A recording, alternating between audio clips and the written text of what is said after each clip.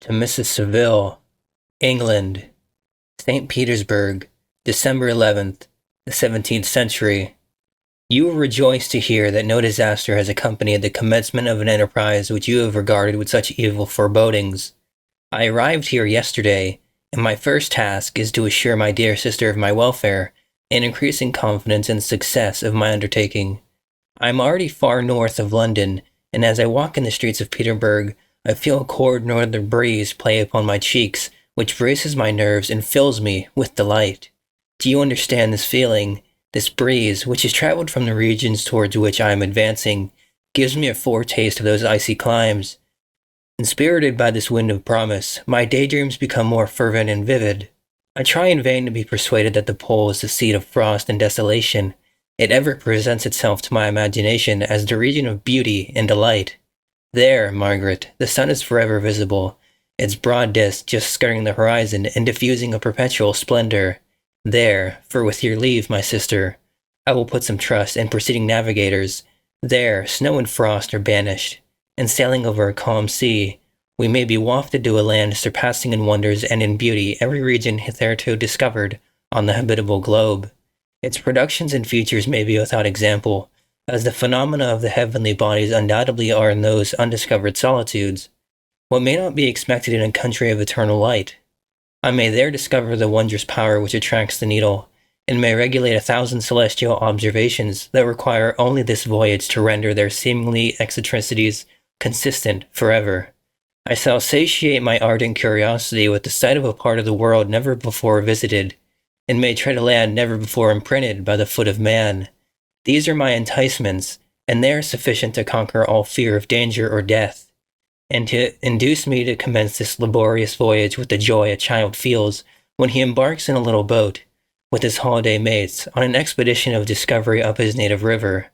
But supposing all these conjectures to be false, you cannot contest the inestimable benefit which I shall confer on all mankind, to the last generation, by discovering a passage near the pole to those countries, to reach which at present so many months are requisite, or by ascertaining the secret of the magnet which, if at all possible, can only be effected by an undertaking such as mine. These reflections have dispelled the agitation with which I began my letter, and I feel my heart glow with an enthusiasm which elevates me to heaven, for nothing contributes so much to tranquilize the mind as a steady purpose, a point on which the soul may fix its intellectual eye. This expedition has been the favorite dream of my early years. I have read with ardor the accounts of the various voyages which have been made in the prospect of arriving the North Pacific Ocean through the seas which surround the pole. You may remember that a history of all the voyages made for purposes of discovery composed the whole of our good Uncle Thomas's library. My education was neglected, yet I was passionately fond of reading. These volumes were my study day and night, and my familiarity with them increased that regret which I had felt as a child on learning that my father's dying injunction had forbidden my uncle to allow me to embark in a seafaring life. These visions faded when I perused for the first time those poets whose effusions entranced my soul and lifted it to heaven. I also became a poet, and for 1 year lived in a paradise of my own creation. I imagined that I also might obtain a niche in the temple where the names of Homer and Shakespeare are consecrated. You are well acquainted with my failure, and how heavily I bore the disappointment. But just at that time I inherited the fortune of my cousin, and my thoughts were turned into the channel of their earlier bent. 6 years have passed since I resolved on my present undertaking. I can, even now, remember the hour from which I dedicated myself to this great enterprise. I commenced by inuring my body to hardship. I accompanied the whale fishers on several expeditions to the North Sea. I voluntarily endured cold, famine, thirst, and want of sleep. I often worked harder than the common sailors during the day, and devoted my nights to the study of mathematics, the theory of medicine, and those branches of physical science from which a naval adventurer might derive the greatest practical advantage. Twice I actually hired myself as an undermate in a Greenland whaler, and acquitted myself to admiration. I must admit I felt a little proud when my captain offered me the second dignity in the vessel, and entreated me to remain with the greatest earnestness. So valuable did he consider my services. And now, dear Margaret, do I not deserve to accomplish some great purpose? My life might have been passed in ease and luxury, but I preferred glory to every enticement that wealth placed in my path. Oh, that some encouraging voice would answer in the affirmative. My courage and my resolution is firm, but my hopes fluctuate, and my spirits are often depressed. I'm about to proceed on a long and difficult voyage, the emergencies of which will demand all my fortitude. I am required not only to raise the spirits of others, but sometimes to sustain my own, when theirs are failing. This is the most favorable period for traveling in Russia. They fly quickly over the snow in their sledges, the motion is pleasant, and in my opinion, far more agreeable than that of an English stagecoach. The cold is not excessive if you are wrapped in furs, a dress which I have already adopted, for there is a great difference between walking the deck and remaining seated motionless for hours, when no exercise prevents the blood from actually freezing in your veins. I have no ambition to lose my life on the post road between St. Petersburg and Archangel. I shall depart for the latter town in a fortnight or 3 weeks, and my intention is to hire a ship there, which can easily be done by paying the insurance for the owner, and to engage as many sailors as I think necessary among those who are accustomed to the whale fishing. I do not intend to sail until the month of June. And when shall I return? Dear sister, how can I answer this question? If I succeed, many, many months, perhaps years, will pass before you and I may meet. If I fail, you will see me again soon, or never. Farewell, my dear excellent Margaret. Heaven shower down blessings on you, and save me, that I may again and again testify my gratitude for all your love and kindness. Your affectionate brother, R. Walton. Letter 2. To Mrs. Seville, England. Archangel, 28th March, the 17th century. How slowly the time passes here, encompassed as I am by frost and snow. Yet a second step is taken towards my enterprise. I have hired a vessel and am occupied in collecting my sailors. Those who I am already engaged appear to be men on whom I can depend, and are certainly possessed of dauntless courage. But I have one want which I have never yet been able to satisfy, and the absence of the object of which I now feel is a most severe evil. I have no friend, Margaret. When I am glowing with the enthusiasm of success, there will be none to participate my joy. If I am assailed by disappointment, no one will endeavor to sustain me in dejection. I shall commit my thoughts to paper, it is true, but that is a poor medium for the communication of feeling. I desire the company of a man who could sympathize with me, whose eyes would reply to mine. You may deem me romantic, my dear sister, but I bitterly feel the want of a friend. I have no one near me, gentle yet courageous, possessed of a cultivated as well as of a capacious mind, whose tastes are like my own, to approve or amend my plans. How would such a friend repair the faults of your poor brother? I am too ardent in execution and too impatient of difficulties. But it is still a greater evil to me than I am self-educated. For the first 14 years of my life I ran wild on a common and read nothing but our Uncle Thomas's book of voyages. At that age I became acquainted with the celebrated poets of our own country, but it was only when it had ceased to be in my power to derive its most important benefits from such a conviction that I perceived the necessity of becoming acquainted with more languages than that of my native country. Now I am 28, and am in reality more illiterate than many schoolboys of 15. It is true that I have thought more and that my daydreams are more extended and magnificent, but they want, as the painters call it, keeping. And I greatly need a friend who would have sense enough not to despise me as romantic, and affection enough for me to endeavor to regulate my mind. Well, these are useless complaints. I shall certainly find no friend on the wide ocean, nor even here in Archangel among merchants and seamen. Yet some feelings unallied to the dross of human nature beat even in these rugged bosoms. My lieutenant, for instance, is a man of wonderful courage and enterprise. He is madly desirous of glory, or rather, to word my phrase more characteristically, of advancement in his profession. He is an Englishman, and in the midst of national and professional prejudices, unsoftened by cultivation, retained some of the noblest endowments of humanity. I first became acquainted with him on board a whale vessel. Finding that he was unemployed in the city, I easily engaged him to assist in my enterprise.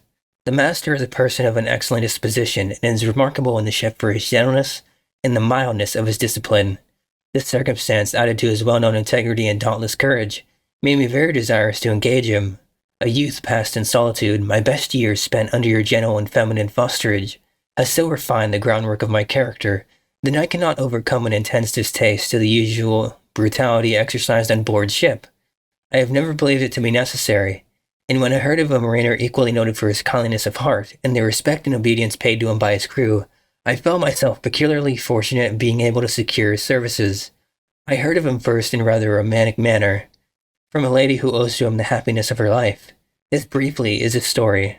Some years ago he loved a young Russian lady of moderate fortune, and having amassed a considerable sum in prize money, the father of the girl consented to the match.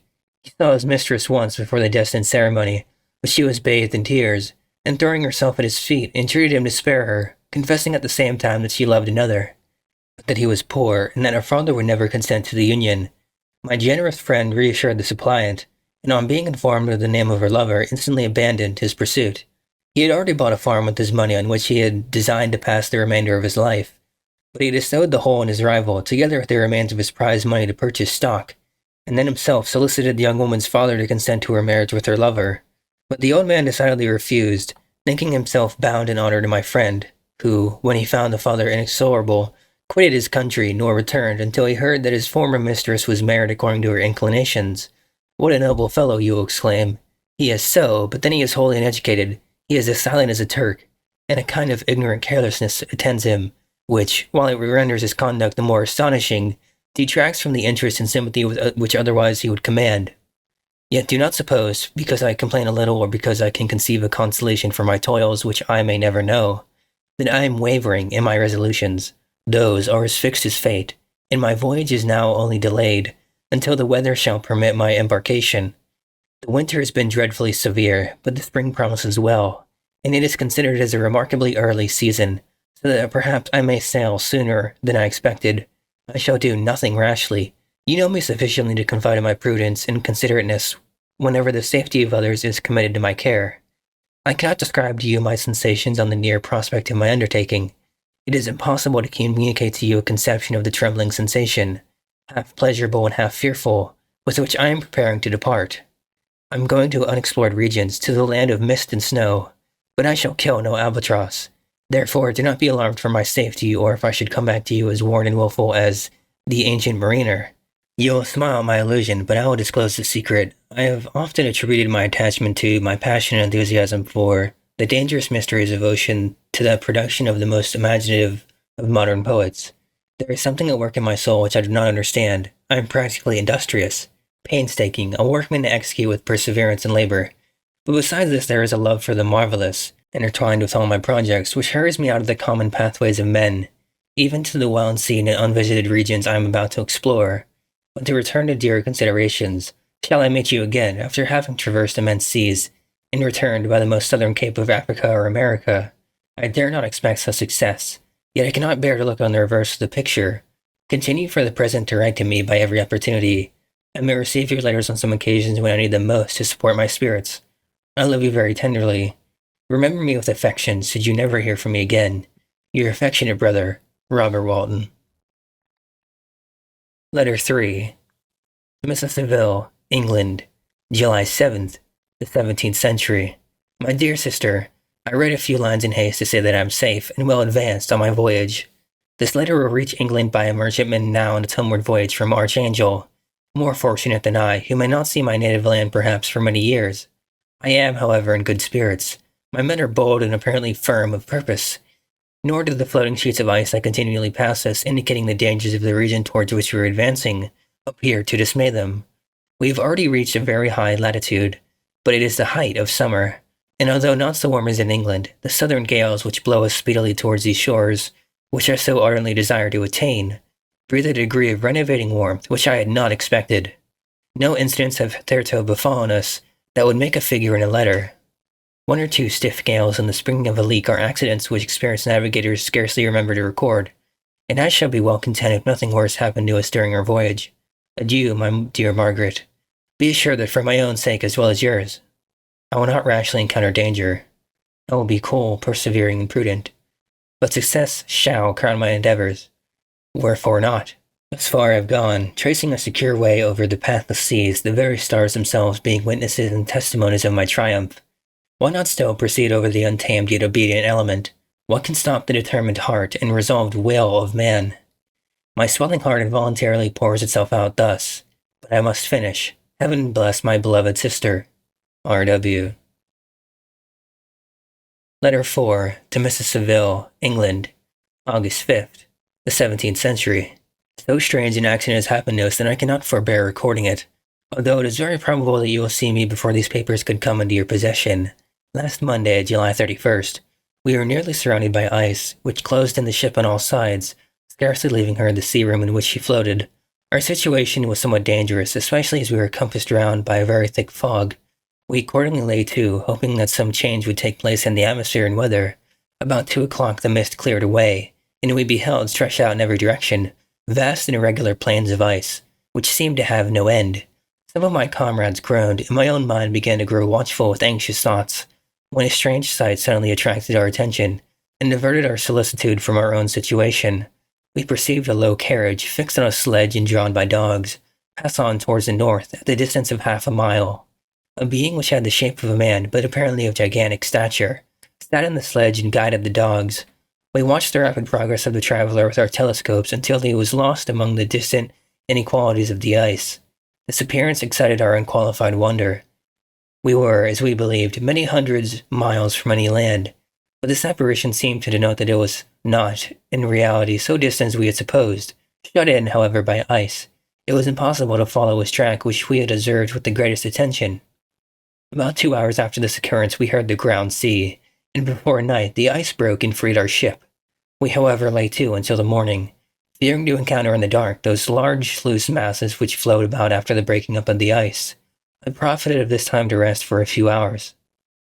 In the morning, however, as soon as it was light, I went upon deck and found all the sailors busy on one side of the vessel, apparently talking to someone in the sea. It was, in fact, a sledge like that we had seen before, which had drifted towards us in the night on a large fragment of ice. Only one dog remained alive, and there was a human being within it whom the sailors were persuading to enter the vessel.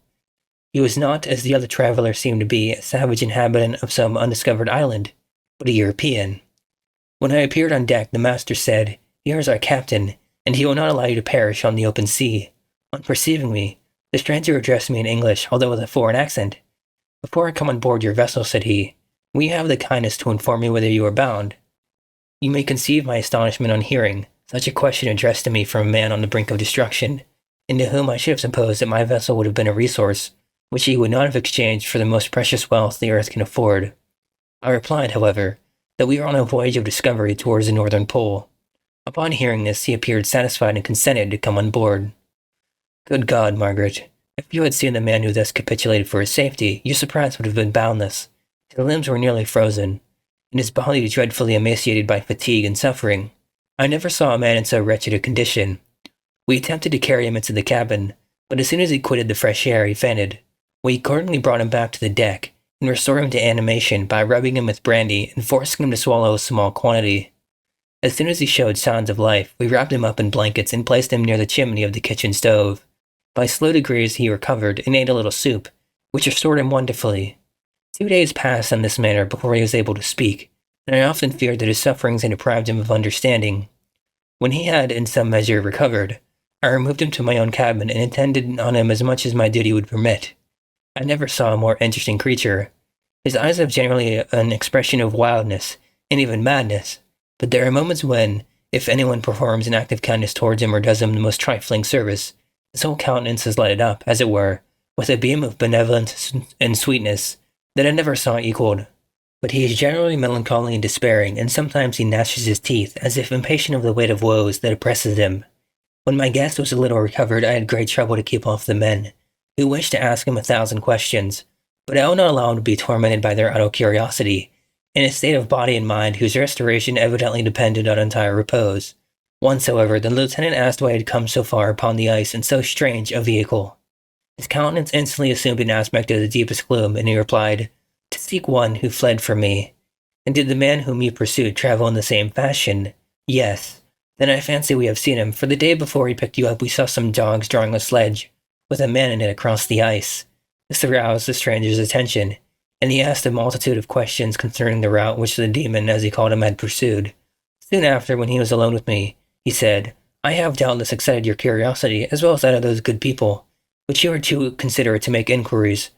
Certainly, it would indeed be very impertinent and inhuman of me to trouble you with any inquisitiveness of mine. And yet you rescued me from a strange and perilous situation. You have benevolently restored me to life." Soon after this, he inquired if I had thought that the breaking up of the ice had destroyed the other sledge. I replied that I could not answer with any degree of certainty, for the ice had not broken until near midnight, and the traveler might have arrived at a place of safety before that time, but of this I could not judge. From this time a new spirit of life animated the decaying frame of the stranger, He manifested the great eagerness to be upon deck to watch for the sledge which had before appeared, but I have persuaded him to remain in the cabin, for he is far too weak to sustain the rawness of the atmosphere. I have promised that someone should watch for him and give him instant notice if any new object should appear in sight. Such is my journal of what relates to the strange occurrence up to the present day. The stranger has gradually improved in health, but is very silent and appears uneasy when anyone except myself enters his cabin. Yet his manners are so conciliating and gentle that the sailors are all interested in him, although they have had very little communication with him. For my own part, I begin to love him as a brother, and his constant and deep grief fills me with sympathy and compassion. He must have been a noble creature in his better days, being even now in wrecks so attractive and amiable. I said in one of my letters, my dear Margaret, that I should find no friend on the wide ocean. Yet I have found a man whom, before his spirit had been broken by misery, I should have been happy to have possessed as the brother of my heart. I shall continue my journal concerning the stranger at intervals should I have any fresh incidents to record. August 13th. My affection for my guest increases every day. He excites at once my admiration and my pity to an astonishing degree. How can I see so noble a creature destroyed by misery without feeling the most poignant grief? He is so gentle yet so wise. His mind is so cultivated, and when he speaks, although his words are culled with the choicest art, yet they flow with rapidity and unparalleled eloquence. He is now much recovered from his illness and is continually on deck, apparently wanting for the sledge that preceded his own. Yet, although unhappy, he is not so utterly occupied by his own misery but that he interests himself deeply in the projects of others. He has frequently conversed with me on mine, which I have communicated to him without disguise. He entered attentively into all my arguments in favor of my eventual success, and into every minute detail of the measures I had taken to secure it. I was easily led by the sympathy which he evinced to use the language of my heart, to give utterance to the burning ardor of my soul, and to say, with all the fervor that warmed me, how gladly I would sacrifice my fortune, my existence, my every hope, to the furtherance of my enterprise. One man's life or death were but a small price to pay for the acquirement of the knowledge which I sought, for the dominion I should acquire and transmit over the elemental foes of our race. As I spoke, a dark gloom spread over my listener's countenance. At first, I perceived that he tried to suppress his emotion. He placed his hands before his eyes, and my voice quivered and failed me as I beheld tears trickle fast between his fingers. A groan burst from his heaving breast. I paused. At length he spoke in broken accents. "Unhappy man, do you share my madness? Have you drunk also of the intoxicating draught?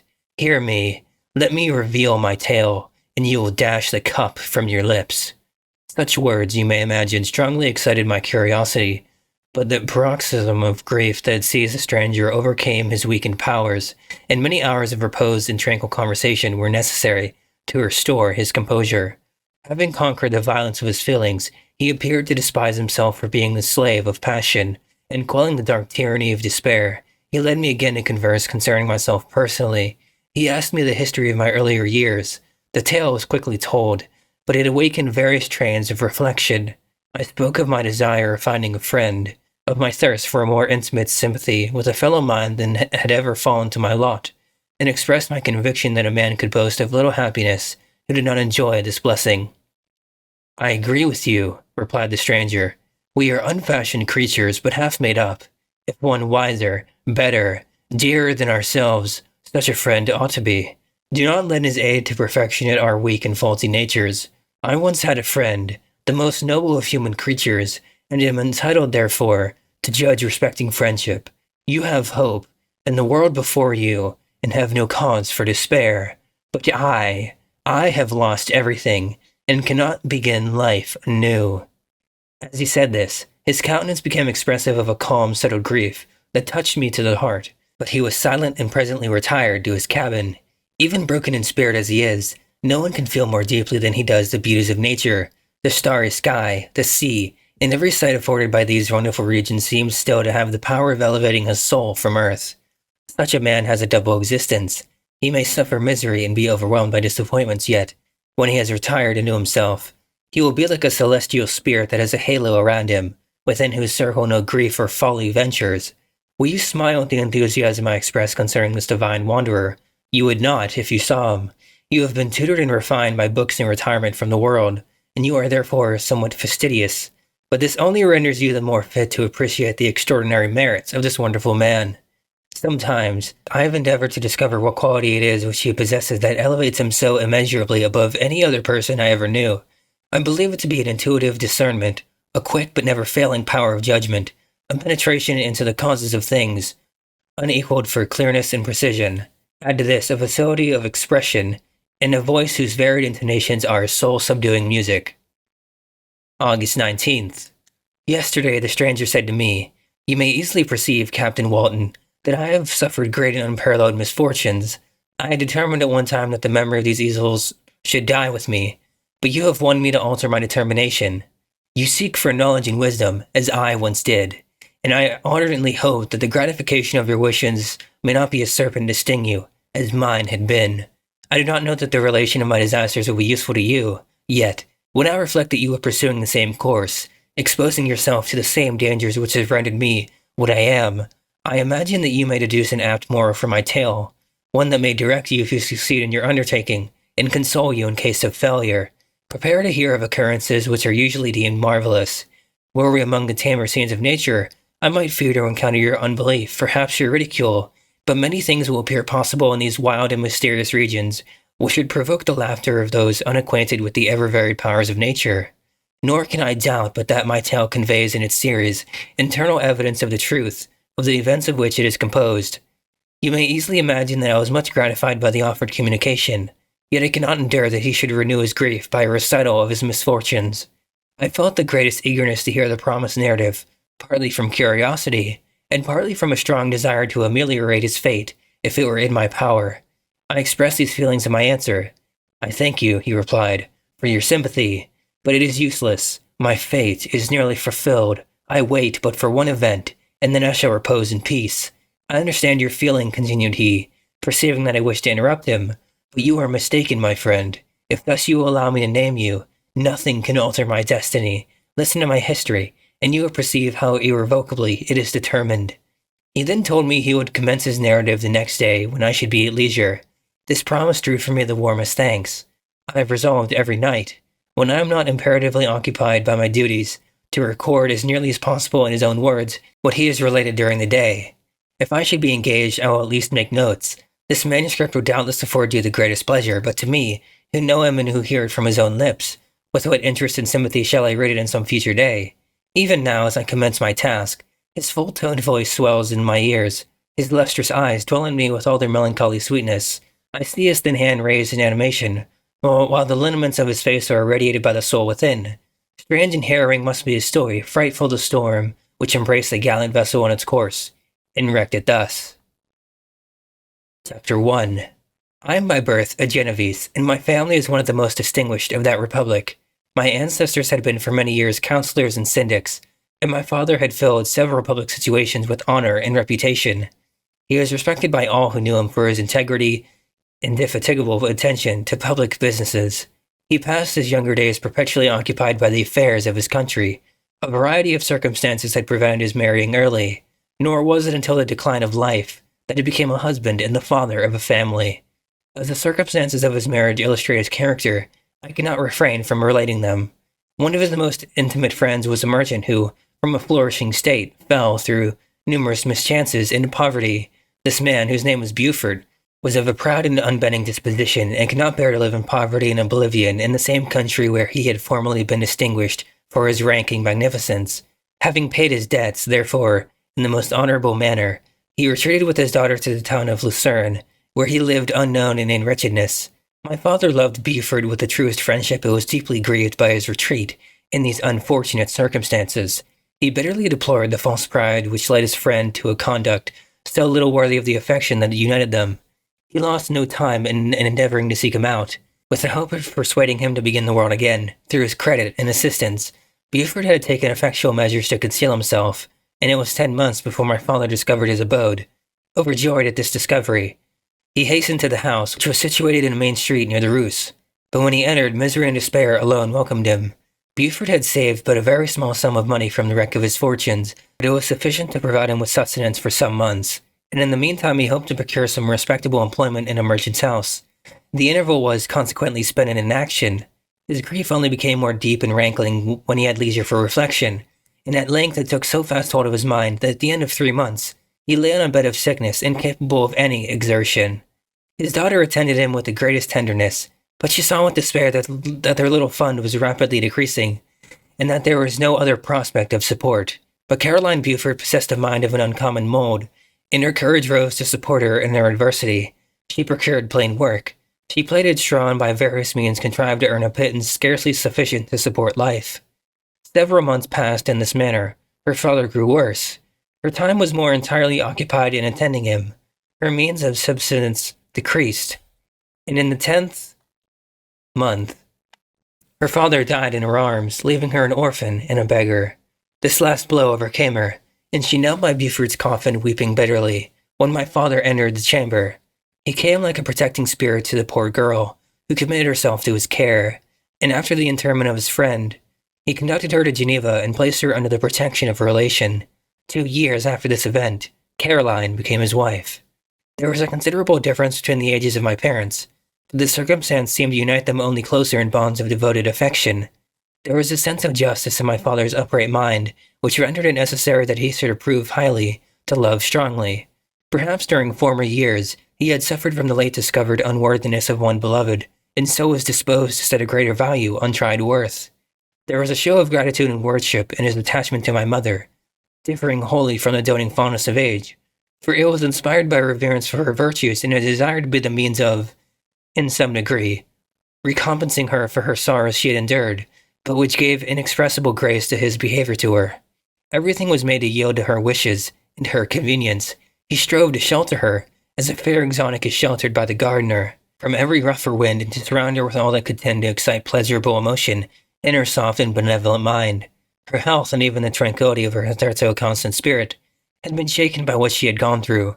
During the 2 years that had elapsed previous to their marriage, my father had gradually relinquished all his public functions, and immediately after their union they sought the pleasant climate of Italy, and the change of scene and interest attendant on a tour through that land of wonders as a restorative for her weakened frame. From Italy they visited Germany and France. I, their eldest child, was born at Naples, and as an infant accompanied them in their rambles. I remained for several years their only child. Much as they were attached to each other, they seemed to draw inexhaustible stores of affection from a very mine of love to bestow them upon me. My mother's tender caresses and my father's smile of benevolent pleasure, while regarding me, are my first recollections. I was their plaything and their idol, and something better, their child, the innocent and helpless creature bestowed on them by heaven, whom to bring up to good, and whose future lot it was in their hands to direct to happiness or misery, according as they fulfilled their duties towards me. With this deep consciousness of what they owed towards the being to which they had given life, added to the active spirit of tenderness that animated both, it may be imagined that while during every hour of my infant life, I received a lesson of patience, of charity, and of self-control. I was so guided by a silken cord that all seemed but one train of enjoyment to me. For a long time, I was their only care. My mother had much desired to have a daughter, but I continued their single offspring. When I was about 5 years old, while making an excursion beyond the frontiers of Italy, they passed a week on the shores of the Lake of Como. Their benevolent disposition often made them enter the cottages of the poor. This, to my mother, was more than a duty. It was a necessity, a passion, remembering what she had suffered and how she had been relieved. For her to act in her turn the guardian angel to the afflicted. During one of their walks, a poor cot in the foldings of a veil attracted their notice as being singularly disconsolate, while the number of half-clothed children gathered about it spoke of penury in its worst shape. One day, when my father had gone by himself to Milan, my mother, accompanied by me, visited this abode. She found the peasant and his wife hard working, bent down by care and labor, distributing a scanty meal to 5 hungry babes. Among these there was one which attracted my mother far above all the rest. She appeared of a different stock. The 4 others were dark-eyed, hardy little vagrants. This child was thin and very fair. Her hair was the brightest living gold, and despite the poverty of her clothing, seemed to set a crown of distinction on her head. Her brow was clear and ample, her blue eyes cloudless, and her lips and the molding of her face so expressive of sensibility and sweetness that none can behold her without looking on her as of a distant species, a being heaven sent, and bearing a celestial stamp in all her features. The peasant woman, perceiving that my mother fixed eyes of wonder and admiration on this lovely girl, eagerly communicated her history. She was not her child, but the daughter of a Milanese nobleman. Her mother was a German and had died on giving her birth. The infant had been placed with these good people to nurse. They were better off then. They had not been long married, and their eldest child was but just born.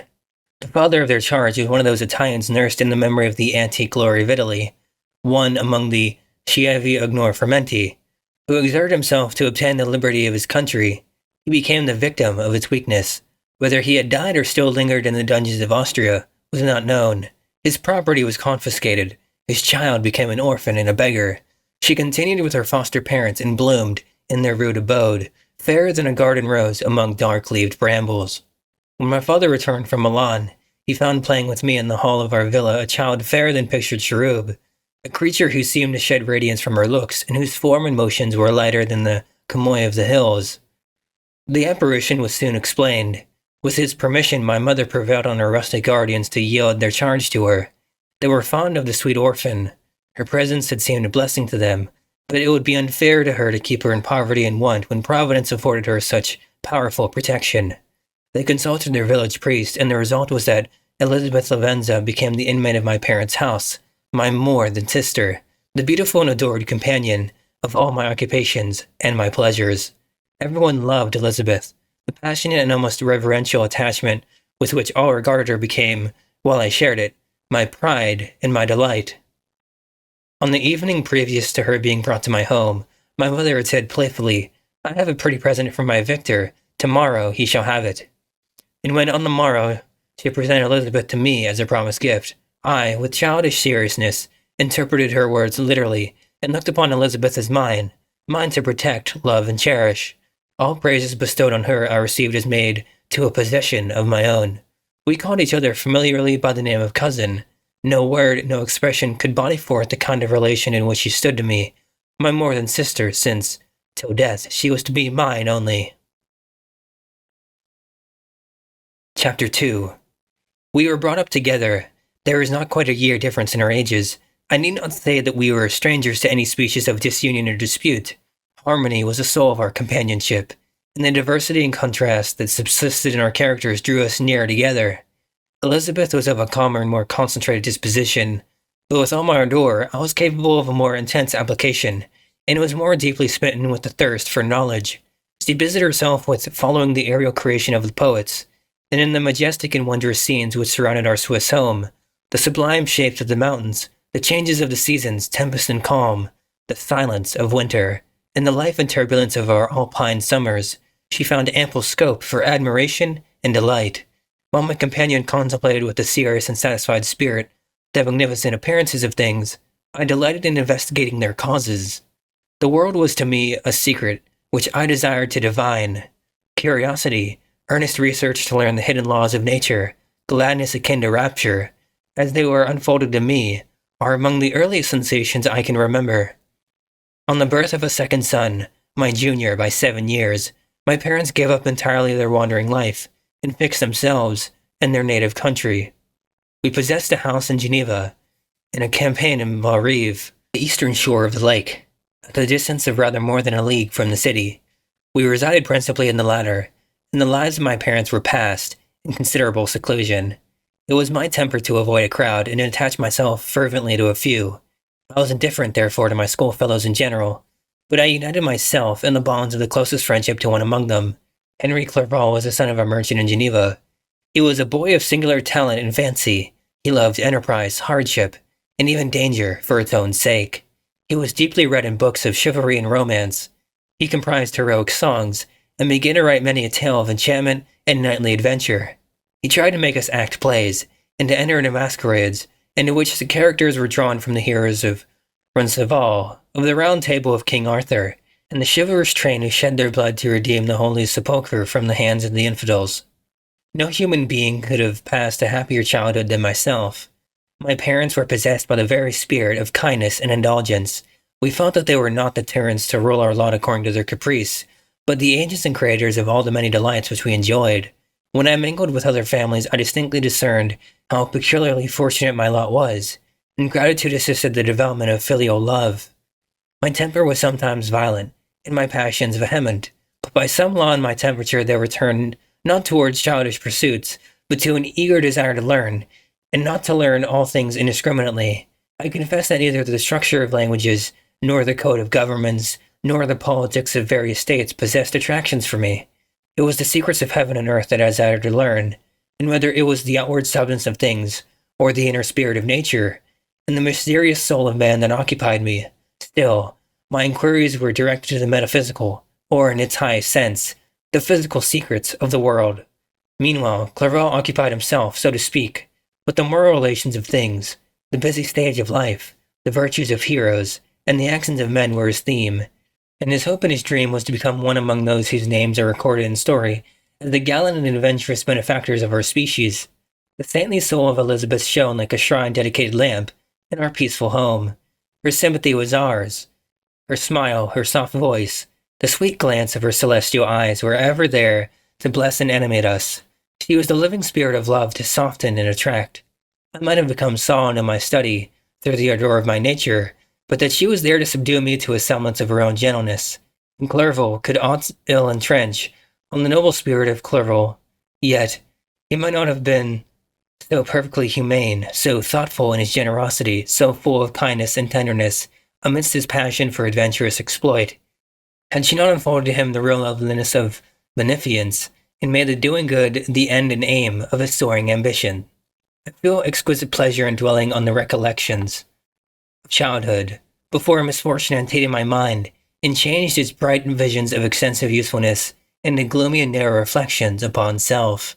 Besides, in drawing the picture of my early days, I also record those events which led by insensible steps to my after-tale of misery, for when I would account to myself for the birth of that passion which afterward ruled my destiny, I find it arise, like a mountain river, from ignoble and almost forgotten sources.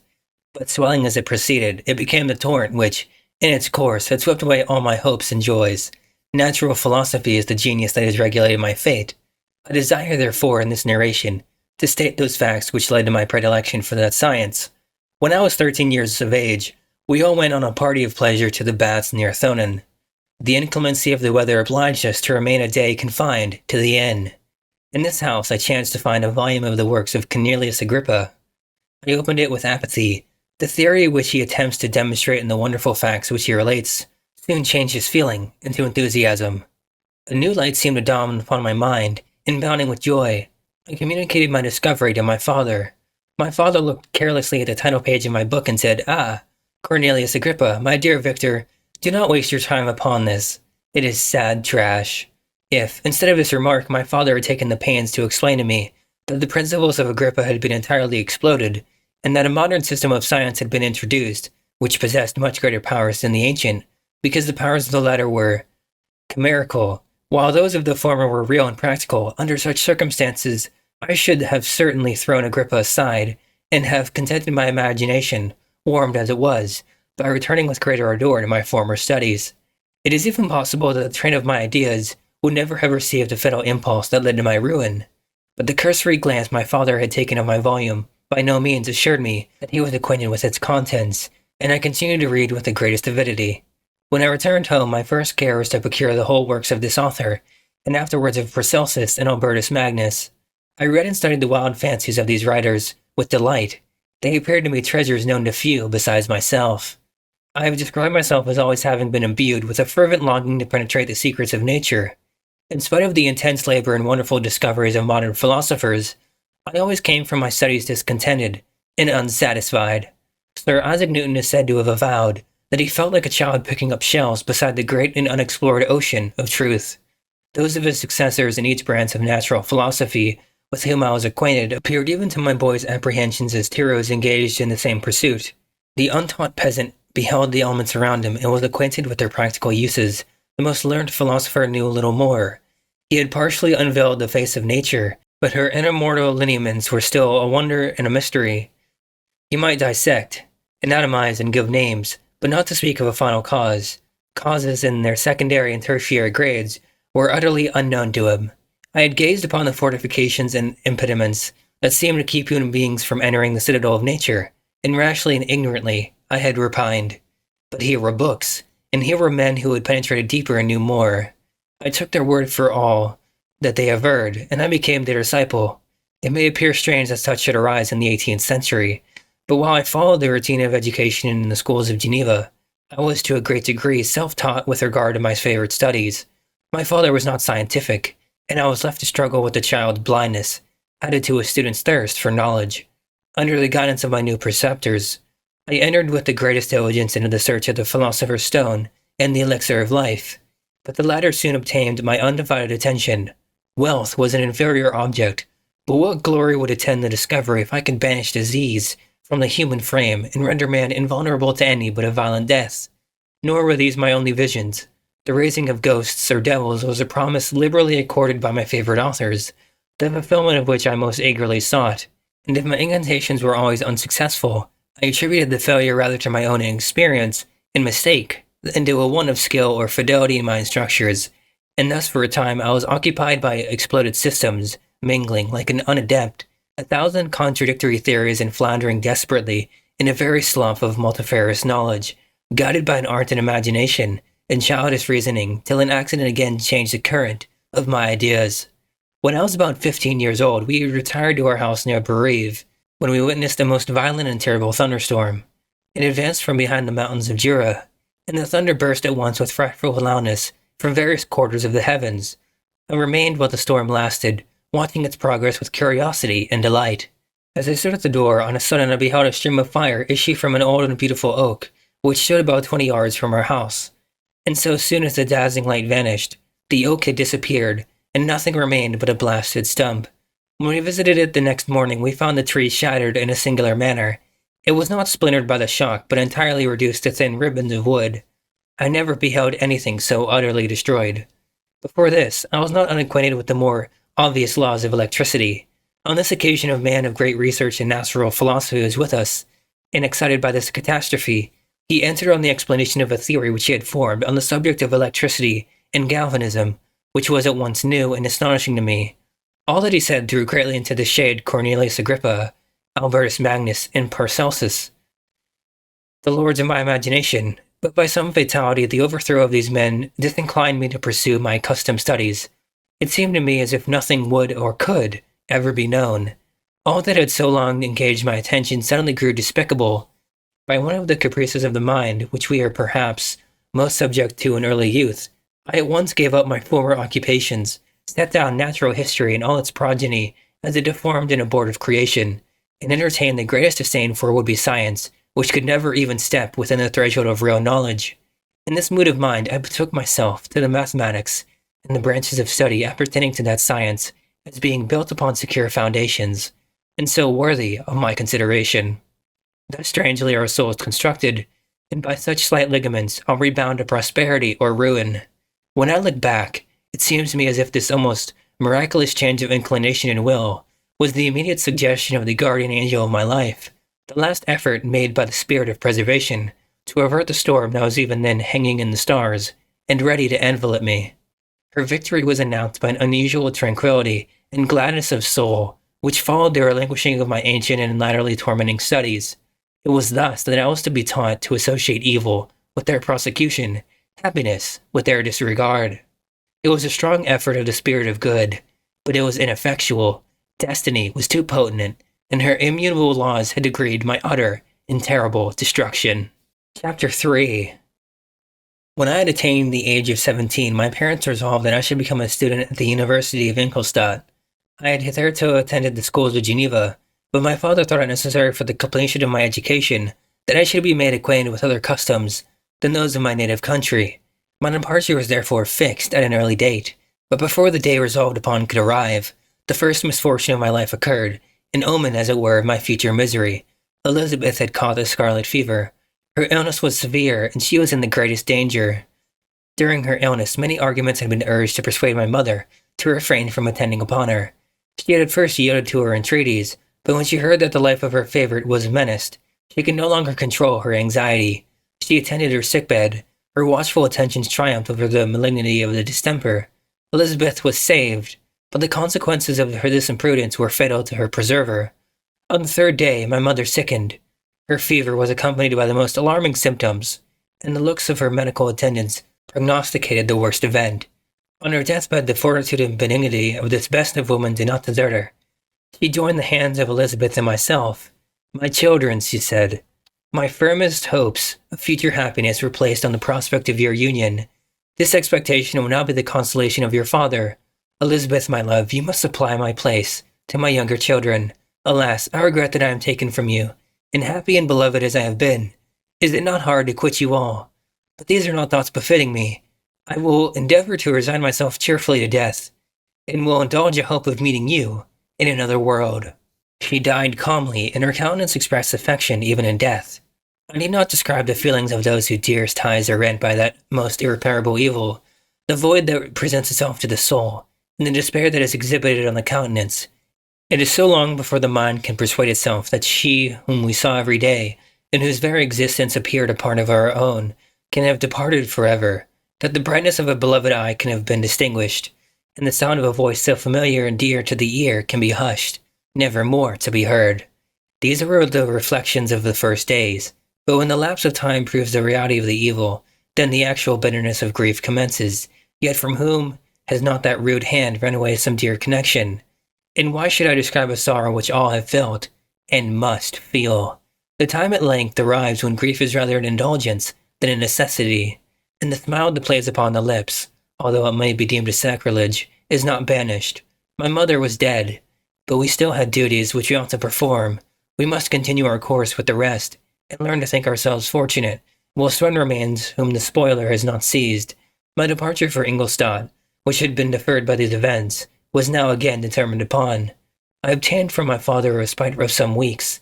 It appeared to me sacrilege so soon to leave the repose, akin to death, of the house of mourning and to rush into the thick of life. I was new to sorrow, but it did not the less alarm me. I was unwilling to quit the sight of those that remained to me, and above all, I desired to see my sweet Elizabeth in some degree consoled. She indeed felt her grief and strove to act a comforter to us all. She looked steadily on life and assumed its duties with courage and zeal. She devoted herself to those whom she had been taught to call her uncle and cousins. Never was she so enchanting so as at this time. When she recalled the sunshine of her smiles and spent them upon us, she forgot even her own regret in her endeavors to make us forget. The day of my departure at length arrived. Clerval spent the last evening with us. He had endeavored to persuade his father to permit him to accompany me and to become a fellow student, but in vain. His father was a narrow-minded trader and saw idleness and ruin in the aspirations and ambition of his son. Henry deeply felt the misfortune of being debarred from a liberal education. He said little, but when he spoke, I read in his kindling eye, and in his animated glance, a restrained but firm resolve not to be chained to the miserable details of commerce. We sat late.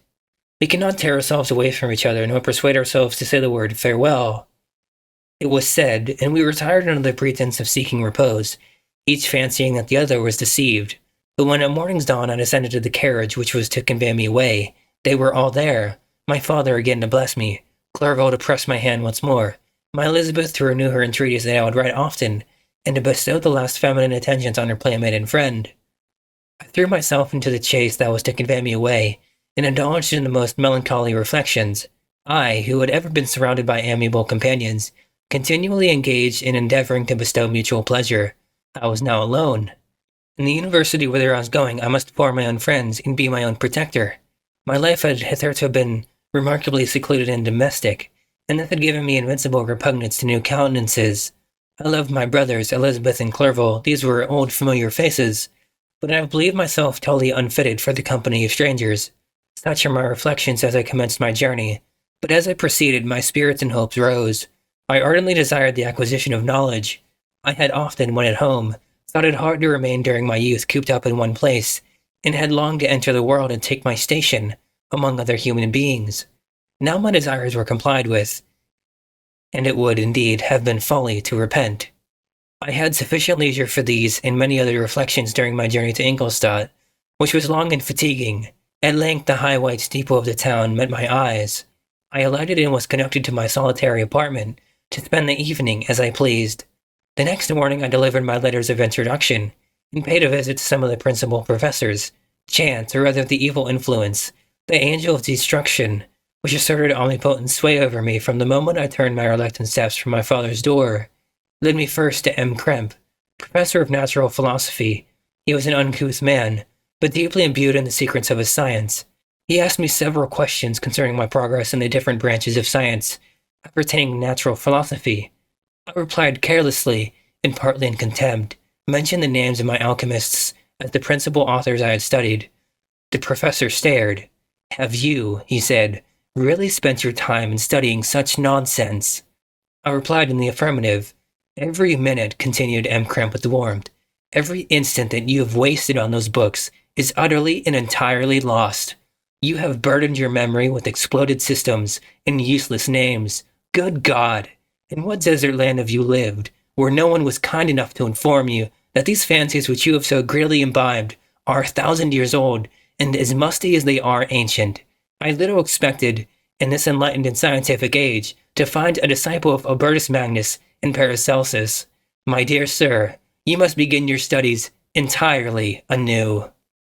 So saying, he stepped aside and wrote down a list of several books treating of natural philosophy, which he desired me to procure, and dismissed me after mentioning that in the beginning of the following week he intended to commence a course of lectures upon natural philosophy in its general relations, and that M. Waldman, a fellow professor, would lecture upon chemistry the alternate days that he admitted. I returned home, not disappointed, for I have said that I had long considered those authors useless, whom the professors reprobated, but I returned not at all the more inclined to recur to these studies in any shape. M. Kremp was a little squat man with a gruff voice and a repulsive countenance. The teacher, therefore, did not prepossess me in favor of his pursuits, and rather a too philosophical and connected a strain, perhaps. I have given an account of the conclusions I had come to concerning them in my early years. As a child, I had not been content with the results promised by the modern professors of natural science, with the confusion of ideas only to be accounted for by my extreme youth, and my want of a guide on such matters. I had retrod the steps of knowledge along the paths of time, and exchanged the discoveries of recent inquirers for the dreams of forgotten alchemists. Besides, I had a contempt for the uses of modern natural philosophy. It was very different from the masters of the science sought immortality and power. Such views, although futile, were grand, but now the scene was changed. The ambition of the inquirer seemed to limit itself to the annihilation of these visions on which my interest in science was chiefly founded. I was required to exchange chimeras of boundless grandeur for realities of little worth. Such were my reflections during the first 2 or 3 days of my residence at Ingolstadt, which were chiefly spent in being acquainted with the localities and the principal residents of my new abode.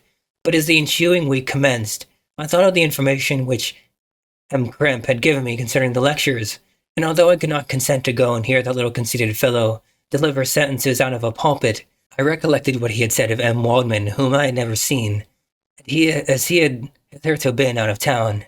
Partly from curiosity and partly from idleness, I went into the lecturing room, which M. Waldman entered shortly after.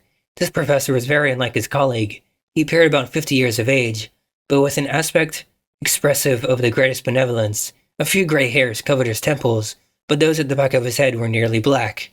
His person was short but remarkably erect, and his voice the sweetest I had ever heard. He began his lecture by a recapitulation of the history of chemistry and the various improvements made by different men of learning, pronouncing with fervor the names of the most distinguished discoverers. He then took a cursory view of the present state of the science, and explained many of its elementary terms. After having made a few preparatory experiments, he concluded with a panegyric upon modern chemistry, the terms of which I shall never forget. The ancient teachers of this science, said he, promised impossibilities and performed nothing. The modern masters prove very little. They know that metals cannot be transmuted, and that the elixir of life is a chimera, but these philosophers, whose hands seem only made to dabble in dirt, and their eyes to pore over the microscope or crucible, have indeed performed miracles. They penetrate into the recesses of nature, and show how she works in her hiding places. They ascend into the heavens. They have discovered how the blood circulates, and the nature of the air we breathe. They have acquired new and almost unlimited powers. They can command the thunders of heaven, mimic the earthquake, and even mock the invisible world with its own shadows. Such were the professor's words, rather let me say such the words of the fate, announced to destroy me. As he went on, I felt as if my soul were grappling with a palpable enemy. One by one, the various keys were touched, which formed the mechanism of my being. Chord after chord was sounded, and soon my mind was filled with one thought, one conception, one purpose. So much has been done, exclaimed the soul of Frankenstein. More, far more will I achieve. Treading in the steps already marked, I will pioneer a new way, explore unknown powers, and unfold to the world the deepest mysteries of creation. I closed not my eyes that night. My internal being was in a state of insurrection and turmoil. I felt that order would thence arise, but I had no power to produce it. By degrees after the morning's dawn, sleep came. I awoke, and my yesternight's thoughts were as a dream. there only remained a resolution to return to my ancient studies, and to devote myself to a science for which I believe myself to possess a natural talent. On the same day, I paid M. Waldman a visit.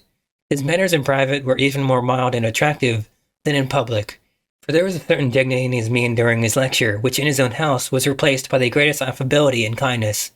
I gave him pretty nearly the same account of my former pursuits as I had given to his fellow professor.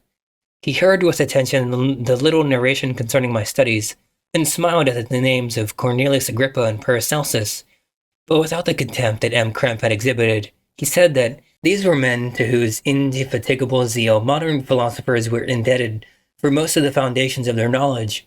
They had left to us, as an easier task, to give new names and arrange in connected classifications the facts which they in a great degree had been the instruments of bringing to light. The labors of men of genius, however erroneously directed, scarcely ever fail in ultimately turning to the solid advantage of mankind. I listened to his statement, which was delivered without any presumption or affectation, and then added that his lecture had removed my prejudices against modern chemists. I expressed myself in measured terms, with the modesty and deference due from a youth to his instructor, without letting escape.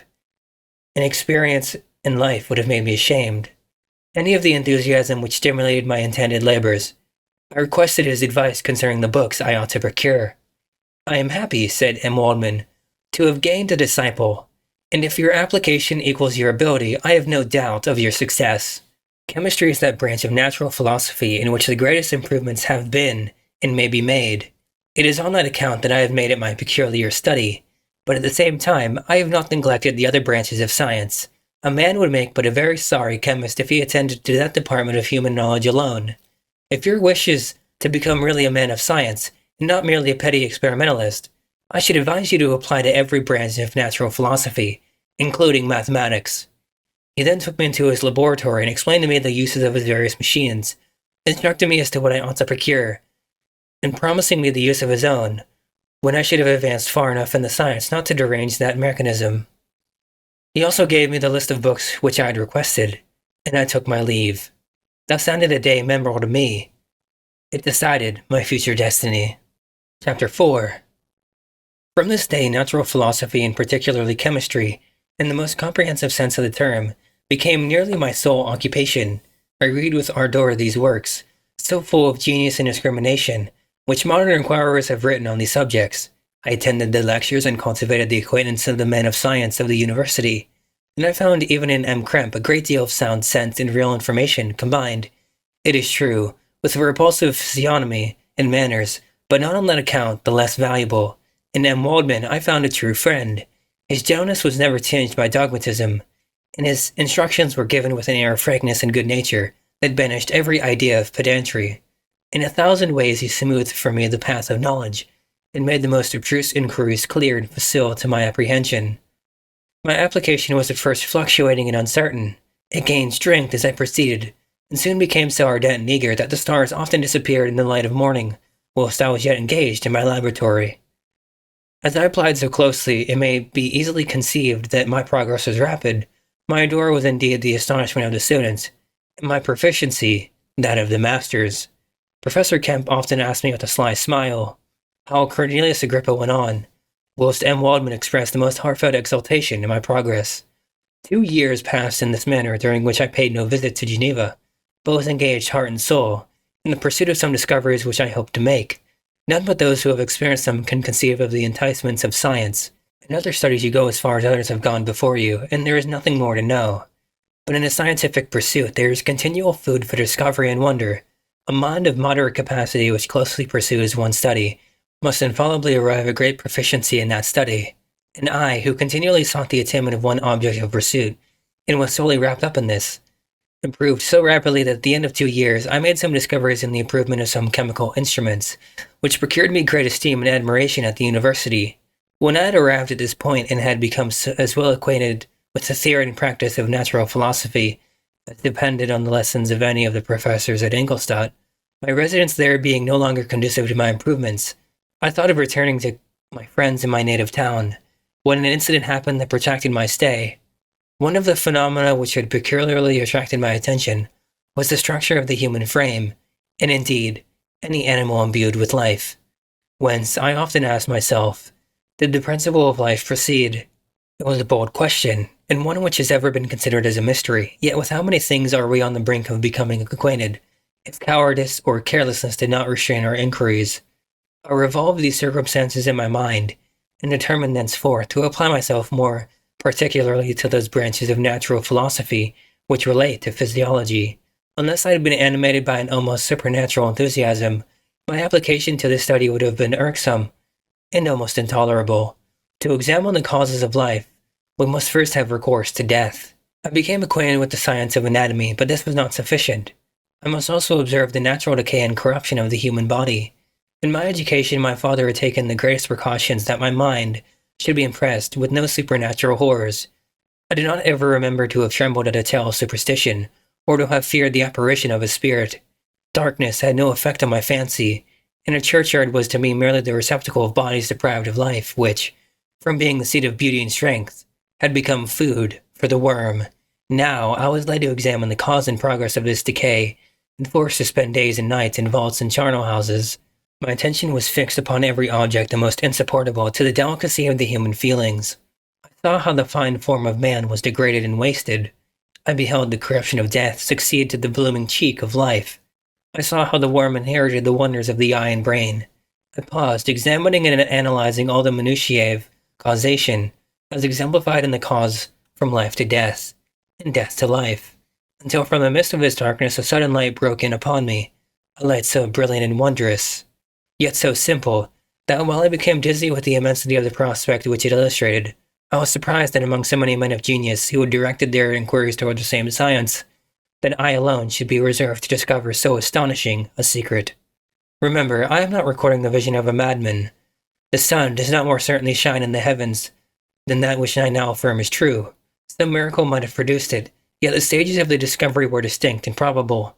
After days and nights of incredible labor and fatigue, I succeeded in discovering the cause of generation and life. Nay, more, I became myself capable of bestowing animation upon lifeless matter. The astonishment which I had at first experienced on this discovery soon gave place to delight and rapture. After so much time spent in painful labor to arrive at once at the summit of my desires was the most gratifying consummation of my toils. But this discovery was so great and overwhelming that all the steps by which I had been progressively led to it were obliterated, and I beheld only the result.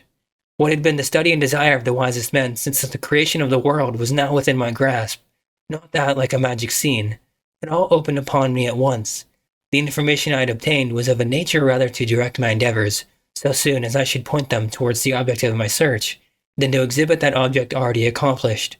I was like the Arabian who had been buried with the dead, and found a passage to life, aided only by one glimmering and seemingly ineffectual light.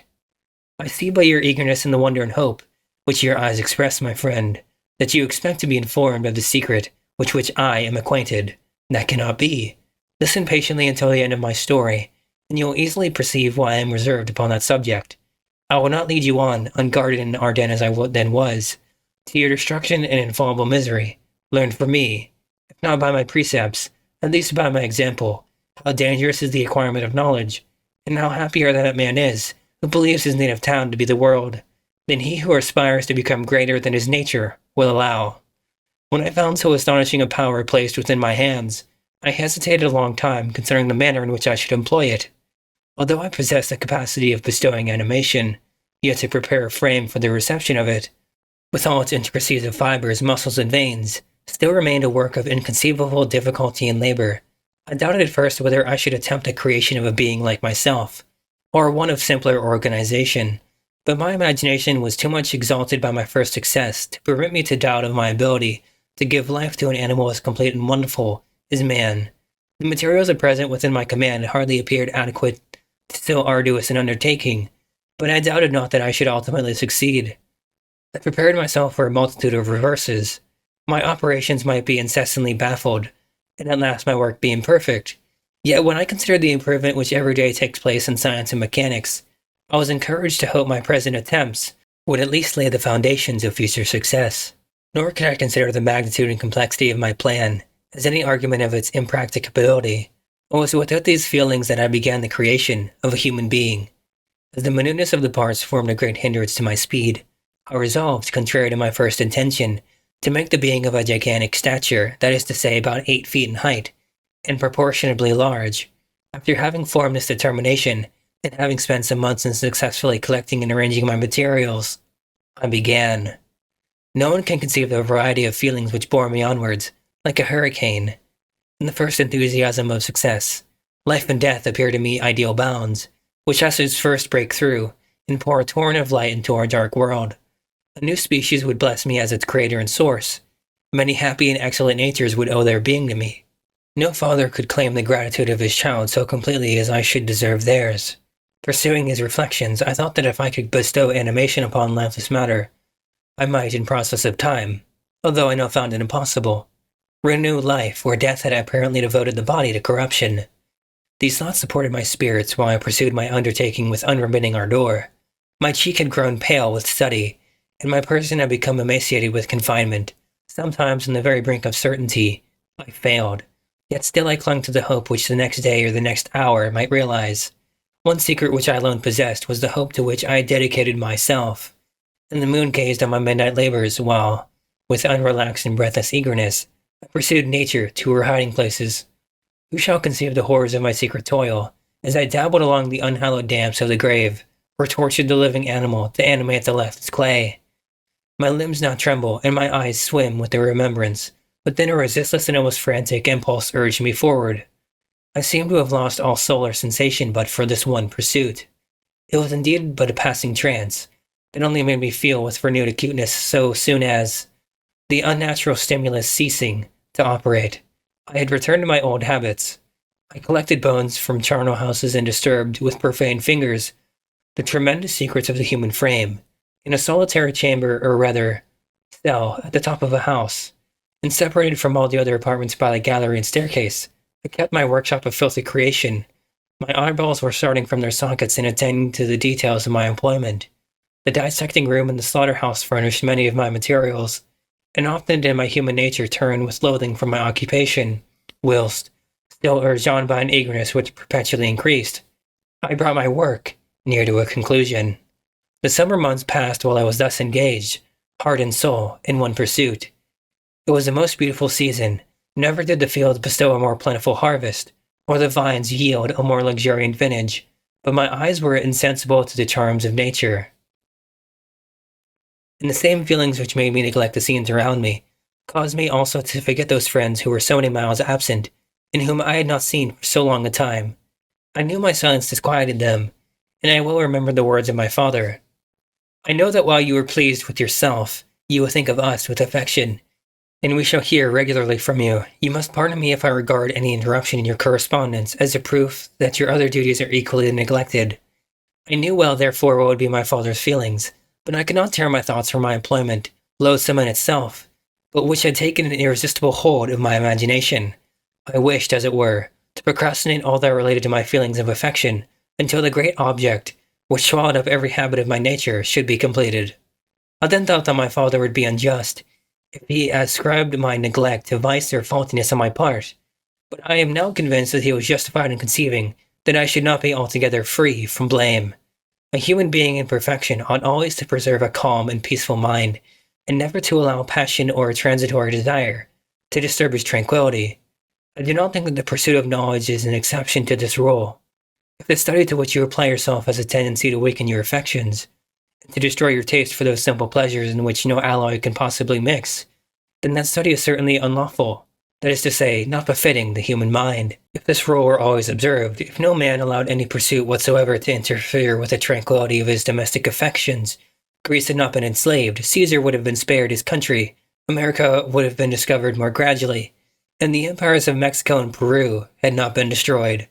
But I forget that I am moralizing in the most interesting part of my tale, and your looks remind me to proceed. My father made no reproach in his letters, and only took notice of my science by inquiring into my occupations more particularly than before. Winter, spring, and summer passed away during my labors, but I did not watch the blossom or the expanding leaves, sights which before always yielded me supreme delight. So deeply was I engrossed in my occupation. The leaves of that year had withered before my work drew near to a close, and now every day showed me more plainly how well I had succeeded. But my enthusiasm was checked by my anxiety, and I appeared rather like one doomed by slavery to toil in the mines, or any other unwholesome trade, than an artist occupied by his favorite employment. Every night I was oppressed by a slow fever, and I became nervous to a most painful degree. The fall of a leaf startled me, and I shunned my fellow creatures as if I had been guilty of a crime. Sometimes I grew alarmed at the wreck that I perceived I had become. The energy of my purpose alone sustained me. My labors would soon end, and I believed that exercise and amusement would then drive away incipient disease. And I promised myself both of these when my creation should be complete. It was on a dreary night of November that I beheld the accomplishment of my toils. With an anxiety that almost amounted to agony, I collected the instruments of life around me, that I might have fused a spark of being into the lifeless thing that lay at my feet. It was already 1 in the morning. The rain pattered dismally against the panes, and my candle was nearly burnt out, when by the glimmer of the half-extinguished light, I saw the dull yellow eye of the creature open. It breathed hard, and a convulsive motion agitated its limbs. How can I describe my emotions at this catastrophe, or how delineate the wretch with whom such infinite pains and care I had endeavored to form? His limbs were in proportion, and I had selected his features as beautiful. Beautiful, great God! His yellow skin scarcely covered the work of muscles and arteries beneath. His hair was of a lustrous black and flowing, his teeth of a pearly whiteness. But these luxuriances only formed a more horrid contrast with his watery eyes, that seemed almost of the same color as the dun white sockets in which they were set, his shriveled complexion and straight black lips. The different accidents of life were not so changeable as the feelings of human nature. I had worked hard for nearly 2 years, for the sole purpose of infusing life into an inanimate body. For this, I had deprived myself of rest and health. I had desired it with an ardor that far exceeded moderation, but now that I had finished, the beauty of the dream vanished, and breathless horror and disgust filled my heart. Unable to endure the aspect of the being I had created, I rushed out of the room and continued a long time traversing my bedchamber, unable to compose my mind to sleep. At length lassitude succeeded to the tumult I had before endured, and I threw myself on the bed in my clothes, endeavoring to seek a few moments of forgetfulness. But it was in vain. I slept indeed, but I was disturbed by the wildest dreams. I thought I saw Elizabeth in the bloom of health, walking in the streets of Ingolstadt. Delighted and surprised, I embraced her, but as I imprinted the first kiss on her lips, they became livid with the hue of death. Her features appeared to change, and I thought that I held the corpse of my dead mother in my arms. A shroud enveloped her form, and I saw the grave worms crawling in the folds of the flannel. I started from my sleep with horror. A cold dew covered my forehead. My teeth chattered, and every limb became convulsed, when, by the dim and yellow light of the moon, as it forced its way through the window shutters, I beheld the wretch, the miserable monster whom I had created. He held up the curtain of the bed, and his eyes, if eyes they may be called, were fixed on me. His jaws opened, and he muttered some inarticulate sounds, while a grin wrinkled his cheeks. He may have spoken, but I did not hear. One hand was stretched out, seemingly to detain me, but I escaped and rushed downstairs. I took refuge in the courtyard belonging to the house which I inhabited, where I remained during the rest of the night, walking up and down in the greatest agitation, listening attentively, catching and fearing each sound, as if it were to announce the approach of the demoniacal corpse to which I had so miserably given life. Oh, no mortal could support the horror of that countenance. A mummy again endued with animation could not be so hideous as that wretch. I had gazed on him well and finished. He was ugly then, but when those muscles and joints were rendered capable of animation, it became a thing such as even Dante could not have conceived. I passed the night wretchedly. Sometimes my pulse beat so quickly and hardly that I felt the palpitation of each artery. At others, I nearly sank to the ground through languor and extreme weakness. Mingled with this horror, I felt the bitterness of disappointment. Dreams that had been my food and pleasant rest for so long a space were now become a hell to me, and the change was so rapid, the overthrow was so complete. Morning, dismal and wet, at length dawned, and discovered to my sleepless and aching eyes the church of Ingolstadt, its white steeple and clock, which indicated the 6th hour. The porter opened the gates of the court, which had that night been my asylum, and I issued into the streets, pacing them with quick steps, as if I sought to avoid the wretch whom I feared every turning of the street would present to my view. I did not dare return to the apartment which I inhabited, but felt impelled to hurry on, although drenched by the rain which poured from a black and comfortless sky. I continued walking in this manner for some time, endeavoring by bodily exercise to ease the load that weighed upon my mind. I traversed the streets without any clear conception of where I was, or what I was doing. My heart palpitated in the sickness of fear, and I hurried on with irregular steps, not daring to look about me, like one who, on a lonely road, doth walk on in fear and dread, and having once turned round, walks on, and turns no more his head, because he knows a frightful fiend doth close behind him tread. Coleridge's Ancient Mariner. Continuing this, I came at length opposite to the inn at which the various diligences and carriages usually stopped.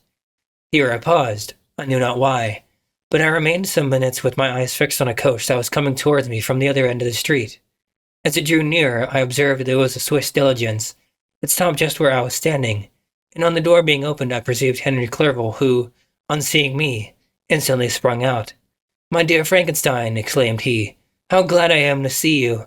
How fortunate that you should be here at the very moment of my alighting."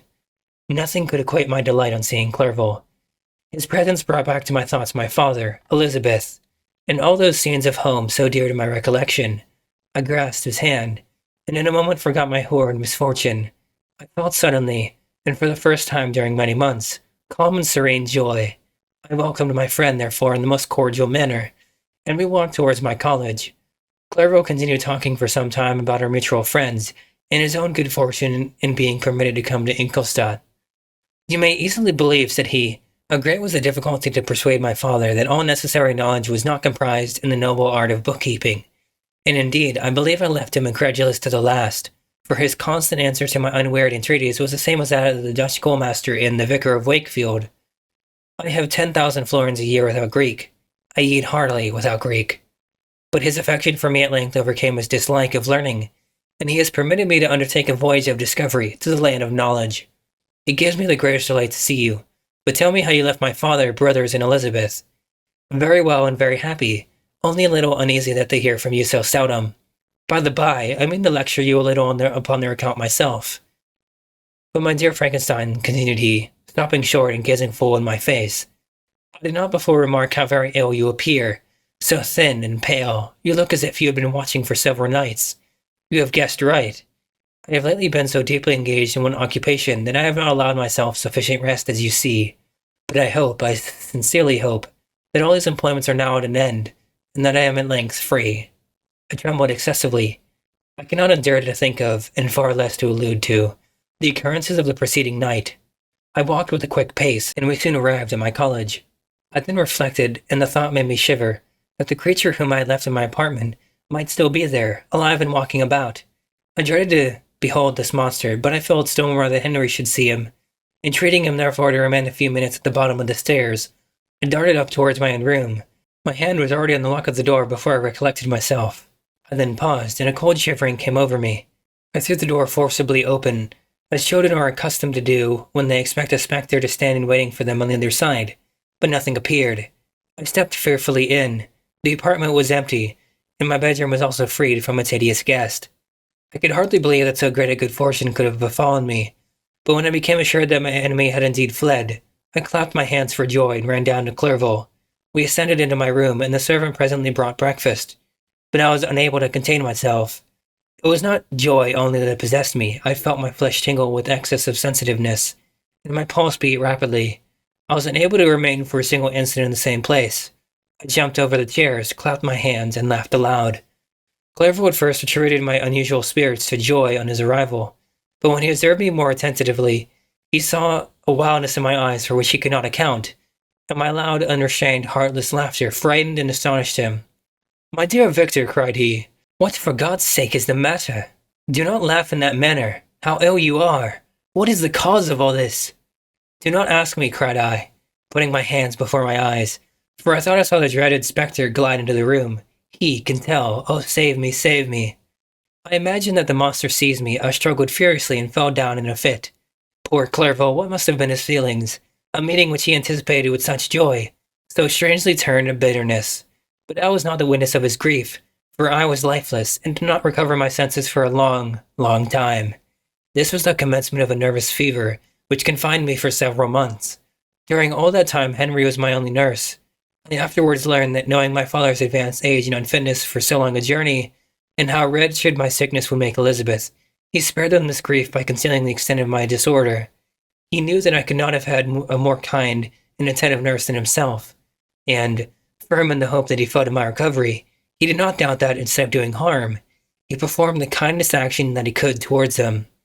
But I was in reality very ill, and surely nothing but the unbounded and unremitting attentions of my friend could have restored me to life. The form of the monster on whom I had bestowed existence was forever before my eyes, and I raved incessantly concerning him. Doubtless my words surprised Henry. He first believed them to be the wanderings of my disturbed imagination, but the pertinacity with I continually recurred to the same subject persuaded him that my disorder indeed owed its origin to some uncommon and terrible event. By very slow degrees, and with frequent relapses that alarmed and grieved my friend, I recovered. I remembered the first time I became capable of observing outward objects with any kind of pleasure. I perceived that the fallen leaves had disappeared, and that the young buds were shooting forth from the trees that shaded my window. It was a divine spring, and the season contributed greatly to my convalescence. I felt also sentiments of joy and affection revive in my bosom. My gloom disappeared, and in a short time I became as cheerful as before I was attacked by the fatal passion. "Dearest Clerval," exclaimed I, "how kind, how very good you are to me! This whole winter, instead of being spent in study, as you promised yourself, has been consumed in my sick room. How shall I ever repay you? I feel the greatest remorse for the disappointment of which I have been the occasion, but you will forgive me. You will repay me entirely if you do not discompose yourself, but get well as fast as you can. And since you appear in such good spirits, I may speak to you on one subject, may I not?" I trembled. One such subject? What could it be? Could he allude to an object on whom I dare not even think? "Compose yourself," said Clerval, who observed my change of color. "I will not mention if it agitates you, but your father and cousin would be very happy if they received a letter from you in your own handwriting. They hardly know how ill you have been, and are uneasy at your long silence. Is that all, my dear Henry? How can you suppose that my first thought would not fly towards those dear, dear friends, with whom I love, and who are so deserving of my love? If this is your present temper, my friend, you will perhaps be glad to see a letter that has been lying here some days for you. It is from your cousin, I believe." Chapter 6. Clerval then put the following letter into my hands. It was from my own Elizabeth. "My dearest cousin, you have been ill, very ill, and even the constant letters of dear kind Henry are not sufficient to reassure me on your account. You are forbidden to write, to hold a pen, yet one word from you, dear Victor, is necessary to calm our apprehensions. For a long time I have thought that each post would bring this line, and my persuasions have restrained my uncle from undertaking a journey to Ingolstadt. I have prevented his encountering the inconveniences, and perhaps dangers, of so long a journey, yet how often have I regretted not being able to perform it myself. I figure to myself that the task of attending on your sickbed has devolved on some mercenary old nurse, who could never guess your wishes nor minister to them with the care and affection of your poor cousin. Yet that is over now. Clerval writes that indeed you are getting better. I eagerly hope that you will confirm this intelligence soon in your own handwriting. Get well and return to us. You will find a happy, cheerful home, and friends who love you dearly. Your father's health is vigorous, and he asks but to see you, but to be assured that you are well, and not a care will ever cloud his benevolent countenance. How pleased you would be to remark the improvement of our Ernest. He is now 16, and full of activity and spirit. He is desirous to be a true Swiss, and to enter into foreign service, but they cannot part with him, at least until his eldest brother return to us. My uncle was not pleased with the idea of a military career in a distant country, but Ernest never had your powers of application. He looks upon study as an odious fetter. His time is spent in the open air, climbing the hills, or rowing on the lake. I fear that he will become an idler unless we yield the point and permit him to enter on the profession which he has selected. Little alteration, except the growth of our dear children, has taken place since you left us. The blue lake and snow-clad mountains, they never change, and I think our placid home and our contented hearts are regulated by the same immutable laws. My trifling occupations take up my time and amuse me, and I am rewarded for any exertions by seeing none but happy, kind faces around me. Since you left us, but one change has taken place in our little household. Do you remember on one occasion Justine Moritz entered our family? Probably you do not. I will relate her history therefore in a few words. Madame Moritz, her mother, was a widow with 4 children, of whom Justine was the third. This girl had always been the favorite of her father, but through a strange perversity, her mother could not endure her, and after the death of M. Moritz, treated her very ill. My aunt observed this, and when Justine was 12 years of age, prevailed on her mother to allow her to live at our house.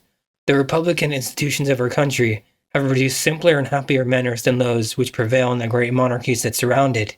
Hence, there is less distinction between the several classes of its inhabitants, and the lower orders being neither so poor nor so despised, their manners are more refined and moral.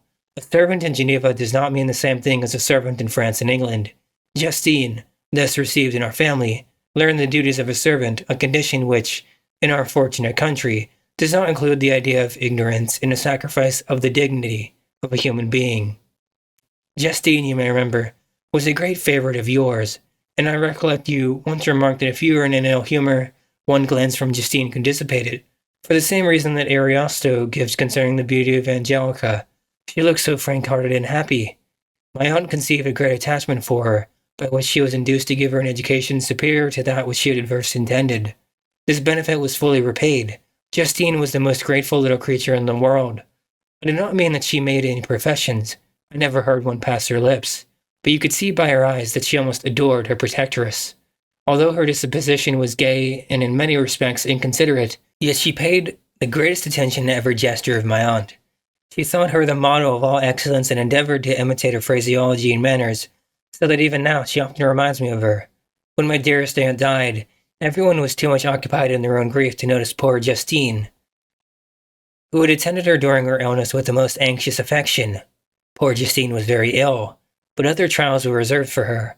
One by one, her brothers and sisters died, and her mother, with the exception of her neglected daughter, was left childless. The conscience of the woman was troubled. She began to think that the deaths of her favorites was a judgment from heaven to chastise her partially. She was a Roman Catholic, and I believe her confessor confirmed the idea which she conceived. Accordingly, a few months after your departure for Ingolstadt, Justine was called home by her repentant mother. Poor girl! She wept when she quitted our house. She was much altered since the death of my aunt. Grief had given softness and a winning mildness to her manners, which had before been remarkable for her vivacity, nor was her residence at her mother's house of a nature to restore her gaiety. The poor woman was very vacillating in her repentance. She sometimes begged Justine to forgive her unkindness, but much oftener accused her of having caused the deaths of her brothers and sister. Perpetual fretting at length threw Madame Moritz into a decline, which at first increased her irritability, but she is now at peace forever. She died on the first approach of cold weather, at the beginning of this last winter.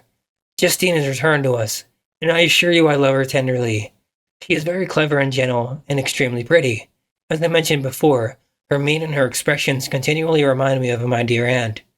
I must also say a few words to you, my dear cousin, of little darling William. I wish you could see him. He is very tall of his age, with sweet laughing blue eyes, dark eyelashes, and curling hair. When he smiles, two little dimples appear on each cheek, which are rosy with health. He has already had one or two little wives, but Louisa Baron is his favorite, a pretty little girl 5 years of age. Now, dear Victor, I dare say you wish to be indulged in a little gossip concerning the good people of Geneva. The pretty Miss Mansfield has already received a congratulatory visit on her approaching marriage with a young Englishman, John Melbourne, Esquire. Her ugly sister Manon married M. de Villard, the rich banker, last autumn. Your favorite schoolfellow, Loris Minor, has suffered several misfortunes since the departure of Clerval from Geneva, but he has already recovered his spirits and is reported to be on the point of marrying a very lively, pretty French woman, Madame Tavernier. She is a widow and much older than Minor, but she is very admired and a favorite with everybody. I have written myself in better spirits, dear cousin, but my anxiety returns upon me as I conclude. Write, dearest Victor. One line, one word will be a blessing to us. 10,000 thanks to Henry for his kindness, his affection, and his many letters. We are sincerely grateful. Adieu, my cousin. Take care of yourself, and I entreat you, write. Elizabeth Lavenza, Geneva, March 18th. Dear, dear Elizabeth, I exclaimed when I had read her letter. I will write instantly and relieve them from the anxiety they must feel. I wrote, and this exertion greatly fatigued me. When my convalescence had commenced, and proceeded regularly, in another fortnight I was able to leave my chamber. One of my first duties on my recovery was to introduce Clerval to the several professors of the university. In doing this, I underwent a kind of rough usage, ill-befitting the wounds that my mind had sustained. Ever since the fatal night, the end of my labors, and the beginning of my misfortunes. I had conceived a violent antipathy even to the name of natural philosophy, when I was otherwise quite restored to health. The sight of a chemical instrument would renew all the agony of my nervous symptoms. Henry saw this, and had removed all my apparatus from my view. He also changed my apartment, for he perceived that I had acquired a dislike for the room which had previously been my laboratory. But these cares of Clerval were made of no avail when I visited the professors, and Waldman inflicted torture when he praised, with kindness and warmth, the astonishing progress I had made in the sciences. He soon perceived that I disliked the subject, but not guessing the real cause, he attributed my feelings to modesty, and changed the subject from my improvement to the science itself, with a desire, as I evidently saw, of drawing me out. What could I do? He meant to please, and he tormented me. I felt as if he had placed carefully, one by one, in my view, those instruments which were to be afterwards used in putting me to a slow and cruel death. I writhed under his words, yet dared not exhibit the pain I felt. Clerval, whose eyes and feelings were always quick in discerning the sensations of others, declined the subject, alleging in excuse his total ignorance, and the conversation took a more general turn. I thanked my friend from my heart, but I did not speak. I saw plainly that he was surprised, but he never attempted to draw my secret from me, and although I loved him with a mixture of affection and reverence that knew no bounds, yet I could not persuade myself to confide to him that event which was so often present to my recollection, but which I feared the detail to another would only impress more deeply. M. Krempe was not equally docile, and in my condition at that time of almost insupportable sensitiveness, his harsh, blunt encomiums gave me even more pain than the benevolent approbation of M. Waldman. Damn that fellow, cried he. Why, M. Clerval, I assure you he has outstripped us all. Stare if you please. But it is nevertheless true. A youngster who but a few years ago believed in Cornelius Agrippa as firmly as in the gospel has now set himself as the head of the university, and if he is not soon pulled down, we shall all be out of countenance. Aye, continued he, observing my face expressive of suffering. M. Frankenstein is a modest, an excellent quality in a young man. Young men should be diffident of themselves, you know, M. Clerval. I was myself when young, but that wears out in a very short time. M. Krempe now convinced a eulogy on himself, which happily turned the conversation from a subject that was so annoying to me. Clerval had never sympathized in my tastes for natural science, and his literary pursuits differed wholly from those which had occupied me. He came to the university with the design of making himself complete master of the Oriental languages, as thus he should open a field for the plan of life he had marked out for himself. Resolved to pursue no inglorious career, he turned his eyes towards the east, as affording scope for his spirit of enterprise. The Persian, Arabic, and Sanskrit languages engaged his attention, and I was easily induced to enter on the same studies. Idleness had ever been irksome to me, and now that I wished to fly from reflection and hated my former studies, I felt great relief in being the fellow pupil with my friend, and felt not only instruction, but consolation in the works of the Orientalists. I did not, like him, attempt a critical knowledge of their dialects, for I did not contemplate making any other use of them than temporary amusement. I read merely to understand their meaning, and they well repaid my labors.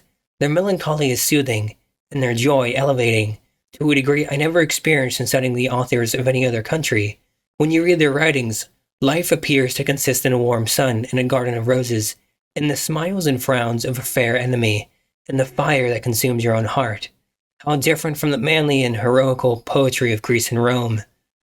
Summer passed away in these occupations, and my return to Geneva was fixed for the latter end of autumn, but being delayed by several accidents, winter and snow arrived, the roads were deemed impassable, and my journey was retarded until the ensuing spring. I felt this delay very bitterly, for I longed to see my native son and my beloved friends. My return had only been delayed so long from an unwillingness to leave Clerval, in a strange place before he had become acquainted with any of its inhabitants. The winter, however, was spent cheerfully, and although the spring was uncommonly late, when it came, its beauty compensated for its dilatoriness. The month of May had already commenced, and I expected the letter daily which was to fix the date of my departure, when Henry proposed a pedestrian tour in the environs of Ingolstadt, that I might bid a personal farewell to the country I had so long inhabited. I acceded with pleasure to this proposition. I was fond of exercise, and Clerval had always been my favorite companion in the rambles of this nature that I had taken among the scenes of my native country. We passed a fortnight of those perambulations. My health and spirit had long been restored, and they gained additional strength from the salubrious air I breathed, the natural incidents of our progress, and the conversation of my friend. Study had before secluded me from the intercourse of my fellow creatures, and rendered me unsocial, but Clerval called forth the better feelings of my heart. He again taught me to love the aspect of nature, and the cheerful faces of children. Excellent friend, how sincerely did you love me and endeavor to elevate my mind, until it was on a level with your own. The selfish pursuit had cramped and narrowed me until your gentleness and affection warmed and opened my senses.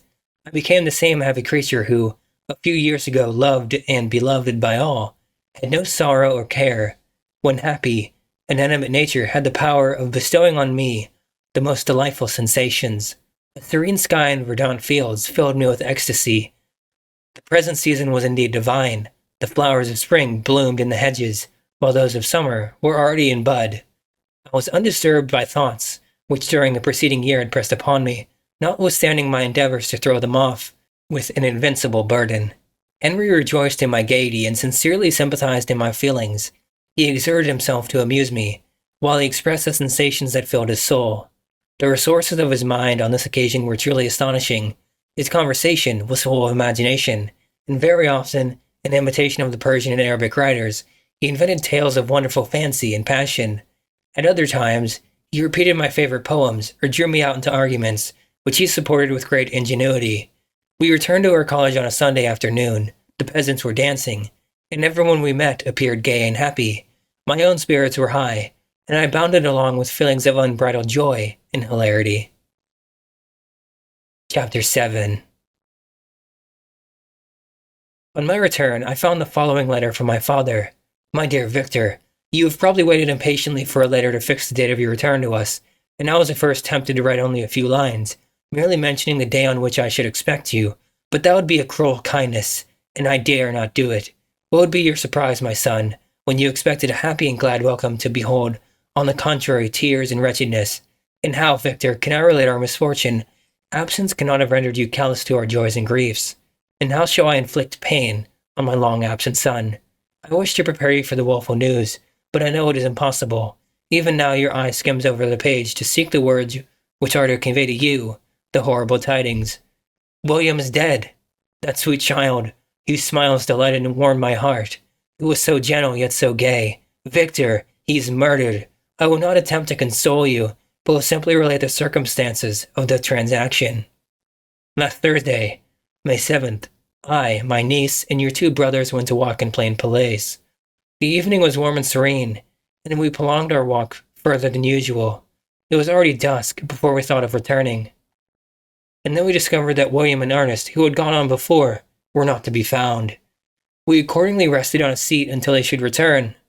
Presently Ernest came and inquired if we had seen his brother. He said that he had been playing with him, that William had run away to hide himself, and that he vainly sought for him, and afterwards waited for a long time, but that he did not return. This account rather alarmed us, and we continued to search for him until night fell, when Elizabeth conjectured that he might have returned to the house. He was not there. We returned again with torches, for I could not rest, when I thought that my sweet boy had lost himself, and was exposed to all the damps and dews of night. Elizabeth also suffered extreme anguish. About 5 in the morning I discovered my lonely boy, whom the night before I had seen blooming and active in health, stretched on the grass, livid and motionless. The print of the murderer's finger was on his neck. He was conveyed home, and the anguish that was visible in my countenance betrayed the secret to Elizabeth. She was very earnest to see the corpse. At first, I attempted to prevent her, but she persisted, and entering the room where it lay, hastily examined the neck of the victim, and clasping her hands, exclaimed, "O God, I have murdered my darling child." She fainted, and was restored with extreme difficulty. When she again lived, it was only to weep and sigh. She told me that the same evening William had teased her to let him wear a very valuable miniature that she possessed of your mother. The picture is gone, and it was doubtless the temptation which urged the murdered to the deed. We have no trace of him at present, although our exertions to discover him are unremitted. But they will not restore my beloved William. Come, dearest Victor, you alone can console Elizabeth. She weeps continually, and accuses herself unjustly as the cause of his death. Her words pierce my heart. We are all unhappy, but will not that be an additional motive for you, my son, to return and be our comforter? Your dear mother. Alas, Victor, I now say, Thank God she did not live to witness the cruel, miserable death of her youngest darling. Come, Victor, not brooding thoughts of vengeance against the assassin, but with feelings of peace and gentleness that will heal, instead of festering, the wounds of our minds. Enter the house of mourning, my friend, but with kindness and affection for those who love you, and not with hatred for your enemies. Your affectionate and afflicted father, Alphonse Frankenstein. Geneva, May 12th. Clerval, who had watched my countenance as I read this letter, was surprised to observe the despair that succeeded the joy I had first expressed on receiving news from my friends. I threw the letter on the table and covered my face with my hands. "My dear Frankenstein," exclaimed Henry, when he perceived me weep with bitterness, "are you always to be unhappy? My dear friend, what has happened?" I motioned him to take up the letter, while I walked up and down the room in the extremest agitation. Tears also gushed from the eyes of Clerval as he read the account of my misfortune. "I can offer you no consolation, my friend," said he. "Your disaster is irreparable. What do you intend to do?" "To go instantly to Geneva. Come with me, Henry, to order the horses." During our walk, Clerval endeavored to say a few words of consolation. He could only express his heartfelt sympathy. "Poor William," said he. "Dear, lovely child, he now sleeps with his angel mother. Who that had seen him bright and joyous in his young beauty, but must weep over his untimely loss. To die so miserably, to feel the murderer's grasp. How much more a murderer that could destroy radiant innocence. Poor little fellow. One only consolation have we, his friends mourn and weep, but he is at rest. The pang is over, his sufferings are at an end, forever. A sod covers his gentle form, and he knows no pain. He can no longer be a subject for pity. We must reserve that for his miserable survivors." Clerval spoke thus as we hurried through the streets. The words impressed themselves on my mind, and I remembered them afterwards in solitude. But now, as soon as the horses arrived, I hurried into a cabriolet, and bade farewell to my friend. My journey was very melancholy. At first I wished to hurry on, for I longed to console and sympathize with my loved and sorrowing friends, but when I drew near my native town, I slackened my progress. I could hardly sustain the multitude of feelings that crowded into my mind. I passed through scenes familiar to my youth, but which I had not seen for nearly 6 years. How altered everything might be during that time, what sudden and desolating change might have taken place. But 1,000 little circumstances might have, by degrees, worked other alterations which, although they were done more tranquilly, might not be the less decisive. Fear overcame me. I dared no advance, dreading 1,000 nameless evils that made me tremble, although I was unable to define them. I remained 2 days at Lausanne. In this painful state of mind, I contemplated the lake. The waters were placid, all around was calm, and the snowy mountains, palaces of nature, were not changed. By degrees, the calm and heavenly scene restored me, and I continued my journey towards Geneva. The road ran by the side of the lake, which became nearer as I approached my native town. I discovered more distinctly the black sides of Jura, and the bright summit of Mont Blanc. I wept like a child. "Dear mountains, my own beautiful lake, how do you welcome your wanderer? Your summits are clear, the sky and lake are blue and placid. Is this to prognosticate peace, or to mock at my unhappiness?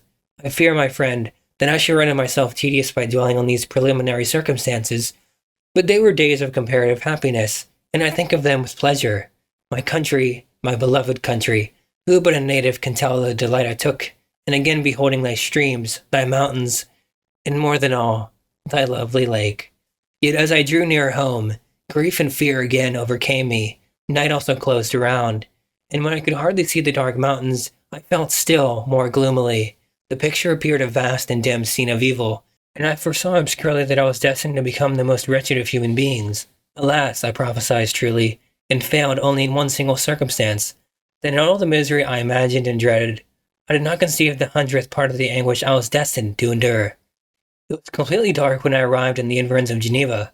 The gates of the town were already shut, and I was obliged to pass the night at Sakarin, a village at the distance of half a league from the city. The sky was serene, and as I was unable to rest, I resolved to visit the spot where my poor William had been murdered. As I could not pass through the town, I was obliged to cross the lake in a boat to arrive at Plain Place. During this short voyage, I saw that the lightning playing on the summit of Mont Blanc, and the most beautiful figures. The storm appeared to approach rapidly, and on landing, I ascended a low hill, that I might observe its progress. It advanced, the heavens were clouded, and I soon felt the rain coming slowly in large drops, but its violence quickly increased. I quitted my seat and walked on. although the darkness and storm increased every minute, and the thunder burst with a terrific crash over my head. It was echoed from Salive, the Juras, and the Alps of Savoy. Vivid flashes of lightning dazzled my eyes, illuminating the lake, making it appear like a vast sheet of fire. Then, for an instant, everything seemed of a pitchy darkness, until the eye recovered itself from the preceding flash. The storm, as is often the case in Switzerland, appeared at once in various parts of the heavens. The most violent storm hung exactly north of the town, over the part of the lake which lies between the promontory of Borive and the village of Capet. Another storm enlightened Jura with faint flashes, and another darkened and sometimes disclosed the mole, a peaked mountain to the east of the lake. While I watched the tempest, so beautiful yet terrific, I wandered on with a hasty step. This noble war in the sky elevated my spirits, and I clasped my hands and exclaimed aloud, "William, dear angel, this is thy funeral, this, thy dirge." As I said these words, I perceived in the gloom a figure which stole from behind a clump of trees near me. I stood fixed, gazing intently. I could not be mistaken. A flash of lightning illuminated the object, and discovered its shape plainly to me, its gigantic stature, and the deformity of its aspect, more hideous than belongs to humanity, instantly informed me that it was the wretch, the filthy demon to whom I had given life. What had he there? Could he be, I shuddered at the conception, the murderer of my brother? No sooner did that idea cross my imagination than I became convinced of its truth. My teeth chattered, and I was forced to lean against a tree for support. The figure passed me quickly, and I lost it in the gloom. Nothing in human shape could have destroyed the fair child. He was the murderer. I could not doubt it. The mere presence of the idea was an irresistible proof of the fact. I thought of pursuing the devil, but it would have been in vain, for another flash discovered him to me hanging amongst the rocks of the nearly perpendicular ascent of Mont Salive, a hill that bounds Plain Police on the south. He soon reached the summit and disappeared. I remained motionless. The thunder ceased, but the rain still continued, and the scene was enveloped in an impenetrable darkness. I resolved in my mind the events I had until now sought to forget.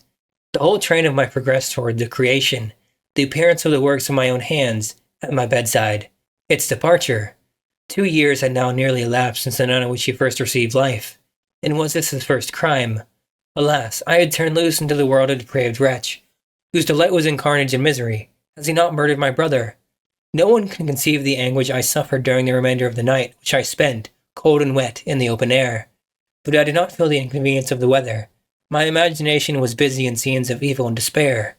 I considered the being whom I had cast among mankind, and endowed with the will and power to effect purposes of horror, such as the deed which he had now done, nearly in the light of my own vampire, my own spirit that loosed from the grave, and forced to destroy all that was dear to me. Day dawned, and I directed my steps toward the town. The gates were open, and I hastened to my father's house. My first thought was to discover what I knew of the murderer, and caused instant pursuit to be made. But I paused when I reflected on the story that I had to tell. A being whom I myself had formed, and endued with life, had met me at midnight among the precipices of an inaccessible mountain. I remembered also the nervous fever with which I had been seized just at the time that I dated my creation, and which would give an air of delirium to a tale otherwise so utterly improbable. I well knew that if any other had communicated such a relation to me, I should have looked upon it as the ravings of insanity. Besides, the strange nature of the animal would elude all pursuit, even if I were so far credited to persuade my relatives to commence it. And then of what use would be pursuit? Who would arrest a creature capable of scaling the overhanging sides of Mont Salive? These reflections determined me, and I resolved to remain silent. It was about 5 in the morning when I entered my father's house. I told the servants not to disturb the family, and went into the library to attend their usual hour of rising. 6 years had elapsed, passed in a dream, but for one indelible trace, and I stood in the same place where I had last embraced my father, before my departure for Ingolstadt. Beloved and venerable parent, he still remained to me. I gazed on the picture of my mother, which stood on the mantelpiece. It was a historical subject, painted at my father's desire, and represented Caroline Beaufort in an agony of despair, kneeling by the coffin of her dead father. Her garb was rustic, and her cheek pale, but there was an air of dignity and beauty that hardly permitted the sentiment of pity. Below this picture was a miniature of William, and my tears flowed when I looked upon it. When I was thus engaged, Ernest entered. He had heard me arrive and hastened to welcome me. "Welcome, my dearest Victor," said he. I wish you would have come 3 months ago, and then you would have found us all joyous and delighted. You come to us now to share a misery which nothing can alleviate. Yet your presence will, I hope, revive our father, who seems sinking under his misfortune, and your persuasions will induce poor Elizabeth to cease her vain and tormenting self-accusations. Poor William, he was our darling and our pride. Tears, unrestrained, fell from my brother's eyes. A sense of mortal agony crept over my frame. Before, I had only imagined the wretchedness of my desolated home. The reality came on me as a new and not less terrible disaster. I tried to calm Ernest. I inquired more minutely concerning my father, and her I named my cousin. She, most of all, said Ernest, requires consolation. She accused herself of having caused the death of my brother, and that made her very wretched. But since the murderer has been discovered, the murderer discovered! Good God, how can that be? Who could attempt to pursue him? It is impossible. One might as well try to overtake the winds, or confine a mountain stream with a straw. I saw him too. He was free last night. I do not know what you mean, replied my brother, in accents of wonder. But to us, the discovery we have made completes our misery. No one would believe it at first, and even now Elizabeth will not be convinced, notwithstanding all the evidence. Indeed, who would credit that Justine Moritz, who is so amiable and fond of all the family, can suddenly become so capable of so frightful, so appalling a crime? Justine Moritz? Poor girl, she the accused, but it is wrongfully. Everyone knows that. No one believes it, surely, Ernest? No one did at first, but several circumstances came out that have almost forced conviction upon us, and her own behavior has been so confused as to add to the evidence of facts a weight that I fear leaves no hope for doubt. But she will be tried today, and you will then hear all. He then related that the morning on which the murder of poor William had been discovered, Justine had been taken ill and confined to her bed for several days. During this interval, one of the servants, happening to examine the apparel she had worn on the night of the murder, had discovered in her pocket the picture of my mother, which had been judged to be the temptation of the murderer. The servant instantly showed it to one of the others, who, without saying a word to any of the family, went to a magistrate, and upon their deposition, Justine was apprehended. On being charged with the fact, the poor girl confirmed the suspicion in a great measure by her extreme confusion of manner. This was a strange tale, but it did not shake my faith, and I replied earnestly, "You are all mistaken. I know the murderer, Justine, poor good Justine, is innocent." At that instant, my father entered. I saw unhappiness deeply impressed on his countenance, but he endeavored to welcome me cheerfully, and after we had exchanged our mournful greeting, would have introduced some other topic than that of our disaster, had not Ernest exclaimed, "Good God, Papa! Victor says he knows who was the murderer of poor William." "We do also, unfortunately," replied my father. For, indeed, I had rather have been forever ignorant than have discovered so much depravity and ingratitude in one I valued so highly. "My dear father, you are mistaken. Justine is innocent. If she is, God forbid that she should suffer as guilty. She is to be tried today, and I sincerely hope, that she will be acquitted." This speech calmed me. I was firmly convinced in my own mind that Justine, and indeed every human being, was guiltless of this murder. I had no fear, therefore, that any circumstantial evidence could be brought forward strong enough to convict her. My tale was not one to announce publicly. Its astounding horror would be looked upon as madness by the vulgar. Did anyone indeed exist except I, the Creator, who would believe, unless his senses convinced him, in the existence and the living monument of presumption and rash ignorance which I had let loose upon the world? We were soon joined by Elizabeth. Time had altered her since I last beheld her. It had endowed her with loveliness surpassing the beauty of her childish years. There was the same candor, the same vivacity, but it was allied to an expression more full of sensibility and intellect. She welcomed me with the greatest affection. "Your arrival, my dear cousin," said she, "fills me with hope. You perhaps will find some means to justify my poor guiltless Justine. Alas, who is safe if she be convicted of crime? I rely on her innocence as certainly as I do upon my own. Our misfortune is doubly hard to us. We have not only lost that lovely, darling boy, but this poor girl, whom I sincerely love, is to be torn away by even a worse fate. If she is condemned, I shall never know joy more. But she will not, I am sure she will not, and then I shall be happy again, even after the sad death of my little William." "She is innocent, my Elizabeth," said I, "and that shall be proved. Fear nothing, but let your spirits be cheered by the assurance of her acquittal." "How kind and generous you are! Everyone believes in her guilt, and that made me wretched, for I knew that it was impossible, and to see everyone else prejudiced in so deadly a manner rendered me hopeless and despairing. She wept. "Dearest niece," said my father, "dry your tears. If she is, as you believe, innocent, rely on the justice of our laws, in the activity with which I shall prevent the slightest shadow of partiality." Chapter 8. We passed a few sad hours until 11 o'clock, when the trial was to commence. My father and the rest of the family being obliged to attend as witnesses, I accompanied them to the court. During the whole of this wretched mockery of justice, I suffered living torture.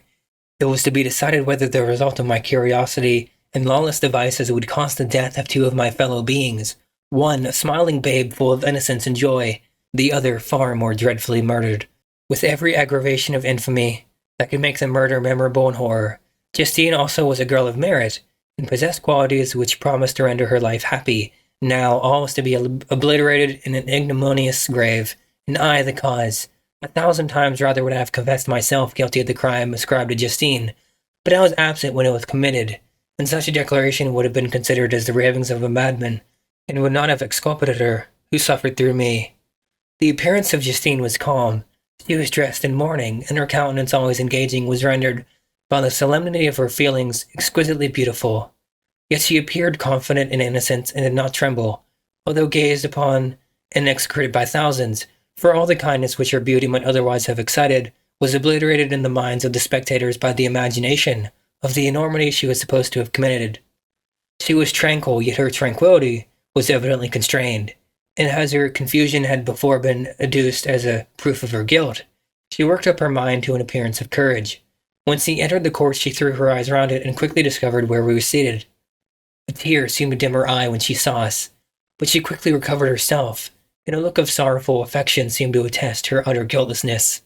The trial began, and after the advocate against her had stated the charge, several witnesses were called. Several strange facts combined against her, which might have staggered anyone who had not such proof of her innocence as I had. She had been out the hole of the night on which the murder had been committed, and towards morning had been perceived by a market woman not far from the spot where the body of the murdered child had been afterwards found. The woman asked her what she did there, but she looked very strangely and only returned a confused and unintelligible answer. She returned to the house about 8 o'clock, and when one inquired where she had passed the night, she replied that she had been looking for the child and demanded earnestly if anything had been heard concerning him. When shown the body, she fell into violent hysterics and kept her bed for several days. The picture was then produced, which a servant had found in her pocket, and when Elizabeth, in a faltering voice, proved that it was the same which, an hour before the child had been missed, she had placed round his neck, a murmur of horror and indignation filled the court. Justine was called on for her defense. As the trial had proceeded, her countenance had altered. Surprise, horror, and misery were strongly expressed. Sometimes she struggled with her tears, but when she was desired to plead, she collected her powers and spoke in an audible, although variable voice. "God knows," she said, "how entirely I am innocent, but I do not pretend that my protestation should acquit me. I rest my innocence on a plain and simple explanation of the facts which have been adduced against me, and I hope the character I have always borne will incline my judges to a favorable interpretation where any circumstance appears doubtful or suspicious." She then related that by the permission of Elizabeth, she had passed the evening of the night on which the murder had been committed at the house of an inn at Chin, a village situated at just about a league from Geneva. On her return at about 9 o'clock, she met a man who asked her if she had seen anything of the child who was lost. She was alarmed by this account and passed several hours in looking for him, when the gates of Geneva were shut, and she was forced to remain several hours of the night in a barn belonging to a cottage, being unwilling to call up the inhabitants to whom she was well known. Most of the night she spent here watching. Towards morning she believed that she slept for a few minutes. Some steps disturbed her, and she awoke. It was dawn, and she quitted her asylum that she might again endeavor to find my brother. That she had gone near the spot where his body lay, it was without her knowledge.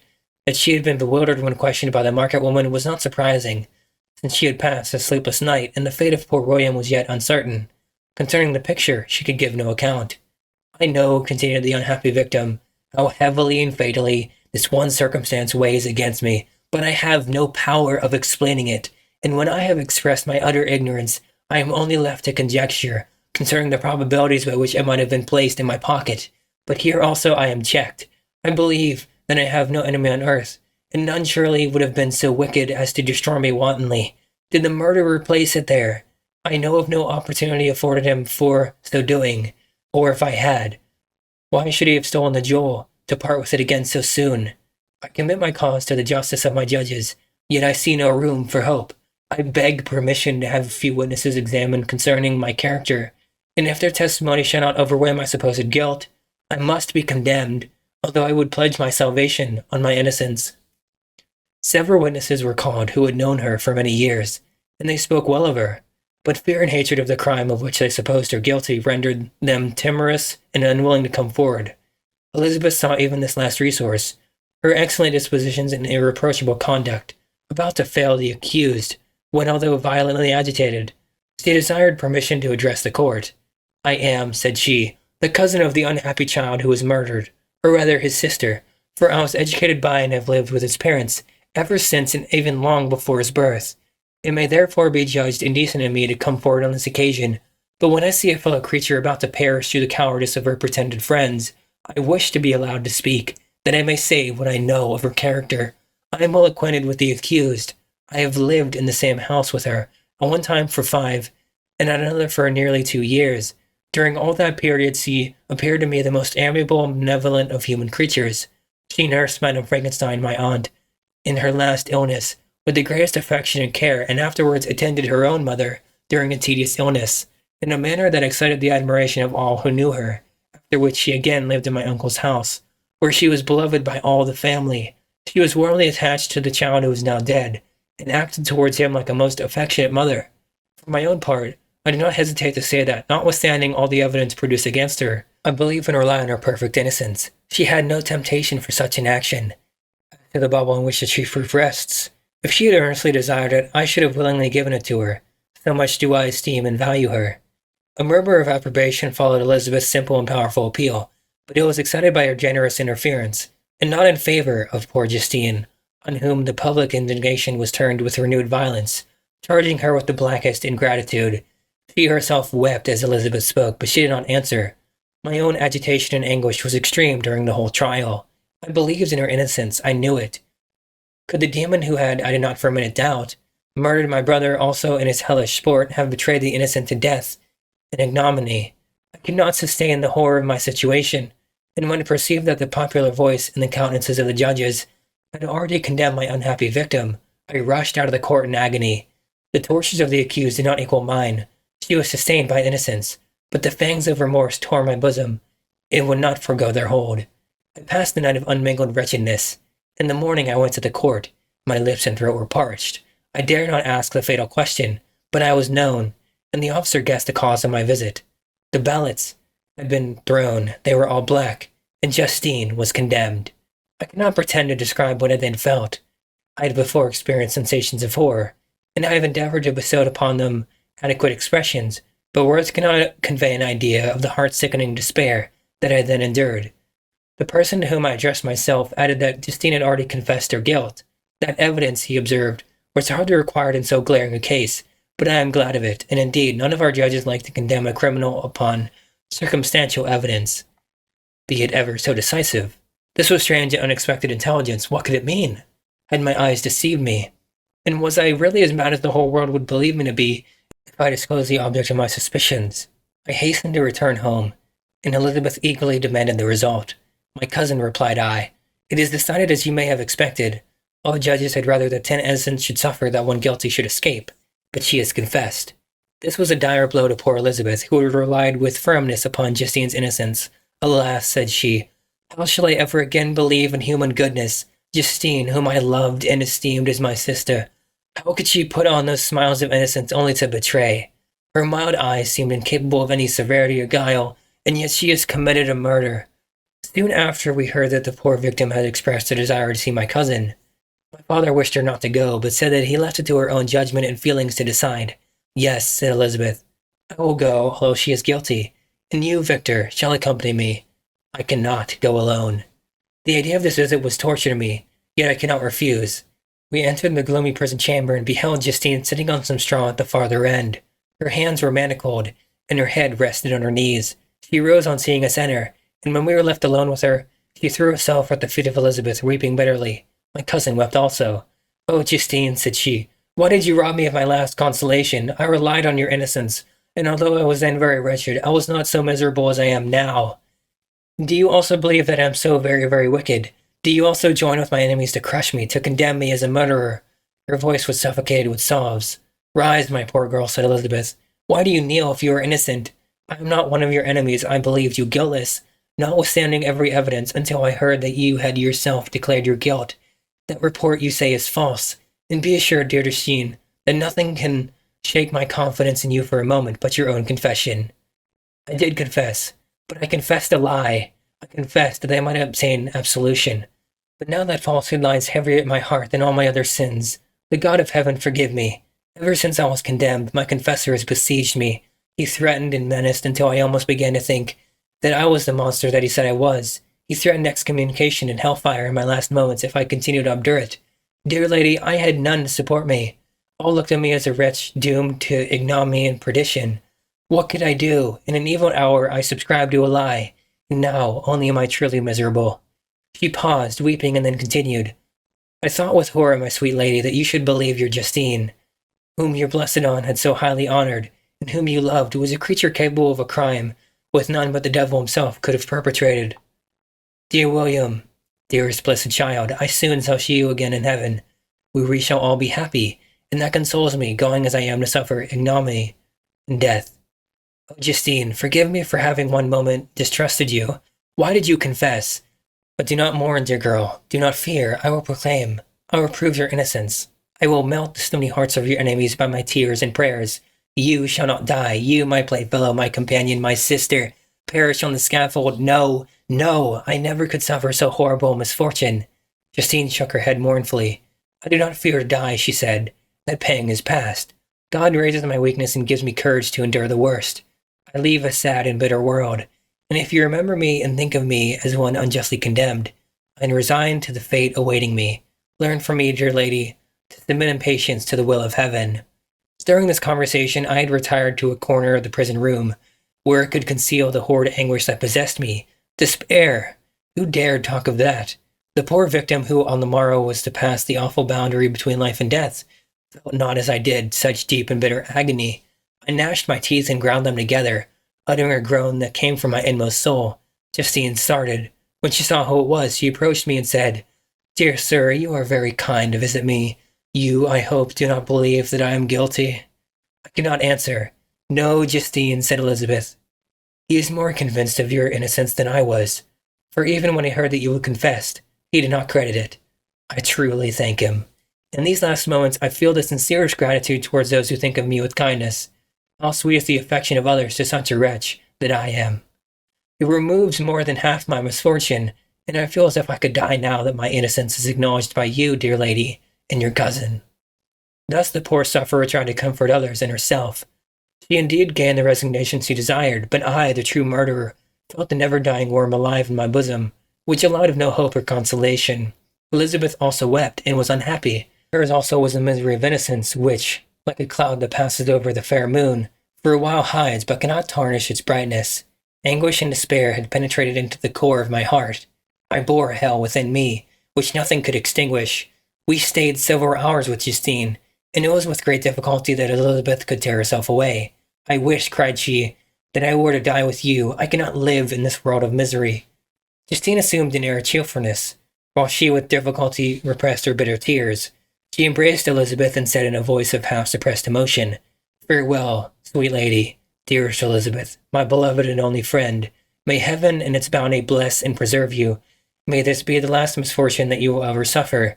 Live and be happy, and make others so." And on the morrow Justine died. Elizabeth's heart-rending eloquence failed to move the judges from their settled conviction in the criminality of the saintly sufferer. My passionate and indignant appeals were lost upon them, and when I received their cold answers and heard the harsh, unfeeling reason of these men, my proposed avowal died away on my lips, that I might proclaim myself a madman, but not revoke the sentence passed upon my wretched victim. She perished on the scaffold as a murderess. From the tortures of my own heart, I turned to contemplate the deep and voidless grief of my Elizabeth. This also was my doing, and my father's woe.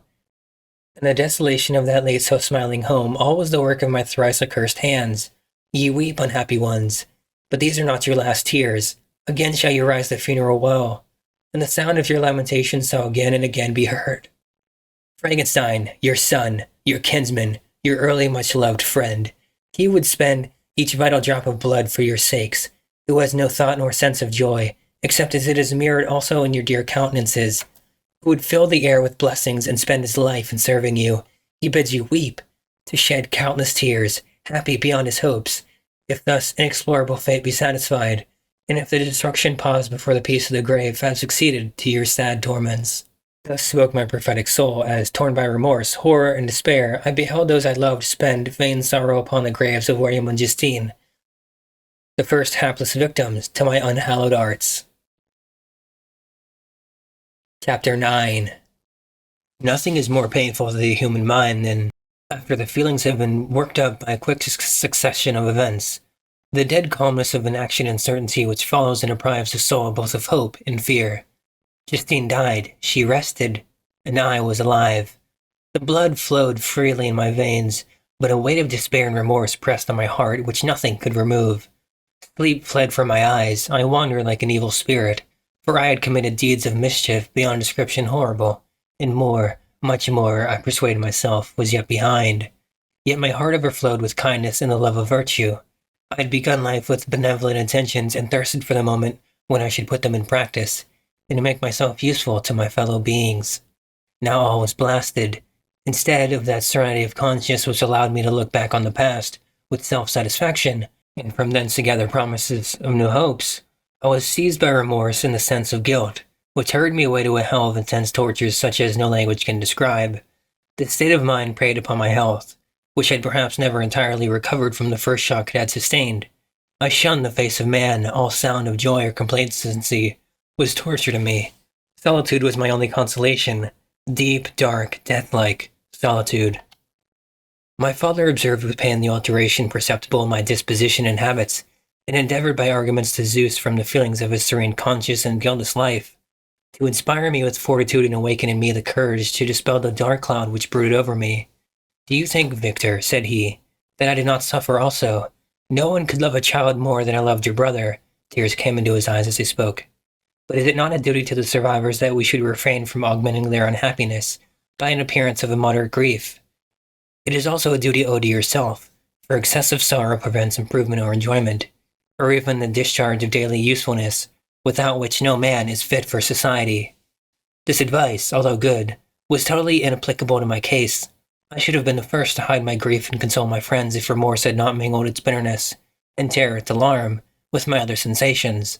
Now I could only answer my father with a look of despair and endeavor to hide myself from his view. About this time we retired to our house at Berive. This change was particularly agreeable to me. The shutting of the gates regularly at 10 o'clock and the impossibility of remaining on the lake after that hour had rendered our residence within the walls of Geneva very irksome to me. I was now free, and after the rest of the family had retired for the night, I took the boat and passed many hours upon the water. Sometimes, with my sail set, I was carried by the wind, and sometimes, after rowing into the middle of the lake, I left the boat to pursue its own course, and give way to my own miserable reflections. I was often tempted when all was at peace around me, and I the only unquiet thing that wandered restless in a scene so beautiful and heavenly, if I except some bat or the frogs, whose harsh and interrupted croaking was heard only when I approached the shore. Of 10, I say. I was tempted to plunge into the silent lake, that the waters might close over me and my calamities forever, but I was restrained when I thought of the heroic and suffering Elizabeth, whom I tenderly loved, and whose existence was bound up in mine. I thought also of my father and surviving brother. Should I by my base desertion leave them exposed and unprotected to the malice of the fiend, whom I had let loose among them? At these moments I wept bitterly and wished that peace would revisit my mind, only that I might afford them consolation and happiness. But that could not be.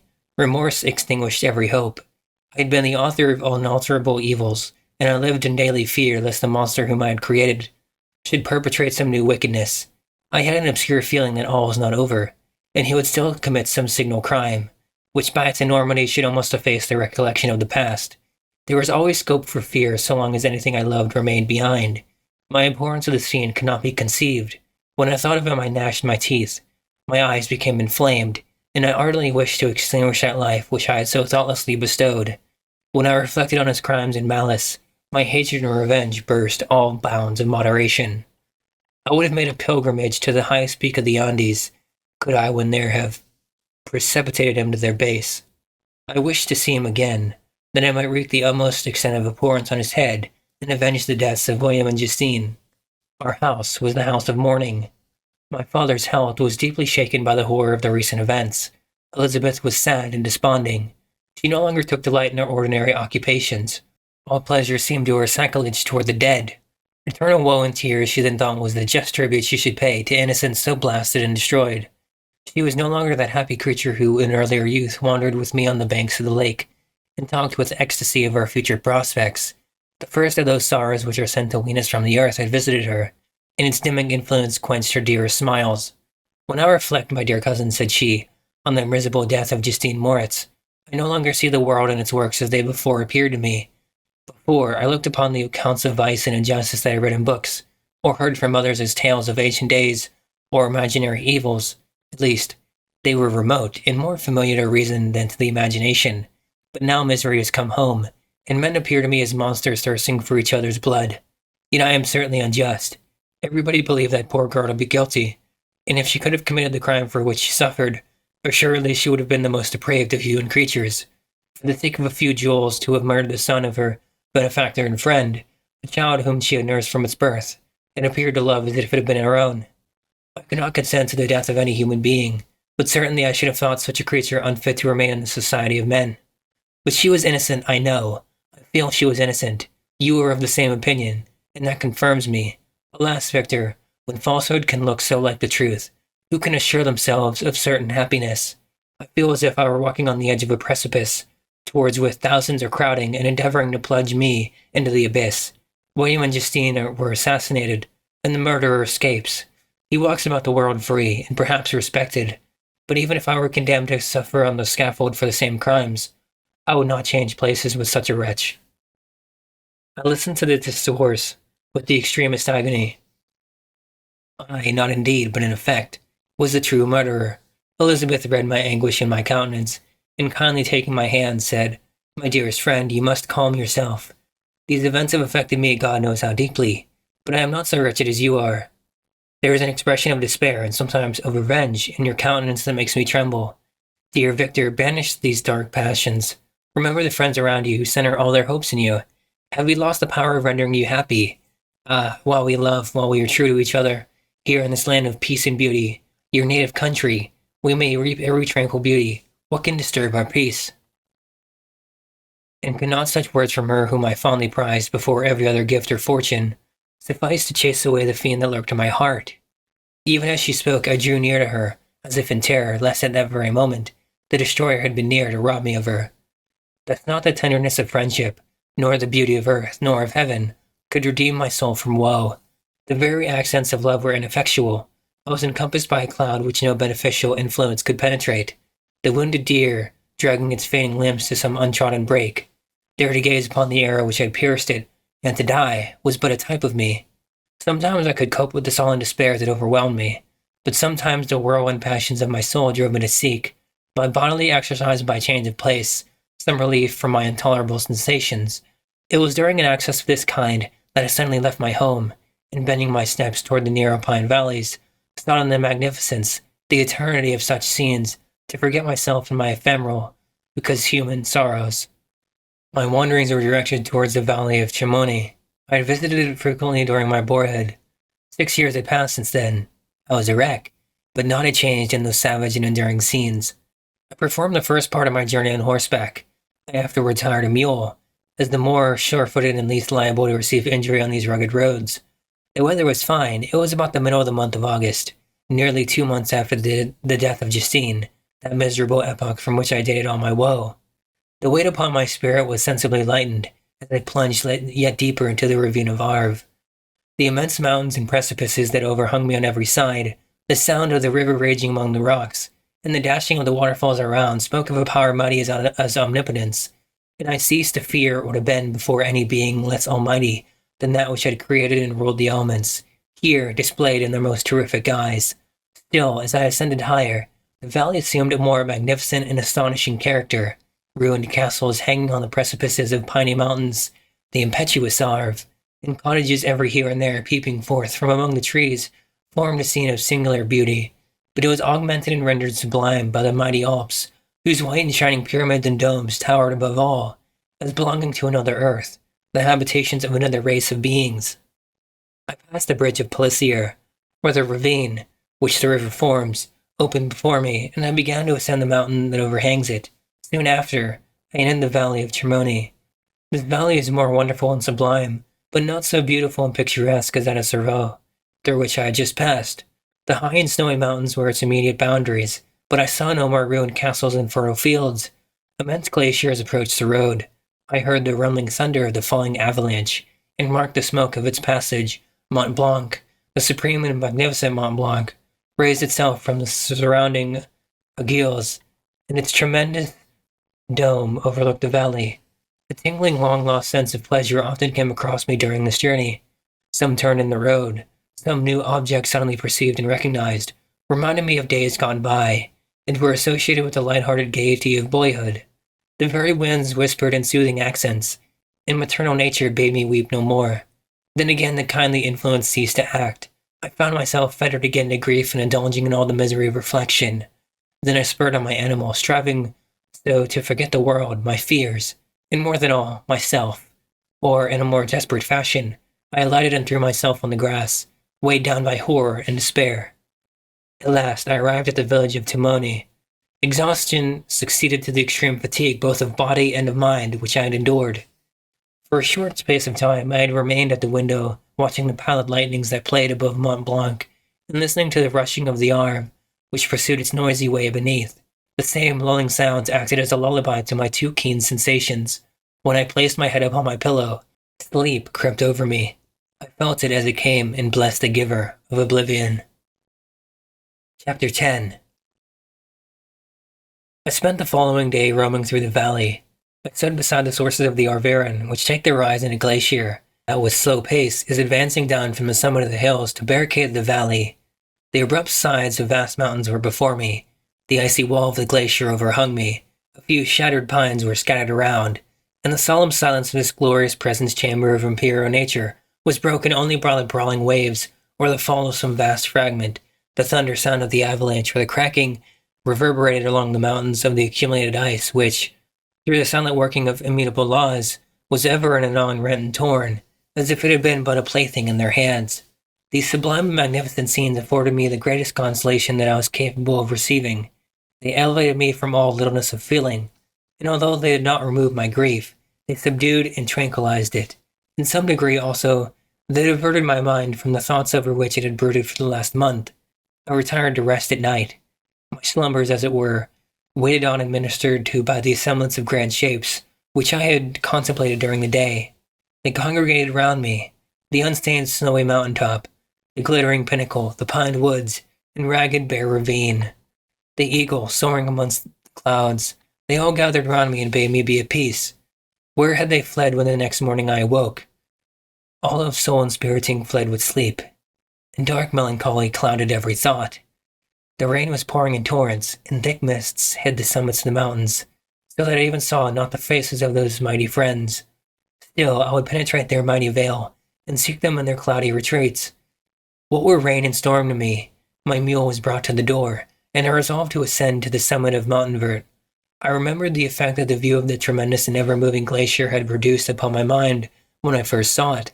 It had then filled me with a sublime ecstasy that gave wings to the soul, and allowed it to soar from the obscure world to light and joy.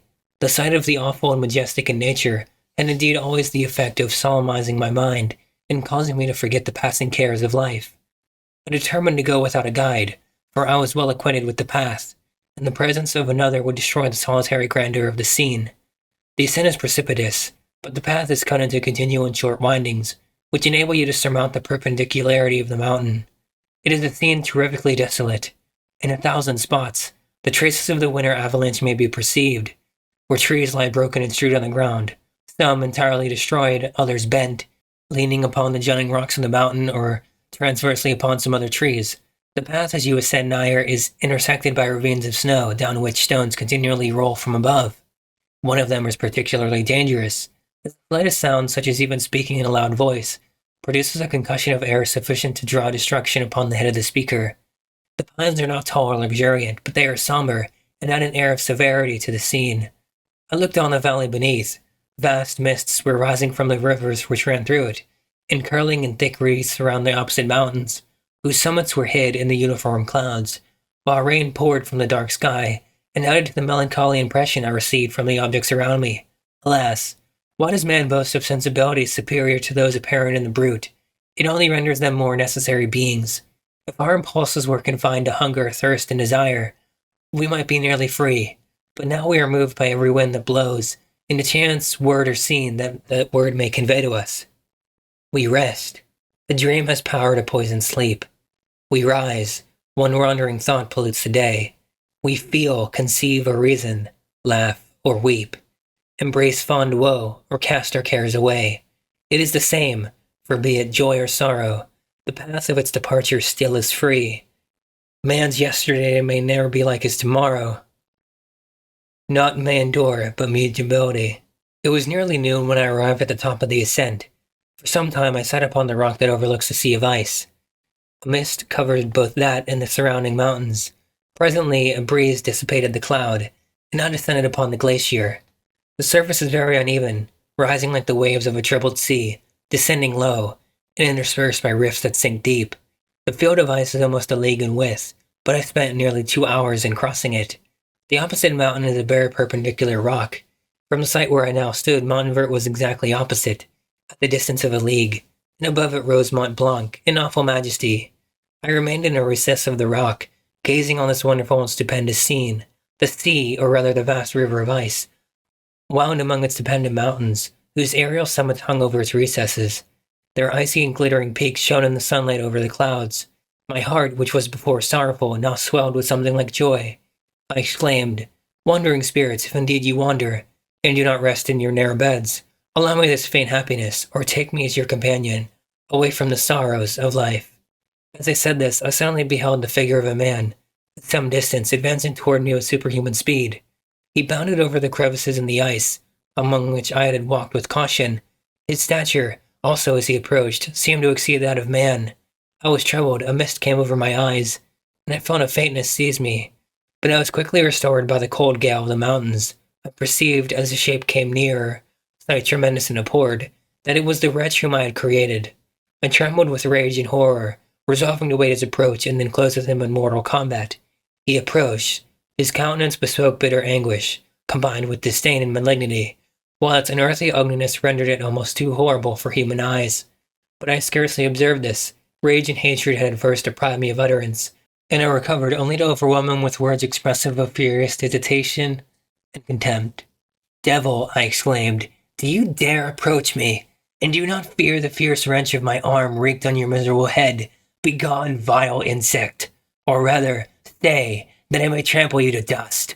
And oh, that I could, with the extinction of your miserable existence, restore those victims whom you have so diabolically murdered." "I expected this reception," said the daemon. "All men hate the wretched. How then must I be hated, who am miserable beyond all living things? Yet you, my creator, detest and spurn me, thy creature to whom thou art bound by ties, only dissoluble by the annihilation of one of us. You purpose to kill me. How dare you sport thus with life? Do your duty towards me, and I will do mine towards you and the rest of mankind. If you will comply with my conditions, I will leave them with you in peace. But if you refuse, I will glut the maw of death, until it be satiated with the blood of your remaining friends. Abhorred monster, fiend that thou art, the tortures of hell are too mild a vengeance for thy crimes. Wretched devil, you reproach me with your creation. Come on then, that it may extinguish a spark, which I so negligently bestowed." My rage was without bounds. I sprang on him, impelled by the feelings which can arm one being against the existence of another. He easily eluded me and said, "Be calm. I entreat you to hear me before you give vent to your hatred on my devoted head. Have I not suffered enough that you seek to increase my misery? Life, although it may only be an accumulation of anguish, is dear to me, and I will defend it. Remember, thou hast made me more powerful than thyself. My height is superior to thine, my joints more supple, but I will not be tempted to set myself in opposition to thee. I am thy creature, and I will even be mild and docile to my natural lord and king, if thou wilt also perform thy part, to which thou owest me. O Frankenstein, be not equitable to every other, and trample upon me alone, to whom thy justice, and even thy clemency and affection, is most due. Remember that I am thy creature. I ought to be thy Adam, but I am rather the fallen angel, whom thou drivest from joy for no misdeed. Everywhere I see bliss, from which I alone am irrevocably excluded. I am benevolent and good. Misery made me a fiend. Make me happy, and I shall again be virtuous. Begone, I will not hear you. There can be no community between you and me. We are enemies. Begone, or let us try our strength in a fight, in which one must fall. How can I move thee? Will no entreaties cause thee to turn a favorable eye upon thy creature, who implores thy goodness and compassion? Believe me, Frankenstein, I was benevolent. My soul glowed with love and humanity, but am I not alone, miserably alone? You, my creator, abhor me. What hope can I gather from your fellow creatures who owe me nothing? They spurn and hate me. The desert mountains and dreary glaciers are my refuge. I have wandered here many days. The caves of ice, which I only do not fear, are a dwelling to me, and the only one which man does not grudge. These bleak skies I hail, for they are kinder to me than your fellow beings. If the multitude of mankind knew of my existence, they would do as you do, and arm themselves for my destruction. Shall I not then hate them who abhor me? I will keep no terms with my enemies. I am miserable, and they shall share my wretchedness. Yet it is in your power to recompense me, and deliver them from an evil which it only remains for you to make so great, that not only you and your family, but thousands of others, shall be swallowed up in the whirlwinds of its rage. Let your compassion be moved, and do not disdain me. Listen to my tale. When you have heard that, abandon or commiserate me, as you shall judge as I deserve. But hear me. The guilty are allowed by human laws, bloody as they are, to speak in their own defense before they are condemned. Listen to me, Frankenstein. You accuse me of murder, and yet you would, with a satisfied conscience, destroy your own creature. Oh, praise the eternal justice of man. Yet I ask you not to spare me. Listen to me, and then if you can, and if you will, destroy the work of your hands. Why do you call to my remembrance, I rejoined, circumstances of which I shudder to reflect, that I have been the miserable origin and author? Cursed be the day, the poor devil, in which you first saw light. Cursed, although I curse myself, be the hands that formed you. You have made me wretched beyond expression. You have left me no power to consider whether I am just to you or not. Begone, relieve me from the sight of your detested form. Thus I relieve thee, my creator, he said, and placed his hated hands before my eyes, which I flung from me with violence. Thus I take from thee a sight which you abhor. Still thou canst listen to me and grant me thy compassion. By the virtues that I once possessed, I demand this from you. Hear my tale. It is long and strange, and the temperature of this place is not fitting to your fine sensations. Come to the hut upon the mountain. The sun is yet high in the heavens before it descends to hide itself behind your snowy precipices and illuminate another world. You will have heard my story and can decide. On you it rests, whether I quit forever the neighborhood of man and lead a harmless life, or become the scourge of your fellow creatures and the author of your own speedy ruin. As he said this, he led the way across the ice. I followed. My heart was full, and I did not answer him, but as I proceeded, I weighed the various arguments that he had used and determined at least to listen to his tale. I was partly urged by curiosity, and compassion confirmed my resolution. I had hitherto supposed him to be the murderer of my brother, and I eagerly sought a confirmation or denial of this opinion. For the first time also, I felt what the duties of a creator towards his creature were, and that I ought to render him happy before I complained of his wickedness. These motives urged me to comply with his demand. We crossed the ice, therefore, and ascended the opposite rock. The air was cold, and the rain again began to descend. We entered the hut, the fiend with an air of exultation. I was a heavy heart and depressed spirits, but I consented to listen, and seated myself by the fire which my odious companion had lighted. He thus began his tale. Chapter 11. It is with considerable difficulty that I remember the original air of my being. All the events of that period appear confused and indistinct.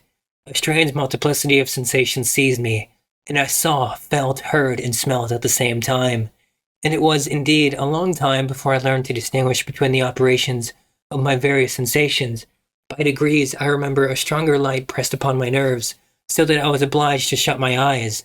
Darkness then came over me and troubled me, but hardly had I felt this when, by opening my eyes, as I now suppose, the light poured in upon me again.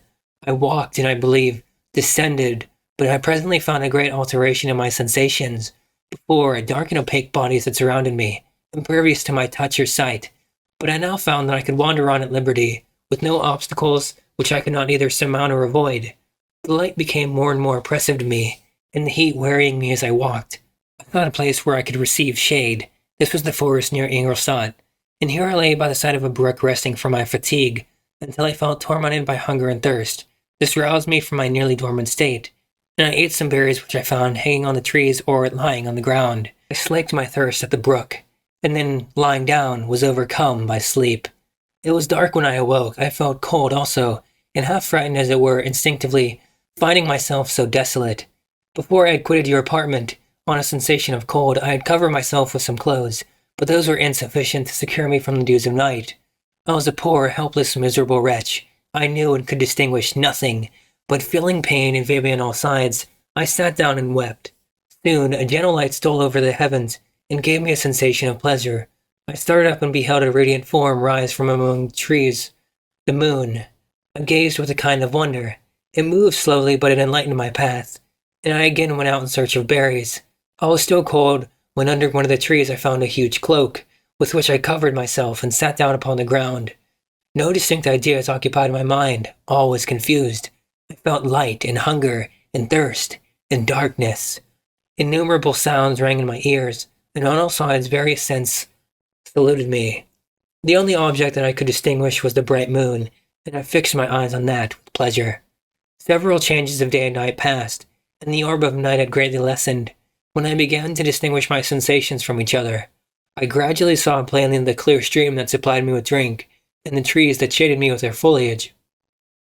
I was delighted when I first discovered that a pleasant sound, which often saluted my ears, proceeded from the throats of the little winged animals which had often intercepted the light from my eyes. I began also to observe with greater accuracy the forms that surrounded me and to perceive the boundaries of the radiant roof of light which canopied me. Sometimes I tried to imitate the pleasant songs of the birds, but was unable. Sometimes I wished to express my sensations in my own mode, but the uncouth and inarticulate sounds which broke from me frightened me into silence again. The moon had disappeared from the night, and again, with a lessened form, showed itself, while it still remained in the forest. My sensations had by this time become distinct, and my mind received every day additional ideas. My eyes became accustomed to the light, and to perceive objects in their right forms. I distinguished the insect from the herb, and by degrees one herb from another. I found that the sparrow uttered none but harsh notes, whilst those of the blackbird and thrush were sweet and enticing. One day when I was oppressed by cold, I found a fire which had been left by some wandering beggars, and was overcome with delight at the warmth I experienced from it. In my joy I thrust my hand into the live embers, but quickly drew it out again with a cry of pain. How strange, I thought, that the same cause should produce such opposite effects. I examined the materials of the fire, and to my joy I found it to be composed of wood. I quickly collected some branches, but they were wet and would not burn. I was pained at this and sat still watching the operation of the fire. The wet wood which I had placed near the heat dried and in itself became inflamed. I reflected on this, and by touching the various branches, I discovered the cause and busied myself in collecting a great quantity of wood, that I might dry it and have a plentiful supply of fire. When night came on and brought sleep with it, I was in the greatest fear lest my fire should be extinguished. I covered it carefully with dry wood and leaves, and placed wood branches upon it, and then, spreading my cloak, I lay on the ground and sank into sleep. It was morning when I awoke, and my first care was to visit the fire. I uncovered it, and a gentle breeze quickly fanned it into a flame. I observed this also and contrived a fan of branches, which roused the embers when they were nearly extinguished. When night came again, I found, with pleasure, that the fire gave light as well as heat, and that the discovery of this element was useful to me in my food, for I found some of the offals that the travelers had left had been roasted, and tasted much more savory than the berries I gathered from the trees. I tried therefore to dress my food in the same manner, placing it on the live embers. I found that the berries were spoiled by this operation, and the nuts and roots much improved. Food, however, became scarce, and I often spent the whole day searching in vain for a few acorns to assuage the pains of hunger. When I found this, I resolved to quit the place that I had hitherto inhabited, to seek for one where the few wants I experienced would be more easily satisfied. In this emigration I exceedingly lamented the loss of the fire which I had obtained through accident, and knew not how to reproduce it. I gave several hours to the serious consideration of this difficulty, but I was obliged to relinquish all attempt to supply it, and wrapping myself up in my cloak, I struck across the wood towards the setting sun. I passed 3 days in these rambles and at length discovered the open country. A great fall of snow had taken place the night before, and the fields were of one uniform white. The appearance was disconsolate, and I found my feet chilled by the cold damp substance that covered the ground. It was about 7 in the morning, and I longed to obtain food and shelter. At length I perceived a small hut, on a rising ground, which had doubtless been built for the convenience of some shepherd. This was a new sight to me, and I examined the structure with great curiosity. Finding the door open, I entered. An old man sat in it near a fire, over which he was preparing his breakfast. He turned on hearing a noise, and perceiving me, shrieked loudly, and quitting the hut, ran across the field with the speed of which his debilitated form hardly appeared capable. His appearance different from any I had ever seen before, and his flight somewhat surprised me. But I was enchanted by the appearance of the hut. Here the snow and rain could not penetrate, the ground was dry, and it presented to me then as exquisite and divine a retreat as pandemonium appeared to the demons of hell after their sufferings in the lake of fire. I greedily devoured the remnants of the shepherd's breakfast, which consisted of bread, cheese, milk, and wine. The latter, however, I did not like. Then, overcome by fatigue, I lay down among some straw and fell asleep. It was noon when I awoke, and allured by the warmth of the sun, which shone brightly on the white ground, I determined to recommence my travels, and, depositing the remains of the peasant's breakfast in a wallet I found, I proceeded across the fields for several hours until, at sunset, I arrived at a village. How miraculous did this appear! The huts, the neater cottages, and stately houses engaged my admiration by turns. The vegetables in the gardens, the milk and cheese that I saw placed at the windows of some of the cottages, allured my appetite. One of the best of these I entered, but I had hardly placed my foot within the door before the children shrieked, and one of the women fainted. The whole village was roused. Some fled, some attacked me, until, grievously bruised by stones and many other kinds of missile weapons, I escaped to the open country and fearfully took refuge in a low hovel, quite bare, and making a wretched appearance after the palaces I had beheld in the village. This hovel, however, joined a cottage of a neat and pleasant appearance, but after my late dearly bought experience, I dared not enter it. My place of refuge was constructed of wood, but so low that I could with difficulty sit upright with it.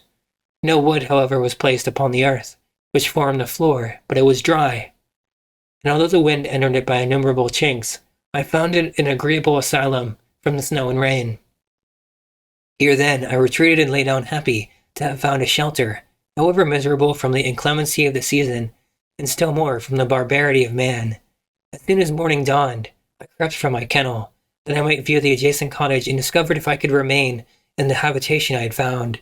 It was situated against the back of the cottage, and surrounded on the sides which were exposed by a pigsty and a clear pool of water. One part was open, and by that I had crept in, but now I covered every crevice by which I might be perceived with stones and wood, yet in such a manner I might move them on occasion to pass out. All the light I enjoyed came through the sty, and that was sufficient for me. Having thus arranged my dwelling and carpeted it with clean straw, I retired, for I saw the figure of a man at a distance, and I remembered too well my treatment the night before to trust myself in its power. I had first, however, provided for my sustenance for that day by a loaf of coarse bread, which I purloined, and a cup with which I could drink more conveniently than from my hand of the pure water which flowed by my retreat. The floor was a little raised, so that it was kept perfectly dry, and by its vicinity to the chimney of the cottage, it was tolerably warm. Being thus provided, I resolved to reside in this hovel until something should occur which might alter my determination. It was indeed a paradise compared to the bleak forest, my former residence, the rain-dropping branches, and dank earth. I ate my breakfast with pleasure, and was about to remove a plank to procure myself a little water, when I heard her step, and was looking through a little chink. I beheld a young creature with a pail on her head, passing before my hovel. The girl was young and of gentle demeanor, unlike what I have since found cottagers and farmhouse servants to be, yet she was meanly dressed, a coarse blue petticoat and a linen jacket being her only garb. Her fair hair was plaited but not adorned. She looked patient yet sad. I lost sight of her, and in about a quarter of an hour she returned bearing the pail, which was now partly filled with milk. As she walked along, seemingly incommoded by the burden, a young man met her whose countenance expressed a deeper despondence. Uttering a few sounds with the air of melancholy, he took the pail from her head and bore it to the cottage himself. She followed, and they disappeared. Presently I saw the young man again, with some tools in his hand, cross the field beyond the cottage, and the girl was also busied sometimes in the house, and sometimes in the yard. On examining my dwelling, I found that one of the windows of the cottage had formerly occupied a part of it. but the pans had been filled up with wood. In one of these was a small and almost imperceptible chink, through which the eye could just penetrate. Through this crevice, a small room was visible, whitewashed and clean, but very bare of furniture. In one corner, near a small fire, sat an old man, leaning his head on his hands in a disconsolate attitude. The young girl was occupied in arranging the cottage, but presently she took something out of a drawer which employed her hands, and she sat down beside the old man, who, taking up an instrument, began to play and to produce sounds sweeter than the voice of the thrush or the nightingale. It was a lovely sight even to me, poor wretch who had never beheld aught beautiful before. The silver-haired and benevolent countenance of the aged cottager won my reverence, while the gentle manners of the girl enticed my love. He placed a sweet, mournful air which I perceived drew tears from the eyes of his amiable companion, of which the old man took no notice, until she sobbed audibly. He then pronounced a few sounds, and the fair creature, leaving her work, knelt at his feet. He raised her and smiled with such kindness and affection that I felt sensations of a peculiar and overpowering nature. They were a mixture of pain and pleasure, such as I had never experienced either from hunger or cold, warmth or food, and I withdrew from the window, unable to bear these emotions. Soon after this the young man returned, bearing on his shoulders a load of wood. The girl met him at the door, helped to relieve him of his burden, and taking some of the fuel into the cottage, placed it on the fire. Then she and the youth went apart into a nook of the cottage, and he showed her a large loaf and a piece of cheese. She seemed pleased and went to the garden for some roots and plants, which she placed in water, and lit upon the fire. She afterwards continued her work, whilst the young man went to the garden and appeared busily employed in digging and pulling up roots. After he had been employed thus about an hour, the young woman joined him and they had entered the cottage together. The old man had, in the meantime, been pensive, but on the appearance of his companions he assumed a more cheerful air, and they sat down to eat. The meal was quickly dispatched. The young woman was again occupied in arranging the cottage. The old man walked before the cottage in the sun for a few minutes, leaning on the arm of the youth. Nothing could exceed in beauty the contrast between these two excellent creatures. One was old, with silver hairs and a countenance beaming with benevolence and love. The younger was slight and graceful in his figure, and his features were molded with the finest symmetry. Yet his eyes and attitude expressed the utmost sadness and despondency. The old man returned to the cottage, and the youth, with tools different from those he had used in the morning, directed his steps across the fields. Night quickly shut in, but to my extreme wonder I found that the cottagers had a means of prolonging light by the use of tapers, and was delighted to find that the setting of the sun did not put an end to the pleasure I experienced in watching my human neighbors. In the evening the young girl and her companion were employed in various occupations which I did not understand, and the old man again took up the instrument which produced the divine sounds that had enchanted me in the morning. So soon as he had finished, the youth began, not to play, but to utter sounds that were monotonous, and neither resembling the harmony of the old man's instrument nor the song of the birds. I since found that he read aloud, but at that time I knew nothing of the science of words or letters. The family, after having been thus occupied for a short time, extinguished their lights and retired, as I conjectured, to rest. Chapter 12. I lay on my straw, but I could not sleep. I thought of the occurrences of the day. What chiefly struck me was the gentle manners of these people, and I longed to join them, but dared not. I remembered too well the treatment I had suffered the night before from the barbarous villagers, and resolved, whatever course of conduct I might hereafter think it right to pursue, that for the present I would remain quietly in my hovel, watching and endeavoring to discover the motives which influenced their actions. The cottagers rose the next morning before the sun. The young woman arranged the cottage and prepared the food, and the youth departed after the first meal. This day was passed in the same routine as that which preceded it. The young man was constantly employed out of doors, and the girl in various laborious occupations within. The old man, whom I soon perceived to be blind, employed his leisure hours on his instrument or in contemplation. Nothing could exceed the love and respect which the younger cottagers exhibited towards their venerable companion. They performed towards him every little office of affection and duty with gentleness, and he rewarded them by his benevolent smiles. They were not entirely happy. The young man and his companion often went apart and appeared to weep. I saw no cause for their unhappiness, but I was deeply affected by it. If such lovely creatures were miserable, it was less strange that I, an imperfect and solitary being, should be wretched. Yet why are these gentle beings unhappy? They possessed a delightful house, for such it was in my eyes, and every luxury. They had a fire to warm them when chill, and delicious viands when hungry. They were dressed in excellent clothes, and still more, They enjoyed one another's company and speech, interchanging each day looks of affection and kindness. What did their tears imply? Did they really express pain? I was at first unable to solve these questions, but perpetual attention and time explained to me many appearances which were at first enigmatic. A considerable period elapsed before I discovered one of the causes of the uneasiness of this amiable family. It was poverty, and they suffered that evil in a very distressing degree. Their nourishment consisted entirely of the vegetables of their garden and the milk of one cow, which gave very little during the winter, when its masters could scarcely procure food to support it. They often, I believe, suffered the pangs of hunger very poignantly, especially the two younger cottagers, for several times they placed food before the old man, when they reserved none for themselves. This trait of kindness moved me sensibly. I had been accustomed during the night to steal part of their store for my own consumption, but when I found that in doing this I inflicted pain on the cottagers, I abstained and satisfied myself with berries, nuts, and roots, which I gathered from a neighboring wood.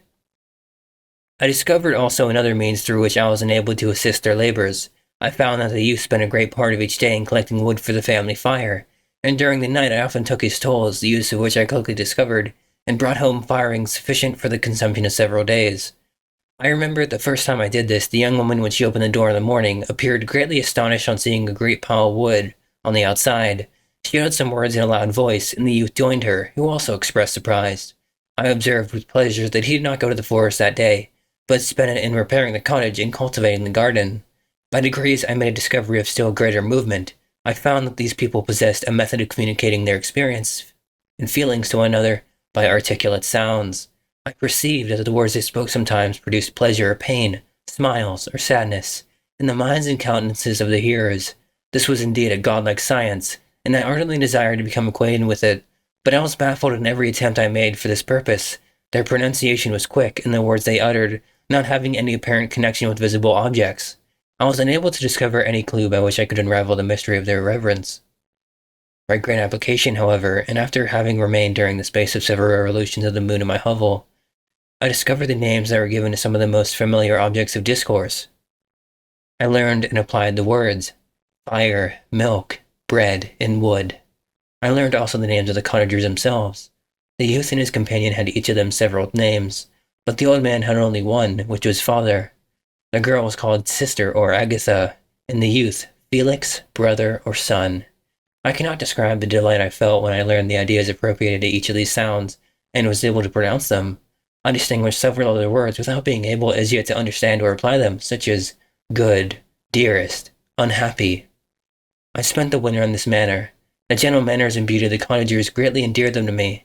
When they were unhappy, I felt depressed. When they rejoiced, I sympathized in their joys.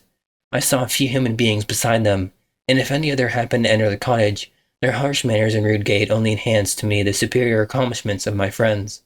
The old man, I could perceive, often endeavored to encourage his children, and sometimes I found that he called them to cast off their melancholy. He would talk in a cheerful accent, with an expression of goodness that bestowed pleasure even upon me. Agatha listened with respect. Her eyes sometimes filled with tears, which she endeavored to wipe away unperceived, but I generally found that her countenance and tone were more cheerful after having listened to the exhortations of her father. It was not thus with Felix. He was always the saddest of the group, and even to my unpracticed senses he appeared to have suffered more deeply than his friends. But if his countenance was more sorrowful, his voice was more cheerful than that of his sister, especially when he addressed the old man. I could mention innumerable instances which, although slight, marked the dispositions of these amiable cottagers. In the midst of poverty in one, Felix carried with pleasure to his sister the first little white flower that peeped out from beneath the snowy ground. Early in the morning, before she had risen, he cleared away the snow that obstructed her path to the milk-house, drew water from the well, and brought the wood from the outhouse where, to his perpetual astonishment, he found his store always replenished by an invisible hand. In the day, I believe, he worked sometimes for a neighboring farmer, because he often went forth and did not return until dinner, yet brought no wood with him.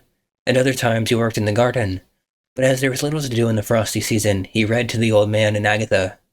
This reading had puzzled me extremely at first, but by degrees I discovered that he uttered many of the same sounds when he read as when he talked. I conjectured, therefore, that he found on the paper signs for speech which he understood, and I ardently longed to comprehend these also. But how was that possible when I did not even understand the sounds for which they stood as signs?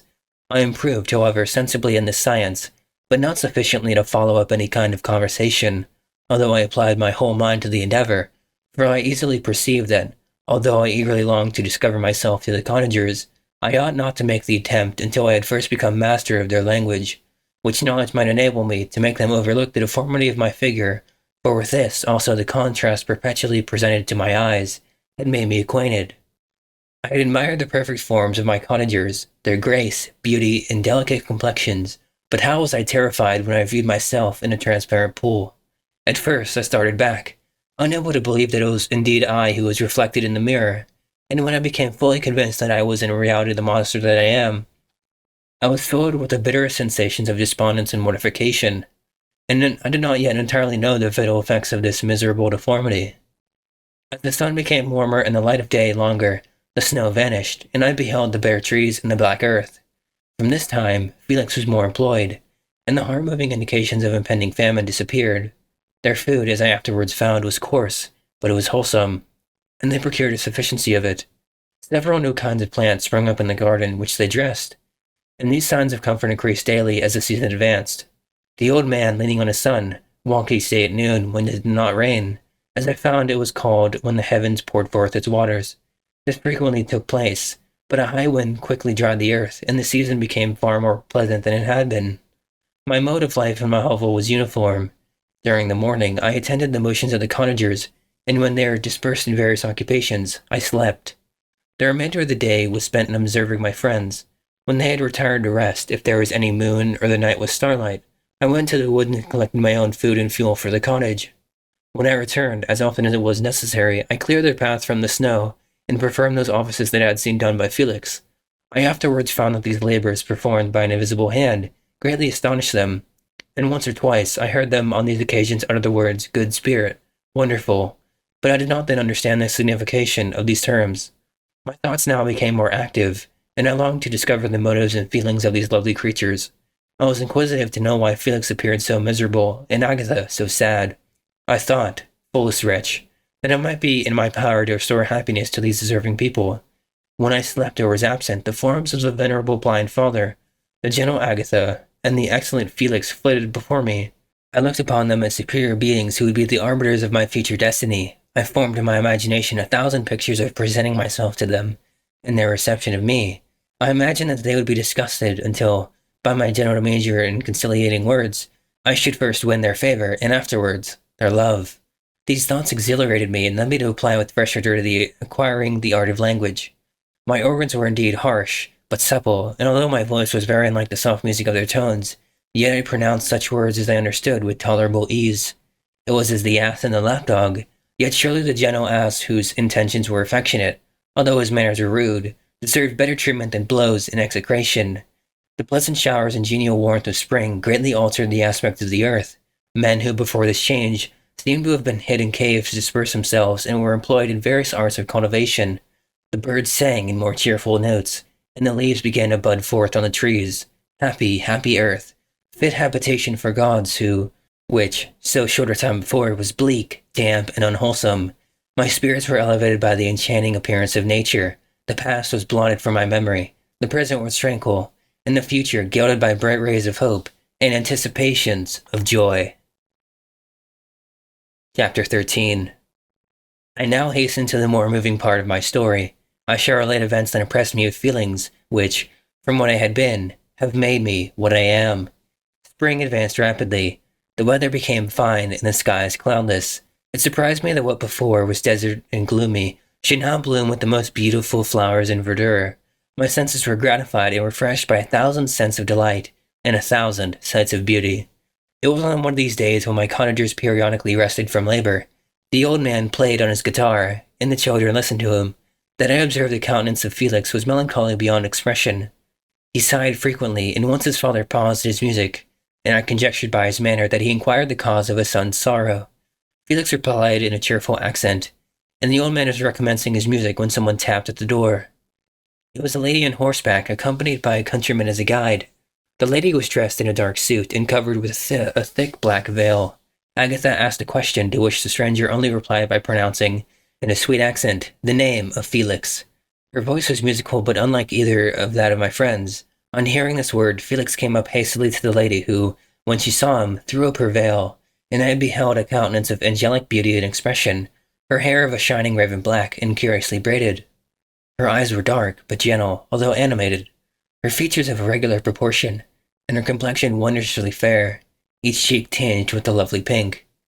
Felix seemed ravished with delight when he saw her. Every trait of sorrow vanished from his face, and it instantly expressed a degree of ecstatic joy of which I could hardly have believed it capable. His eyes sparkled as his cheek flushed with pleasure, and at that moment I thought him as beautiful as a stranger. She appeared affected by different feelings. Wiping a few tears from her lovely eyes, she held out her hand to Felix, who kissed it rapturously, and called her, as well as I could distinguish, his sweet Arabian. She did not appear to understand him, but smiled. He assisted her to dismount, and dismissing her guide, conducted her into the cottage. Some conversation took place between him and his father, and the young stranger knelt at the old man's feet and would have kissed his hand, but he raised her and embraced her affectionately. I soon perceived that although the stranger uttered articulate sounds and appeared to have a language of her own, she was neither understood by nor herself understood the cottagers. They made many signs which I did not comprehend, but I saw that her presence diffused gladness through the cottage, dispelling their sorrow as the sun dissipates the morning mists. Felix seemed peculiarly happy, and with smiles of delight welcomed his Arabian. Agatha, the ever-gentle Agatha, kissed the hands of the lovely stranger, and pointing to her brother, made signs which appeared to me to mean that he had been sorrowful until she came. Some hours passed thus, while they, by their countenances, expressed joy, the cause of which I did not comprehend.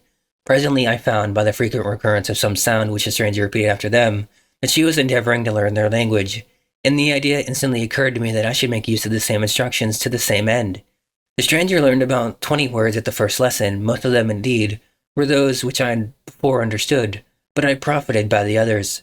As night came on, Agatha and the Arabian retired early. When they separated, Felix kissed the hand of the stranger and said, "Good night, sweet Safi." He sat up much longer, conversing with his father, and by the frequent repetition of her name, I conjectured that their lovely guest was the subject of their conversation. I ardently desired to understand them, and bent every faculty towards that purpose, but found it utterly impossible. The next morning Felix went out to his work, and after the usual occupations of Agatha were finished, the Arabian sat at the feet of the old man, and taking his guitar, played some airs so entrancingly beautiful that they at once drew tears of sorrow and delight from my eyes. She sang, and her voice flowed in a rich cadence, swelling or dying away, like a nightingale of the woods. When she had finished, she gave the guitar to Agatha, who at first declined it. She played a simple air, and her voice accompanied it in sweet accents, but unlike the wondrous strain of the stranger. The old man appeared enraptured and said some words which Agatha endeavored to explain to Safi, and by which he appeared to wish to express that she had bestowed on him the greatest delight by her music. The days now passed as peaceably as before, with the sole alteration that joy had taken place of sadness in the countenances of my friends. Safi was always gay and happy. She and I improved rapidly in the knowledge of language, so that in 2 months I began to comprehend most of the words uttered by my protectors. In the meanwhile also the black ground was covered with herbage, and the green banks interspersed with innumerable flowers, sweet to the scent in the eyes, stars of pale radiance among the moonlit woods. The sun became warmer, the nights clear and balmy, and my nocturnal rambles were an extreme pleasure to me, although they were considerably shortened by the late setting and early rising of the sun, for I never ventured abroad during daylight, fearful of meeting with the same treatment I had formerly endured in the first village which I entered. My days were spent in close attention, that I might more speedily master the language, and I may boast that I improved more rapidly than the Arabian, who understood very little and conversed in broken accents, whilst I comprehended and could imitate almost every word that was spoken. While I improved in speech, I also learned the science of letters as it was taught to the stranger, and this opened before me a wide field for wonder and delight. The book from which Felix instructed Safi was Volney's Ruins of Empires. I should not have understood the purport of this book had not Felix, in reading it, giving very minute explanations. He had chosen this work, he said, because the declamatory style was framed in imitation of the Eastern authors. Through this work, I obtained a cursory knowledge of history and a view of the several empires at present existing in the world. It gave me an insight into the manners, governments, and religions of the different nations of the earth. I heard of the slothful Asiatics, of the stupendous genius and mental activity of the Grecians, of the wars and wonderful versions of the early Romans, of their subsequent degenerating, of the decline of that mighty empire, of chivalry, Christianity, and kings. I heard of the discovery of the American hemisphere, and wept with Safi over the hapless fate of its original inhabitants. These wonderful narrations inspired me with such feelings. Was man indeed at once so powerful, so virtuous and magnificent, yet so vicious and base? He appeared at one time a mere scion of the evil principle, and at another as all that can be conceived of noble and godlike. To be a great and virtuous man appeared the highest honor that can befall a sensitive being, To be base and vicious, as many on record have been, appeared the lowest degradation, a condition more abject than that of the blind mole or harmless worm. For a long time I could not conceive how one man can go forth to murder his fellow, or even why there were laws and governments. But when I heard details of vice and bloodshed, my wonder ceased, and I turned away with disgust and loathing. Every conversation of the cottagers now opened new wonders to me. While I listened to the instructions which Felix bestowed upon the Arabian, the strange system of human society was explained to me. I heard of the division of property, of immense wealth and squalid poverty, of rank, descent, and noble blood. The words induced me to turn towards myself. I learned that the possessions most esteemed by your fellow creatures were high and unsullied descent united with riches. A man might be respected with only one of these advantages, but without either he was considered, except in very rare instances, as a vagabond and a slave, doomed to waste his powers for the profits of the chosen few. And what was I? Of my creation and creator I was absolutely ignorant, but I knew that I had possessed no money, no friends, no kind of property. I was, besides, endued with a figure hideously deformed and loathsome. I was not even of the same nature as man. I was more agile than they and could subsist upon coarser diet. I bore the extremes of heat and cold with less injury to my frame. My stature far exceeded theirs. When I looked around I saw and heard of none like me. Was I then a monster, a blot upon the earth, from which all men fled and whom all men disowned? I cannot describe to you the agony that these reflections inflicted upon me. I tried to dispel them, but sorrow only increased with knowledge. Oh, that I had forever remained in my native wood, nor known nor felt beyond the sensations of hunger, thirst, and heat. Oh, what a strange nature is knowledge! It clings to the mind when it has once seized on it like a lichen on the rock. I wish sometimes to shake off all thought and feeling, but I learned that there was but one means to overcome the sensation of pain, and that was death, a state which I feared yet did not understand. I admired virtue and good feelings, and loved the gentle manners and amiable qualities of my cottagers, but I was shut out from intercourse with them, except through means which I obtained by stealth, when I was unseen and unknown, and which rather increased than satisfied the desire I had of becoming one among my fellows. The gentle words of Agatha and the animated smiles of the charming Arabian were not for me. The mild exhortations of the old man and the lively conversation of the beloved Felix were not for me. Miserable, unhappy wretch! Other lessons were impressed upon me even more deeply. I heard of the difference of sexes, and the birth of growth of children, how the father doted on the smiles of the infant, and the lively sallies of the older child, how all the life and cares of the mother were wrapped up in the precious charge, how the mind of youth expanded and gained knowledge, of brother, sister, and all the various relationships which bind one human being to another in mutual bonds. But where are my friends and relations? No father had watched my infant days, no mother had blessed me with smiles and caresses, or if they had, all my past life was now a blot, a blind vacancy in which I distinguished nothing. From my earliest remembrance I had been, as I then was, in height and proportion. I had never yet seen a being resembling me or who claimed any intercourse with me. What was I? The question again recurred, to be answered only with groans. I will soon explain to what these feelings tended, but allow me now to return to the cottagers, whose story excited in me such various feelings of indignation, delight, and wonder, but which all terminated in additional love and reverence for my protectors, for so I loved, in an innocent, half-painful self-deceit, to call them. Chapter 14. Some time elapsed before I learned the history of my friends. It was one which could not fail to impress itself deeply on my mind, unfolding as it did a number of circumstances, each interesting and wonderful to one so utterly inexperienced as I was. The name of the old man was de Lacy. He was descended from a good family in France, where he had lived for many years in affluence, respected by his superiors and beloved by his equals. His son was bred in the service of his country, and Agatha had ranked with ladies of the highest distinction. A few months before my arrival they had lived in a large and luxurious city called Paris, surrounded by friends and possessed of every enjoyment which virtue, refinement of intellect, or taste, accompanied by a moderate fortune, could afford. The father of Safi had been the cause of their ruin. He was a Turkish merchant, and had inhabited Paris for many years, when, for some reason which I could not learn, he became obnoxious to the government. He was seized and cast into prison the very day that Safi arrived from Constantinople to join him. He was tried and condemned to death. The injustice of his sentence was very flagrant. All Paris was indignant, and it was judged that his religion and wealth, rather than the crime alleged against him, had been the cause of his condemnation. Felix had accidentally been present at the trial. His horror and indignation were uncontrollable when he heard the decision of the court. He made at that moment a solemn vow to deliver him, and then looked around for the means. After many fruitless attempts to gain admittance to the prison, He found a strongly grated window in an unguttered part of the building, which lighted the dungeon of the unfortunate Mohammedan, who, loaded with chains, waited in despair the execution of the barbarous sentence. Felix visited the grate at night and made known to the prisoner his intentions in his favor. The Turk, amazed and delighted, endeavored to kindle the zeal of his deliverer by promises of reward and wealth. Felix rejected his offers with contempt, yet when he saw the lovely Safie, who was allowed to visit her father and who by her gestures expressed her lively gratitude, the youth could not help owning to his own mind that the captive possessed a treasure which would fully reward his toil and hazard.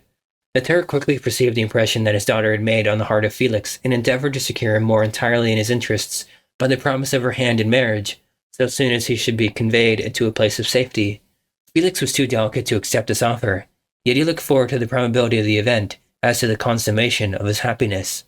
During the ensuing days, when the preparations were going forward for the escape of the merchant, the zeal of Felix was warmed by several letters that he received from this lovely girl, who found means to express her thoughts in the language of her lover by the aid of an old man, a servant of her father who understood French.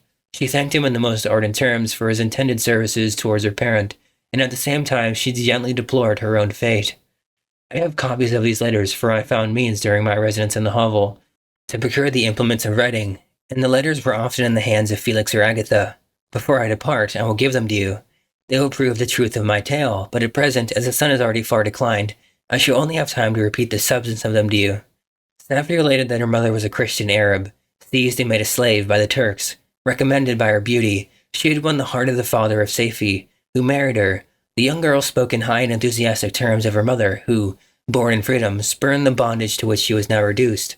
She instructed her daughter in the tenets of her religion and taught her to aspire to higher powers of intellect, and an independence of spirit forbidden to the female followers of Mohammed. This lady died, but her lessons were indelibly impressed on the mind of Safie, who sickened at the prospect of again returning to Asia, and being immersed within the walls of a harem, allowed only to occupy herself with infantile amusements ill-suited to the temper of her soul, now accustomed to grand ideas and a noble emulation for virtue. The prospect of marrying a Christian and remaining in a country where women were allowed to take a rank in society was enchanting to her. The day for the execution of the Turk was fixed, but on the night previous to it he quitted his prison, and before morning was distant many leagues from Paris. Felix had procured passports in the name of his father, sister, and himself. He had previously communicated his plan to the former, who aided the deceit by quitting his house, under the pretense of a journey, and concealed himself with his daughter in an obscure part of Paris. Felix conducted the fugitives through France to Lyons and across Mont-Cenis to Leghorn, where the merchant had decided to wait a favorable opportunity of passing into some part of the Turkish dominions. Safie resolved to remain with her father until the moment of his departure, before which time the Turk renewed his promise that she should be united to his deliverer, and Felix remained with them in expectation of that event. And in the meantime he enjoyed the society of the Arabian, who exhibited towards him the simplest and tenderest affection. They conversed with one another through the means of an interpreter, and sometimes with the interpretation of looks, and Safie sang to him the divine airs of her native country. The Turk allowed his intimacy to take place and encouraged the hopes of the youthful lovers, while in his heart he had formed far other plans. He loathed the idea that his daughter should be united to a Christian, but he feared the resentment of Felix if he should appear lukewarm, for he knew that he was still in the power of his deliverer if he should choose to betray him to the Italian state, which they inhabited. He revolved 1,000 plans by which he should be enabled to prolong the deceit until it might no longer be necessary, and secretly to take his daughter with him when he departed. His plans were facilitated by the news which arrived from Paris. The government of France was greatly enraged at the escape of their victim, and spared no pains to detect and punish his deliverer. The plot of Felix was quickly discovered, and De Lacy and Agatha were thrown into prison. The news reached Felix and roused him from his dream of pleasure. His blind and aged father and his gentle sister lay in a noisome dungeon, while he enjoyed the free air and the society of her whom he loved. This idea was torture to him. He quickly arranged with the Turk that if the latter should find a favorable opportunity for escape before Felix could return to Italy, Safie should remain as a boarder at a convent in Leghorn, and then, quitting the lovely Arabian, he hastened to Paris and delivered himself up to the vengeance of the law, hoping to free De Lacy and Agatha by this proceeding. He did not succeed. They remained confined for 5 months before the trial took place, the result of which deprived them of their fortune and condemned them to a perpetual exile from their native country. They found a miserable asylum in the cottage of Germany, where I discovered them. Felix soon learned that the treacherous Turk, for whom he and his family endured such unheard of oppression, on discovering that his deliverer was thus reduced to poverty and ruin, became a traitor to good feeling and honor, and had quitted Italy with his daughter, insultingly sending Felix a pittance of money to aid him, as he said, in some plan of future maintenance. Such were the events that preyed on the heart of Felix and rendered him, when I first saw him, the most miserable of his family. He could have endured poverty, and while his distress had been the meed of his virtue, he gloried in it. But the ingratitude of the Turk and the loss of his beloved Safie were misfortunes more bitter and irreparable. The arrival of the Arabian now infused new life into his soul. When the news reached Leghorn that Felix was deprived of his wealth and rank, the merchant commanded his daughter to think no more of her lover, but to prepare to return to her native country. The generous nature of Safie was outraged by this command. She attempted to expostulate with her father, but he left her angrily, reiterating his tyrannical mandate. A few days after, the Turk entered his daughter's apartment and told her hastily that he had reason to believe that his residence at Leghorn had been divulged, and he should speedily be delivered up to the French government. He had consequently hired a vessel to convey him to Constantinople, for which city he should sail in a few hours. He intended to leave his daughter under the care of a confidential servant to follow at her leisure with the greater part of his property, which had not yet arrived at Leghorn. When alone, Safie resolved in her own mind the plan of conduct that it would become her to pursue in this emergency. A residence in Turkey was abhorrent to her. Her religion and her feelings were alike averse to it.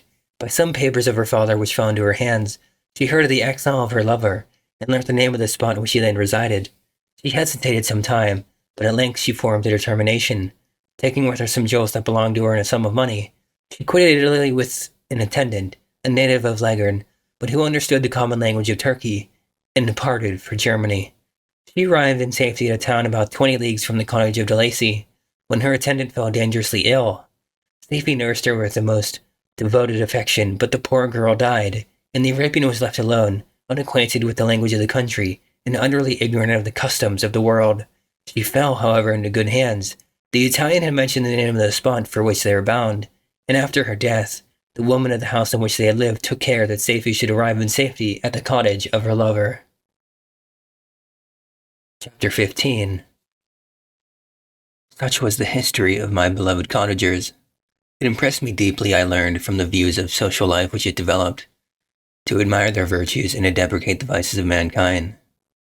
As yet I looked upon crime as a distant evil. Benevolence and generosity were ever present before me, inciting within me a desire to become an actor in the busy scene where so many admirable qualities were called forth and displayed. But in giving an account of the progress of my intellect, I must not omit a circumstance which occurred in the beginning of the month of August of the same year. One night, during my accustomed visit to the neighboring wood where I collected my own food and brought home firing for my protectors, I found on the ground a leather portmanteau containing several articles of dress and some books. I eagerly seized the prize and returned with it to my hovel. Fortunately, the books were written in the language, the elements of which I had acquired at the cottage. They consisted of Paradise Lost, a volume of Plutarch's Lives, and the Sorrows of Werther. The possession of these treasures gave me extreme delight. I now continually studied and exercised my mind upon these histories, whilst my friends were employed in their ordinary occupations. I can hardly describe to you the effect of these books. They produced in me an infinity of new images and feelings that sometimes raised me to ecstasy, but more frequently sunk me into the lowest dejection. In the Sorrows of Werther, besides the interest of its simple and affecting story, so many opinions are canvassed and so many lights thrown upon what had hitherto been to me obscure subjects that I found in it a never-ending source of speculation and astonishment. The gentle and domestic manners it described, combined with lofty sentiments and feelings, which had for their object something out of self, accorded well with my experience among my protectors, and with the ones which were forever alive in my own bosom. But I thought Werther himself a more divine being than I had ever beheld or imagined. His character contained no pretension, but it sank deep. The disquisitions upon death and suicide were calculated to fill me with wonder. I did not pretend to enter into the merits of the case, yet I inclined towards the opinions of the hero, whose extinction I wept, without precisely understanding it. As I read, however, I applied much personally to my own feelings and condition. I found myself similar, yet at the same time strangely unlike to the beings concerning whom I read, and to whose conversation I was a listener. I sympathized with and partly understood them, but I was unformed in mind. I was dependent on none and related to none. The path of my departure was free, and there was none to delay my annihilation. My person was hideous and my stature gigantic. What did this mean? Who was I? What was I? Whence did I come? What was my destination? These questions continually recurred, but I was unable to solve them. The volume of Plutarch's Lives which I possessed contained the histories of the first founders of the ancient republics. This book had a far different effect on me from the Sorrows of Order. I learned from Order's imaginations, despondency, and gloom, but Plutarch taught me high thoughts. He elevated me above the wretched sphere of my own reflections, to admire and love the heroes of past ages. Many things I read surpassed my understanding and experience. I had a very confused knowledge of kingdoms, wide extents of country, mighty rivers, and boundless seas, but I was perfectly unacquainted with towns and large assemblages of men. The cottage of my protectors had been the only school in which I had studied human nature, but this book developed new and mightier scenes of action. I read of men concerned in public affairs, governing or massacring their species. I felt the greatest ardor for virtue rise within me, and abhorrence for vice, as far as I understood the signification of those terms, relative as they were, as I applied them to pleasure and pain alone. Induced by these feelings, I was of course led to admire peaceable lawgivers, Numa, Solon, and Lycurgus, in preference to Romulus and Theseus.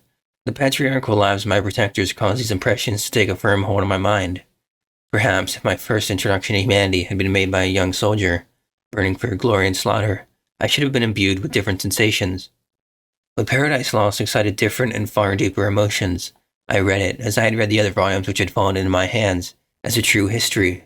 It moved every feeling of wonder and awe that the picture of an omnipotent god warring with his creatures was capable of exciting. I often referred to several situations as their similarity struck me, to my own. Like Adam, I was apparently united by no link to any other being in existence, but his state was far different from mine in every other respect. He had come forth from the hands of God a perfect creature, happy and prosperous, guarded by the especial care of his Creator. He was allowed to converse with and acquire knowledge from beings of a superior nature, but I was wretched, hopeless, and alone. Many times I considered Satan as the fitter emblem of my condition, for often like him, when I viewed the bliss of my protectors, the bitter gall of envy arose within me. Another circumstance strengthened and confirmed these feelings. Soon after my arrival in the hovel, I discovered some papers in the pocket of the dress which I had taken from your lavatory. At first I had neglected them, but now that I was able to decipher the characters in which they are written, I began to study them with diligence. It was the journal of the 4 months that preceded my creation. You minutely described in these papers every step you took in the process of your work. This history was mingled with accounts of domestic occurrences. You doubtless recollect these papers. Here they are. Everything is related in them which bears reference to my accursed origin. The whole detail of that series of disgusting circumstances which produced it is set in view. The minutest description of my odious and loathsome person is given, in language which painted your own horrors and rendered mine indelible. I sickened as I read Hateful Day when I received life. I exclaimed in agony, Accursed Creator, why did you form a monster so hideous that even you turned from me in disgust? God, in pity, made man beautiful and alluring, after his own image, but my form is a filthy type of yours, more horrid even from the very resemblance. Satan has his companions, fellow devils, to admire and encourage him, but I am solitary and abhorred. These are the reflections of my hours of despondency and solitude, but when I contemplated the virtues of the cottagers, their amiable and benevolent dispositions, I persuaded myself that when they should become acquainted with my admiration of their virtues, they would compassionate me and overlook my personal deformity. Could they turn from their door one, however monstrous, who solicited their compassion and friendship? I resolved at least not to despair, but in every way to fit myself for an interview with them which would decide my fate. I postponed this attempt for some months later, for the importance attached to its success inspired me with a dread lest I should fail. Besides, I found that my understanding improved so much with every day's experience that I was unwilling to commence this undertaking until a few more months should have added to my sagacity. Several changes in the meantime took place in the cottage. The presence of Sappho diffused happiness among its inhabitants, and I also found that a greater degree of plenty reigned there. Felix and Agatha spent more time in amusement and conversation, and were assisted in their labors by servants. They did not appear rich, but they were contented and happy. Their feelings were serene and peaceful, while mine became every day more tumultuous. Increase of knowledge only discovered to me more clearly what a wretched outcast I was. I cherished hope, it is true, but it vanished when I beheld my person reflected in water or my shadow in the moonshine, even as that frail image in that inconstant shade. I endeavored to crush these fears and to fortify myself for the trial which in a few months I resolved to undergo, and sometimes I allowed my thoughts, unchecked by reason, to ramble in the fields of paradise, and dared to fancy amiable and lovely creatures sympathizing with my feelings and sharing my gloom. Their angelic countenances breathed smiles of consolation, but it was all a dream. No Eve soothed my sorrows nor shared my thoughts. I was alone. I remembered Adam's supplication to his Creator, but where was mine? He had abandoned me, and in the bitterness of my heart, I cursed him. Autumn passed thus. I saw with surprising grief the leaves decay and fall, and nature again assumed the barren and bleak appearance it had worn when I first beheld the woods in the lovely moon. Yet I did not heed the bleakness of the weather. I was better fitted by my conformation for the endurance of cold than heat. But my chief delights were the sight of the flowers, the birds, and all the gay apparel of summer. When those deserted me, I turned with more attention towards the cottagers. Their happiness was not decreased by the absence of summer. They loved and sympathized with one another, and their joys, depending on each other, were uninterrupted by the casualties that took place around them. The more I saw of them, the greater became my desire to claim their protection and kindness. My heart yearned to be known and loved by these amiable creatures. To see their sweet looks directed towards me with affection was the utmost limit of my ambition. I dared not think that they would turn them from me with disdain and horror. The poor that stopped at their door were never driven away. I asked, it is true, for greater treasures than a little food or rest. I required kindness and sympathy, but I did not believe myself utterly unworthy of it. The winter advanced, and an entire revolution of the seasons had taken place since I awoke into life. My attention at this time was solely directed towards my plans of introducing myself into the cottage of my protectors. I revolved many projects, but that on which I finally fixed was to enter the dwelling when the blind old man should be alone. I had sagacity enough to discover that the unnatural hideousness of my person was the chief object of horror with those who had formerly beheld me. My voice, although harsh, had nothing terrible in it. I thought, therefore, that if in the absence of his children I could gain the goodwill and mediation of the old Delacy, I might by his means be tolerated by my younger protectors. One day, when the sun shone on the red leaves that strewed the ground in diffused cheerfulness, although it denied warmth, Safie, Agatha, and Felix departed on a long country walk, and the old man, at his own desire, was left alone in the cottage. When his children had departed, he took up his guitar and played several mournful and sweet airs, more sweet and mournful than I had ever heard him play before. At first, his countenance was illuminated with pleasure, but as he continued, thoughtfulness and sadness succeeded. At length, laying aside the instrument, he sat absorbed in reflection. My heart beat quick. This was the hour and moment of trial, which would decide my hopes or realize my fears. The servants were gone to a neighboring fair. All was silent in and around the cottage. It was an excellent opportunity, yet, when I proceeded to execute my plan, my limbs failed me, and I sank to the ground. Again I rose, and exerting all the firmness of which I was master, removed the planks which I had placed before my hovel to conceal my retreat. The fresh air revived me, and with renewed determination, I approached the door of their cottage. I knocked. "Who is there?" said the old man. "Come in." I entered. "Pardon this intrusion," said I. "I am a traveler and one of a little rest. You would greatly oblige me if you would allow me to remain a few minutes before the fire." "Enter," said De Lacy, "and I will try in what manner I can to relieve your wants. But unfortunately, my children are from home, and as I am blind, I am afraid I shall find it difficult to procure food for you." "Do not trouble yourself, my kind host. I have food. It is warmth and rest only that I need." I sat down, and a silence ensued.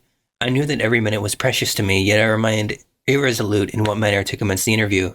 When the old man addressed me, "By your language, stranger, I suppose you are my countryman. Are you French?" "No, but I was educated by a French family and understood that language only. I am now going to claim the protection of some friends, whom I sincerely love, and of whose favor I have some hopes." "Are they Germans?" "No, they're French. But let us change the subject. I am an unfortunate and deserted creature. I look around and I have no relation or friend upon earth. These amiable people to whom I go have never seen me, and know little of me. I am full of fears, for if I fail there, I am an outcast in the world forever.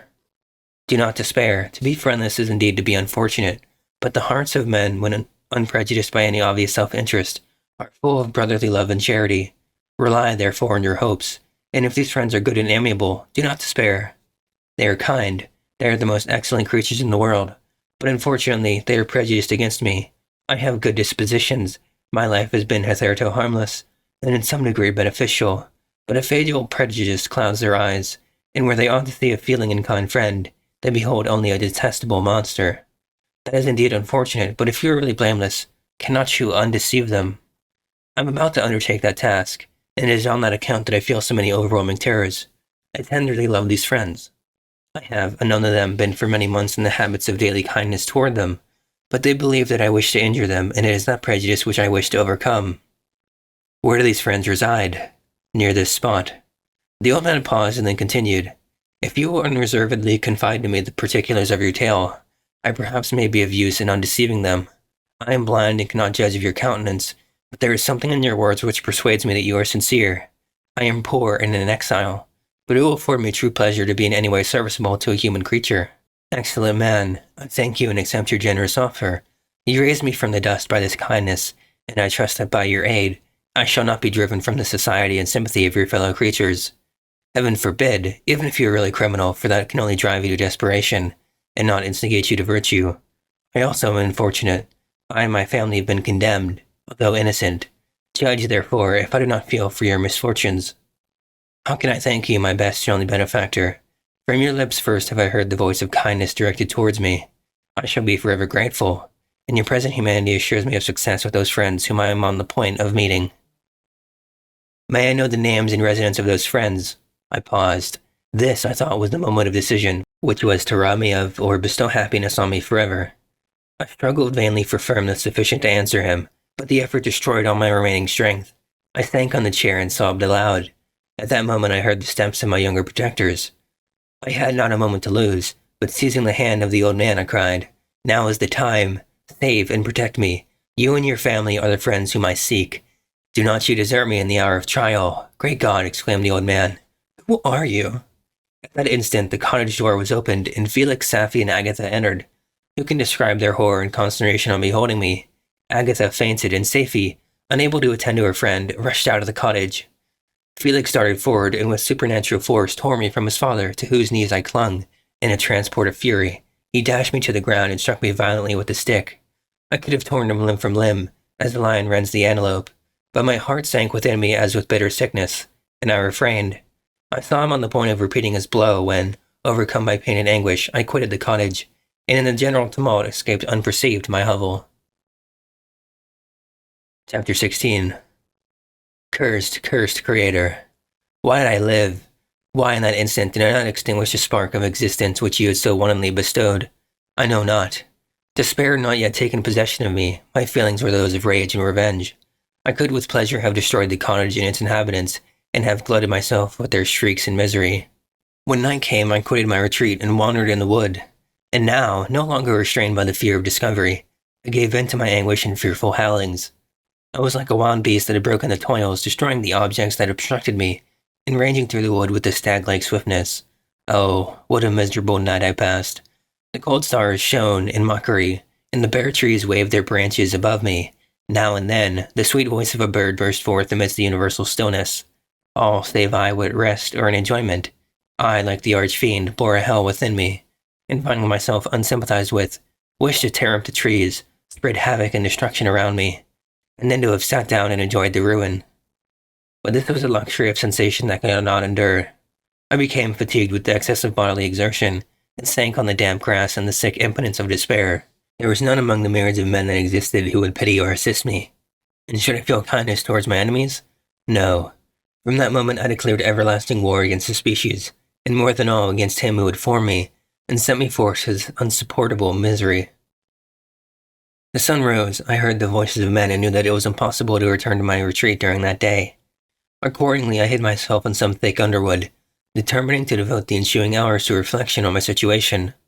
The pleasant sunshine and the pure air of day restored me to some degree of tranquility, and when I considered what had passed at the cottage, I could not help believing that I had been too hasty in my conclusions. I had certainly acted imprudently. It was apparent that my conversation had interested the father in my behalf, and I was a fool in having exposed my person to the horror of his children. I ought to have familiarized the old Delacy to me, and by degrees to have discovered myself to the rest of his family, when they should have been prepared for my approach. But I did not believe my errors to be irretrievable, and after much consideration I resolved to return to the cottage, seek the old man, and by my representations win him to my party. These thoughts calmed me, and in the afternoon I sank into a profound sleep, but the fever of my blood did not allow me to be visited by peaceful dreams. The horrible scene of the preceding day was forever acting before my eyes. The females were flying, and the enraged Felix tearing me from his father's feet. I awoke exhausted, and finding that it was already night, I crept forth from my hiding place, and went in search of food. When my hunger was appeased, I directed my steps towards the well-known path that conducted to the cottage. All there was at peace. I crept into my hovel and remained in silent expectation of the accustomed hour when the family arose. That hour passed. The sun mounted high in the heavens, but the cottagers did not appear. I trembled violently, apprehending some dreadful misfortune. The inside of the cottage was dark, and I heard no motion. I cannot describe the agony of this suspense. Presently 2 countrymen passed by, but pausing near the cottage they answered in conversation using violent gesticulations, but I did not understand what they said, as they spoke the language of the country, which differed from that of my protectors. Soon after, however, Felix approached with another man. I was surprised, as I knew that he had not quitted the cottage that morning, and waited anxiously to discover from his discourse the meaning of these unusual appearances. "Do you consider," said his companion to him, "that you will be obliged to pay 3 months' rent and to lose the produce of your garden? I do not wish to take any unfair advantage, and I beg therefore that you will take some days to consider of your determination." "It is utterly useless," replied Felix. "We can never again inhabit your cottage. The life of my father is in the greatest danger, owing to the dreadful circumstance that I have related. My wife and my sister will never recover from their horror. I entreat you not to reason with me any more. Take possession of your tenement, and let me fly from this place." Felix trembled violently as he said this. He and his companion entered the cottage, in which they remained for a few minutes, and then departed. I never saw any of the family of de Lacy more. I continued for the remainder of the day in my hovel, in a state of utter and stupid despair. My protectors had departed, and I had broken the only link that held me to the world. For the first time, the feelings of revenge and hatred filled my bosom, and I did not strive to control them, but allowing myself to be borne away by the stream, I bent my mind towards injury and death.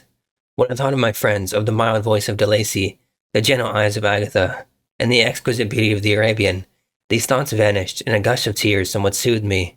But again, when I reflected that they had spurred and deserted me, anger returned, a rage of anger, and unable to injure anything human, I turned my fury towards inanimate objects. As night advanced, I placed a variety of combustibles around the cottage, and after having destroyed every vestige of cultivation in the garden, I waited with forced impatience until the moon had sunk to commence my operations. As the night advanced, a fierce wind arose from the woods, and quickly dispersed the clouds that had loitered in the heavens. The blast tore along like a mighty avalanche, and produced a kind of insanity in my spirits that burst all bounds of reason and reflection. I lighted the dry branch of a tree, and danced with fury around the devoted cottage, my eyes still fixed on the western horizon, the edge of which the moon nearly touched. A part of its orb was at length hid, and I waved my brand. It sank, and with a loud scream I fired the straw, and heath, and bushes, which I had collected. The wind fanned the flame, and the cottage was quickly enveloped by the flames, which clung to it and licked it with their forked and destroying tongues. As soon as I was convinced that no assistance could save any part of the habitation, I quitted the scene and sought for refuge in the woods. And now, with the world before me, whither should I bend my steps? I resolved to fly far from the scene of my misfortunes, but to me, hated and despised, every country must be equally horrible. At length, the thought of you crossed my mind. I learned from your papers that you are my father, my creator, and to whom could I apply with more fitness than to him who had given me life? Among the lessons that Felix had bestowed upon Safie, geography had not been omitted. I had learned from these the relative situations of the different countries of the earth. You had mentioned Geneva as the name of your native town, and towards this place I resolved to proceed. But how was I to direct myself? I knew that I must travel in a southwesterly direction to reach my destination, but the sun was my only guide. I did not know the names of the towns that I was to pass through, nor could I ask information from a single human being, but I did not despair. From you only could I hope for succor, although towards you I felt no sentiment but that of hatred. Unfeeling, heartless creator, you had endowed me with perceptions and passions, and then cast me abroad an object for the scorn and horror of mankind. But on you only had I any claim for pity and redress, and from you I determined to seek that justice, which I vainly attempted to gain from any other being that wore the human form. My travels were long, and the sufferings I endured intense. It was late in autumn when I quitted the district where I had so long resided. I traveled only at night, fearful of encountering the visage of a human being. Nature decayed around me, and the sun became heatless. Rain and snow poured around me. Mighty rivers were frozen. The surface of the earth was hard and chill, and bare, and I found no shelter. O earth, how often did I imprecate curses on the cause of my being? The mildness of my nature had fled, and all within me was turned to gall and bitterness. The nearer I approached your habitation, the more deeply did I feel the spirit of revenge enkindled in my heart. Snow fell, and the waters were hardened, but I rested not. A few incidents now and then directed me, and I possessed a map of the country, but I often wandered wide from my path. The agony of my feelings allowed me no respite. No incident occurred from which my rage and misery could not extract its food, but a circumstance had happened when I arrived on the confines of Switzerland, when the sun had recovered its warmth, and the earth again began to look green, confirmed in an especial manner the bitterness and horror of my feelings. I generally rested during the day and traveled only when I was secured by night, from the view of man. One morning, however, finding that my path lay through a deep wood, I ventured to continue my journey after the sun had risen. The day, which was one of the first of spring, cheered even me by the loveliness of its sunshine and the balminess of the air. I felt emotions of gentleness and pleasure that had long appeared dead, revive within me. Half surprised by the novelty of these sensations, I allowed myself to be borne away by them, and forgetting my solitude and deformity, dared to be happy. Soft tears again bedewed my cheeks, and I even raised my humid eyes with thankfulness towards the blessed sun, which bestowed such joy upon me. I continued to wind among the paths of the wood until I came to its boundary, which was skirted by a deep and rapid river, and in which many of the trees bent their branches, now budding with the fresh spring. Here I paused, not exactly knowing what path to pursue, when I heard the sound of voices that induced me to conceal myself under the shade of a cypress. I was scarcely hid when a young girl came running towards the spot where I was concealed, laughing as if she ran from someone in sport. She continued her course along the precipitous sides of the river, when suddenly her foot slipped, and she fell into the rapid stream. I rushed from my hiding place and with extreme labor, from the force of the current, saved her and dragged her to shore. She was senseless, and I endeavored by every means in my power to restore animation, when I was suddenly interrupted by the approach of a rustic, who was probably the person from whom she had playfully fled. On seeing me, he darted towards me, and tearing the girl from my arms, hastened toward the deeper parts of the wood. I followed speedily, I hardly knew why, but when the man saw me draw near, he aimed a gun which he carried at my body and fired. I sank to the ground, and my injurer, with increased swiftness, escaped into the wood. This was then the reward of my benevolence. I had saved a human being from destruction, and as a recompense, I now writhed under the miserable pain of a wound which shattered the flesh and bone. The feelings of kindness and gentleness which I had entertained but a few moments before gave place to hellish rage and gnashing of teeth. Inflamed by pain, I vowed eternal hatred and vengeance to all mankind. But the agony of my wound overcame me, my pulses paused, and I fainted. For some weeks I led a miserable life in the woods, endeavoring to cure the wound which I had received.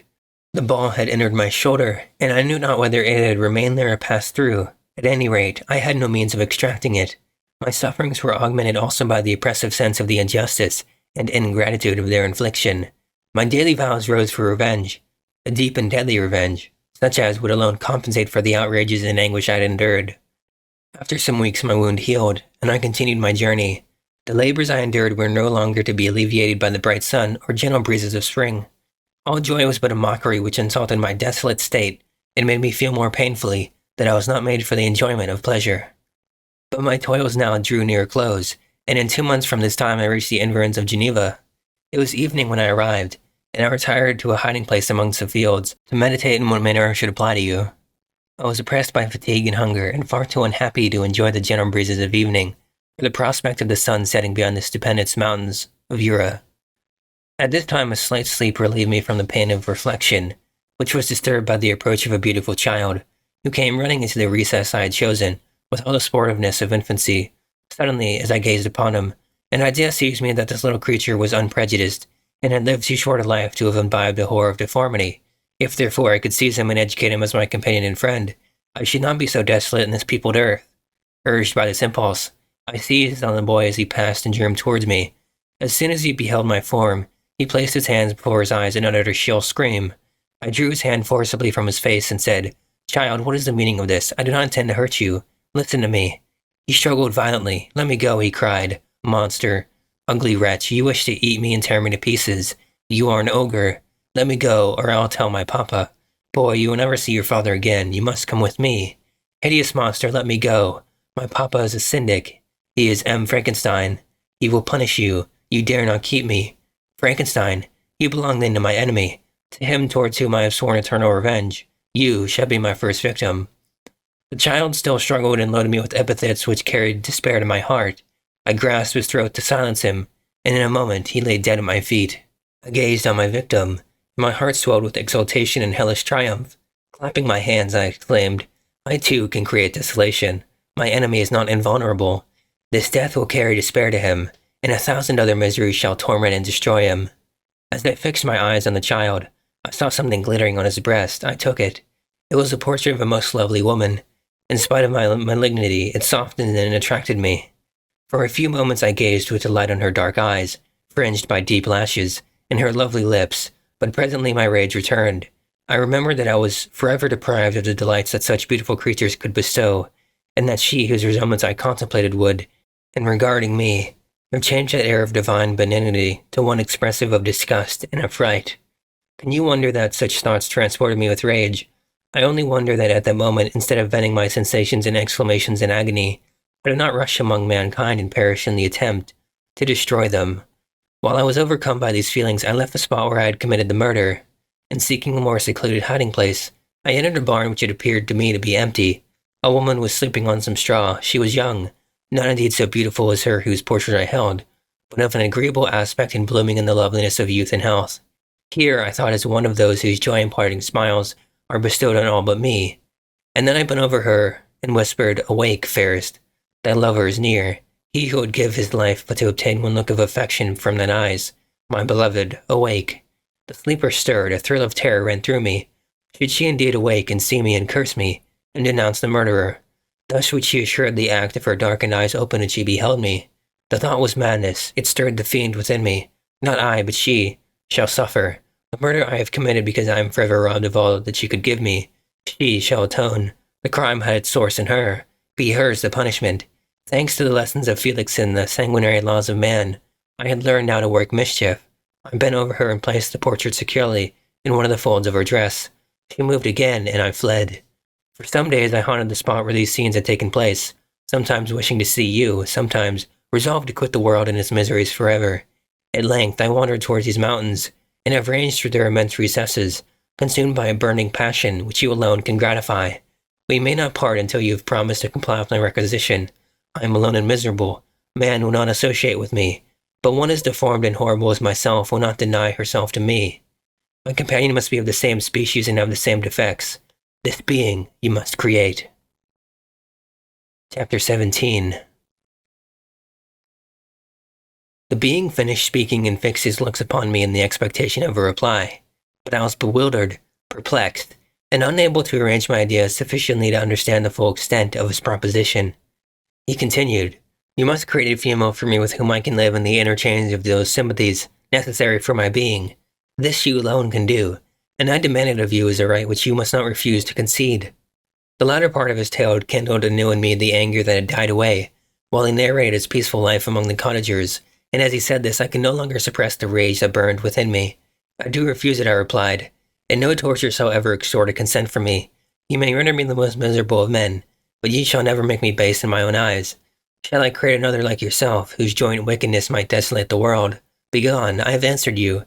You may torture me, but I will never consent." "You are in the wrong," replied the fiend, "and instead of threatening, I am content to reason with you. I am malicious because I am miserable. Am I not shunned and hated by all mankind? You, my creator, would tear me to pieces in triumph. Remember that, and tell me why I should pity man more than he pities me. You would not call it murder if you could precipitate me into one of those ice rifts and destroy my frame, the work of your own hands. Shall I respect man when he condemns me? Let him live with me in the interchange of kindness, and instead of injury, I would bestow every benefit upon him with tears of gratitude at his acceptance. But that cannot be. The human senses are insurmountable barriers to our union, yet mine shall not be the submission of abject slavery. I will avenge my injuries. If I cannot inspire love, I will cause fear, and chiefly towards you, my archenemy, because my creator do I swear, inextinguishable hatred. Have a care, I will work at your destruction, nor finish until I desolate your heart, so that you shall curse the hour of your birth." A fiendish rage animated him as he said this. His face was wrinkled into contortions too horrible for human eyes to behold, but presently he calmed himself and proceeded. "I intended to reason. This passion is detrimental to me, for you do not reflect that you are the cause of its excess. If any being felt emotions of benevolence toward me, I should return them 100 and 100-fold. For that one creature's sake, I would make peace with the whole kind. But I now indulge in dreams of bliss that cannot be realized.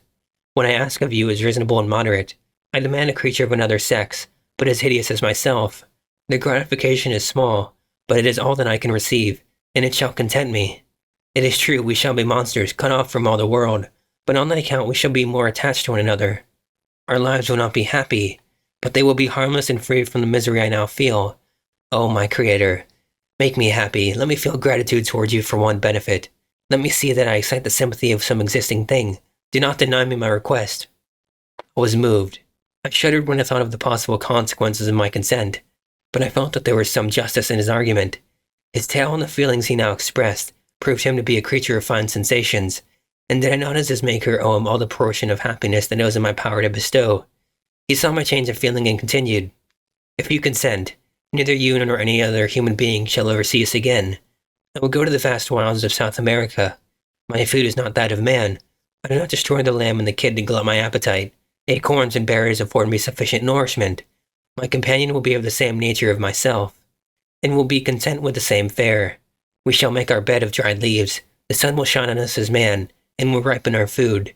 The picture represents you as peaceful and human, and you must feel that you can deny it only in the wetness of power and cruelty. Pitiless as you have been toward me, I now see compassion in your eyes.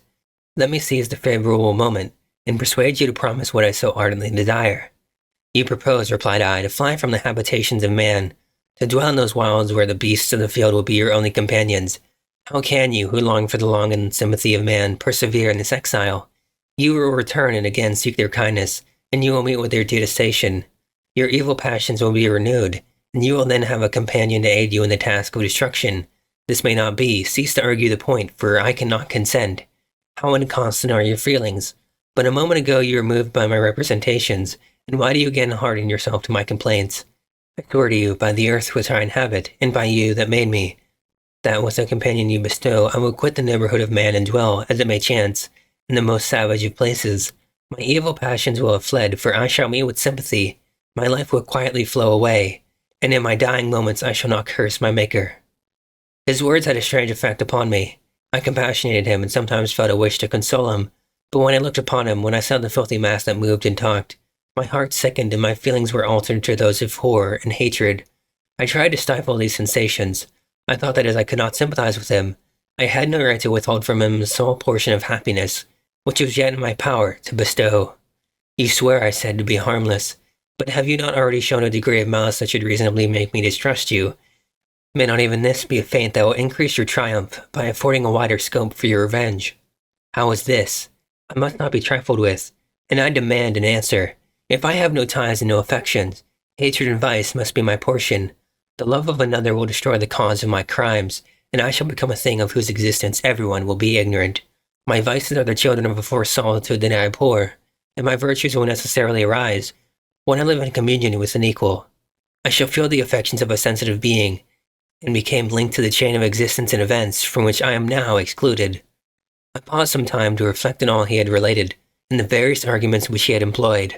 I thought of the promise of virtues which he had displayed on the opening of his existence, and the subsequent blight of all kindly feeling by the loathing and scorn which his protectors had manifested towards him. His power and threats were not omitted in my calculations. A creature who could exist in the ice caves of the glaciers, and hide himself from pursuit among the ridges of inaccessible precipices, was a being possessing faculties it would be vain to cope with. After a long pause of reflection, I concluded that the justice due both to him and my fellow creatures demanded of me that I should comply with his request. Turning to him, therefore, I said, "I consent to your demand, on your solemn oath to quit Europe forever, and every other place in the neighborhood of man, as soon as I shall deliver into your hands a female who will accompany you in your exile." "I swear," he cried, "by the sun and by the blue sky of heaven, and by the fire of love that burns my heart, that if you grant my prayer, while they exist, you shall never behold me again. Depart to your home and commence your labors. I shall watch their progress with unutterable anxiety, and fear not but that when you are ready, I shall appear." Saying this, he suddenly quitted me, fearful perhaps of any change in my sentiments. I saw him descend the mountain with greater speed than the flight of an eagle, and quickly lost among the undulations of the sea of ice. His tail had occupied the whole day, and the sun was upon the verge of the horizon when he departed. I knew that I ought to hasten my descent towards the valley, as I should soon be encompassed in darkness, but my heart was heavy and my steps slow. The labor of winding among the little paths of the mountain, and fixing my feet firmly as I advanced, perplexed me, occupied as I was by the emotions which the occurrences of the day had produced. Night was far advanced when I came to the halfway resting place, and seated myself beside the fountain. The stars shone at intervals as the clouds passed from over them. The dark pines rose before me, and every here and there a broken tree lay on the ground. It was a scene of wonderful solemnity, and stirred strange thoughts within me. I wept bitterly, and clasping my hands in agony, I exclaimed, "Oh, stars and clouds and winds, ye are all about to mock me. If you really pity me, crush sensation and memory, let me become as naught. But if not, depart, depart, and leave me in darkness. These were wild and miserable thoughts, but I cannot describe to you how the eternal twinkling of the stars weighed upon me. And how I listened to every blast of wind, as if it were a dull, ugly sirocco on its way to consume me. Morning dawned before I arrived at the village of Chimuni. I took no rest, but returned immediately to Geneva. Even in my own heart I can give no expression to my sensations. They weighed on me with a mountain's weight, and their excess destroyed my agony beneath them. Thus I returned home, and entering the house, presented myself to the family. My haggard and wild appearance awoke intense alarm, but I answered no question, scarcely did I speak. I felt as if I was placed under a ban, as if I had no right to claim their sympathies, as if never more might I enjoy companionship with them. Yet even thus, I loved them to adoration, and to save them, I resolved to dedicate myself to my most abhorred task.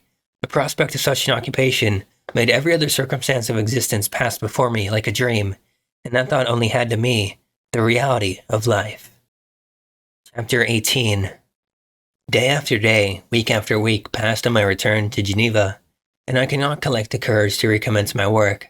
I feared the vengeance of the disappointed fiend, yet I was unable to overcome my repugnance to the task which was enjoined me. I found that I could not compose a female without again devoting several months to profound study and laborious disquisition. I had heard of some discoveries having been made by an English philosopher, the knowledge of which was material to my success, and I sometimes thought of obtaining my father's consent to visit England for this purpose, but I clung to every pretense of delay and shrank from taking the first step in an undertaking whose immediate necessity began to appear less absolute to me. The change indeed had taken place in me. My health, which had hitherto declined, was now much restored, and my spirits, when unchecked by the memory of my unhappy promise, rose proportionately. My father saw this change with pleasure, and he turned his thoughts towards the best method of eradicating the remains of my melancholy, which every now and then would return by fits, and with a devouring blackness overcast the approaching sunshine. At these moments I took refuge in the most perfect solitude. I passed whole days on the lake alone, in a little boat, watching the clouds and listening to the rippling of the waves, silent and listless. But the fresh air and bright sun seldom failed to restore me to some degree of composure, and on my return, I met the salutations of my friends with a readier smile and a more cheerful heart. It was after my return from one of these rambles that my father, calling me aside, thus addressed me. "I am happy to remark, my dear son, that you have resumed your former pleasures and seem to be returning to yourself. And yet, you are still unhappy, and still avoid our society. For some time I was lost in conjecture as to the cause of this, but yesterday an idea struck me, and if it is well founded, I conjure you to avow it. Reserve on such a point would be not only useless, but draw down treble misery on us all." I trembled violently as at an exordium, and my father continued, "I confess, my son, that I have always looked forward to your marriage with our dear Elizabeth as the tie of our domestic comfort and the stay of my declining years. You were attached to each other from your earliest infancy. You studied together and appeared, in dispositions and tastes, entirely suited to one another. But so blind is the experience of man that what I conceived to be the best assistance to my plan may have entirely destroyed it. You perhaps regard her as your sister, without any wish that she might become your wife. Nay, you may have met with another whom you love, and considering yourself as bound in honor to Elizabeth, the struggle may occasion the poignant misery which you appear to feel. My dear father, reassure yourself. I love my cousin tenderly and sincerely. I never saw any woman who excited, as Elizabeth does, my warmest admiration and affection. My future hopes and prospects are entirely bound up in the expectation of our union. The expression of your sentiments of this subject, my dear Victor, gives me more pleasure than I have for some time experienced. If you feel thus, we shall assuredly be happy. However, present events may cast a gloom over us, but it is this gloom which appears to have taken so strong a hold of your mind that I wish to dissipate. Tell me, therefore, whether you object to an immediate solemnization of the marriage. We have been unfortunate, and recent events have drawn us from that everyday tranquility befitting my years and infirmities. You are younger, yet I do not suppose, possessed as you are of a competent fortune, that an early marriage would at all interfere with any future plans of honor and utility that you may have formed. Do not suppose, however, that I wish to dictate happiness to you, or that a delay on your part would cause me any serious uneasiness. Interpret my words with candor and answer me, I conjure you, with confidence and sincerity." I listened to my father in silence and remained for some time incapable of offering any reply. I revolved rapidly in my mind a multitude of thoughts, and endeavored to arrive at some conclusion. Alas, to me the idea of an immediate union with my Elizabeth was one of horror and dismay. I was bound by a solemn promise which I had not yet fulfilled, and dared not break, or if I did, what manifold miseries might not impend over me and my devoted family. Could I enter into a festival with this deadly weight yet hanging round my neck and bowing me to the ground? I must perform my engagement, and let the monster part with his mate before I allowed myself to enjoy the delight of a union from which I expected peace. I remembered also the necessity imposed upon me of either journeying to England or entering into a long correspondence with those philosophers of that country whose knowledge and discoveries were of indispensable use to me in my present undertaking. The latter method of obtaining the desired intelligence was dilatory and unsatisfactory.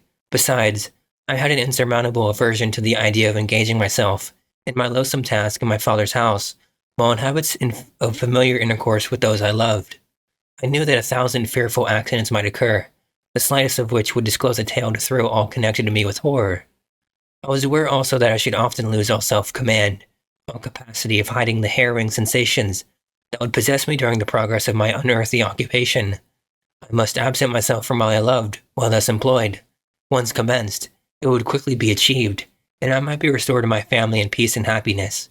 My promise fulfilled, the monster would depart forever, or, so my fond fancy imaged, some accident might meanwhile occur to destroy him, and put an end to my slavery forever. These feelings dictated my answer to my father. I expressed a wish to visit England, but concealing the true reasons of this request, I clothed my desires under a guise which excited no suspicion, while I urged my desire with an earnestness that easily induced my father to comply.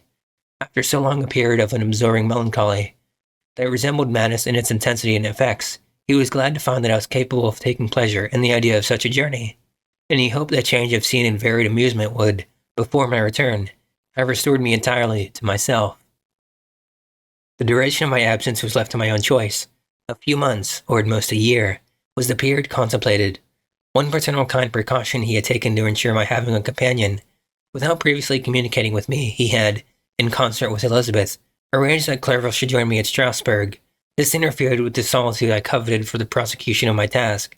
Yet at the commencement of my journey, the presence of my friend could in no way be an impediment, and truly I rejoiced that thus I should be saved many hours of lonely, maddening reflection. Nay, Henry might stand between me and the intrusion of my foe. If I were alone, would he not at times force his abhorred presence on me, to remind me of my task, or to contemplate its progress? To England, therefore, I was bound, and it was understood that my union with Elizabeth should take place immediately on my return. My father's age rendered him extremely averse to delay. For myself, there was one reward I promised myself for my detested toils, one consolation for my unparalleled sufferings. It was the prospect of that day when, enfranchised from my miserable slavery, I might claim Elizabeth and forget the past in my union with her. I now made arrangements for my journey, but one feeling haunted me which filled me with fear and agitation. During my absence I should leave my friends unconscious of the existence of their enemy, and unprotected from his attacks, exasperated as he might be by my departure. But he had promised to follow me wherever I might go, and would he not accompany me to England? This imagination was dreadful in itself, but soothing inasmuch as it supposed the safety of my friends. I was agonized with the idea of the possibility that the reverse of this might happen, but through the whole period during which I was a slave of my creature, I allowed myself to be governed by the impulses of the moment, and my present sensation strongly intimated that the fiend would follow me and exempt my family from the danger of his machinations. It was in the latter end of September that I again quitted my native country. My journey had been my own suggestion, and Elizabeth therefore acquiesced, but she was filled with disquiet at the idea of my suffering, away from her, the inroads of misery and grief. It had been her care which provided me a companion in Clerval, and yet a man is blind to 1,000 minute circumstances which call forth a woman's sedulous attention. She longed to bid me hasten my return. 1,000 conflicting emotions rendered her mute, as she bade me a tearful, silent farewell. I threw myself into the carriage that was to convey me away, hardly knowing whither I was going, and careless of what was passing around. I remembered only, and it was with a bitter anguish that I reflected on it, to order that my chemical instruments should be packed to go with me. Filled with dreary imaginations, I passed through many beautiful and majestic scenes, but my eyes were fixed and unobserving. I could only think of the bourne of my travels and the work which was to occupy me whilst they endured. After some days spent in listless indolence, during which I traversed many leagues, I arrived at Strasbourg, where I waited 2 days for Clerval. He came. Alas, how great was the contrast between us! He was alive to every new scene, joyful when he saw the beauties of the setting sun, and more happy when he beheld it rise and recommence a new day. He pointed out to me the shifting colors of the landscape and the appearances of the sky. "This is what it is to live," he cried. "How I enjoy existence! But you, my dear Frankenstein, wherefore are you desponding and sorrowful?" In truth, I was occupied by gloomy thoughts, and neither saw the descent of the evening star, nor the golden sunrise reflected in the Rhine. And you, my friend, would be far more amused with the journey of Clerval, who observed the scenery with an eye of feeling and delight, than in listening to my reflections. I, a miserable wretch, haunted by a curse that shut up every avenue to enjoyment. We had agreed to descend the Rhine in a boat from Strasbourg to Rotterdam, whence we might take shipping for London. During this voyage we passed many willowy islands and saw several beautiful towns. We stayed a day at Mannheim, and on the 5th from our departure from Strasbourg, arrived at Mainz. The course of the Rhine below Mainz becomes much more picturesque. The river descends rapidly and winds between hills, not high but steep, and of beautiful forms. We saw many ruined castles standing on the edges of precipices, surrounded by black woods, high and inaccessible. This part of the Rhine indeed presents a singularly variegated landscape. In one spot you view rugged hills, ruined castles overlooking tremendous precipices, with the dark Rhine rushing beneath, and on the southern turn of a promontory, flourishing vineyards with green sloping banks, and a meandering river and populous towns occupy the scene.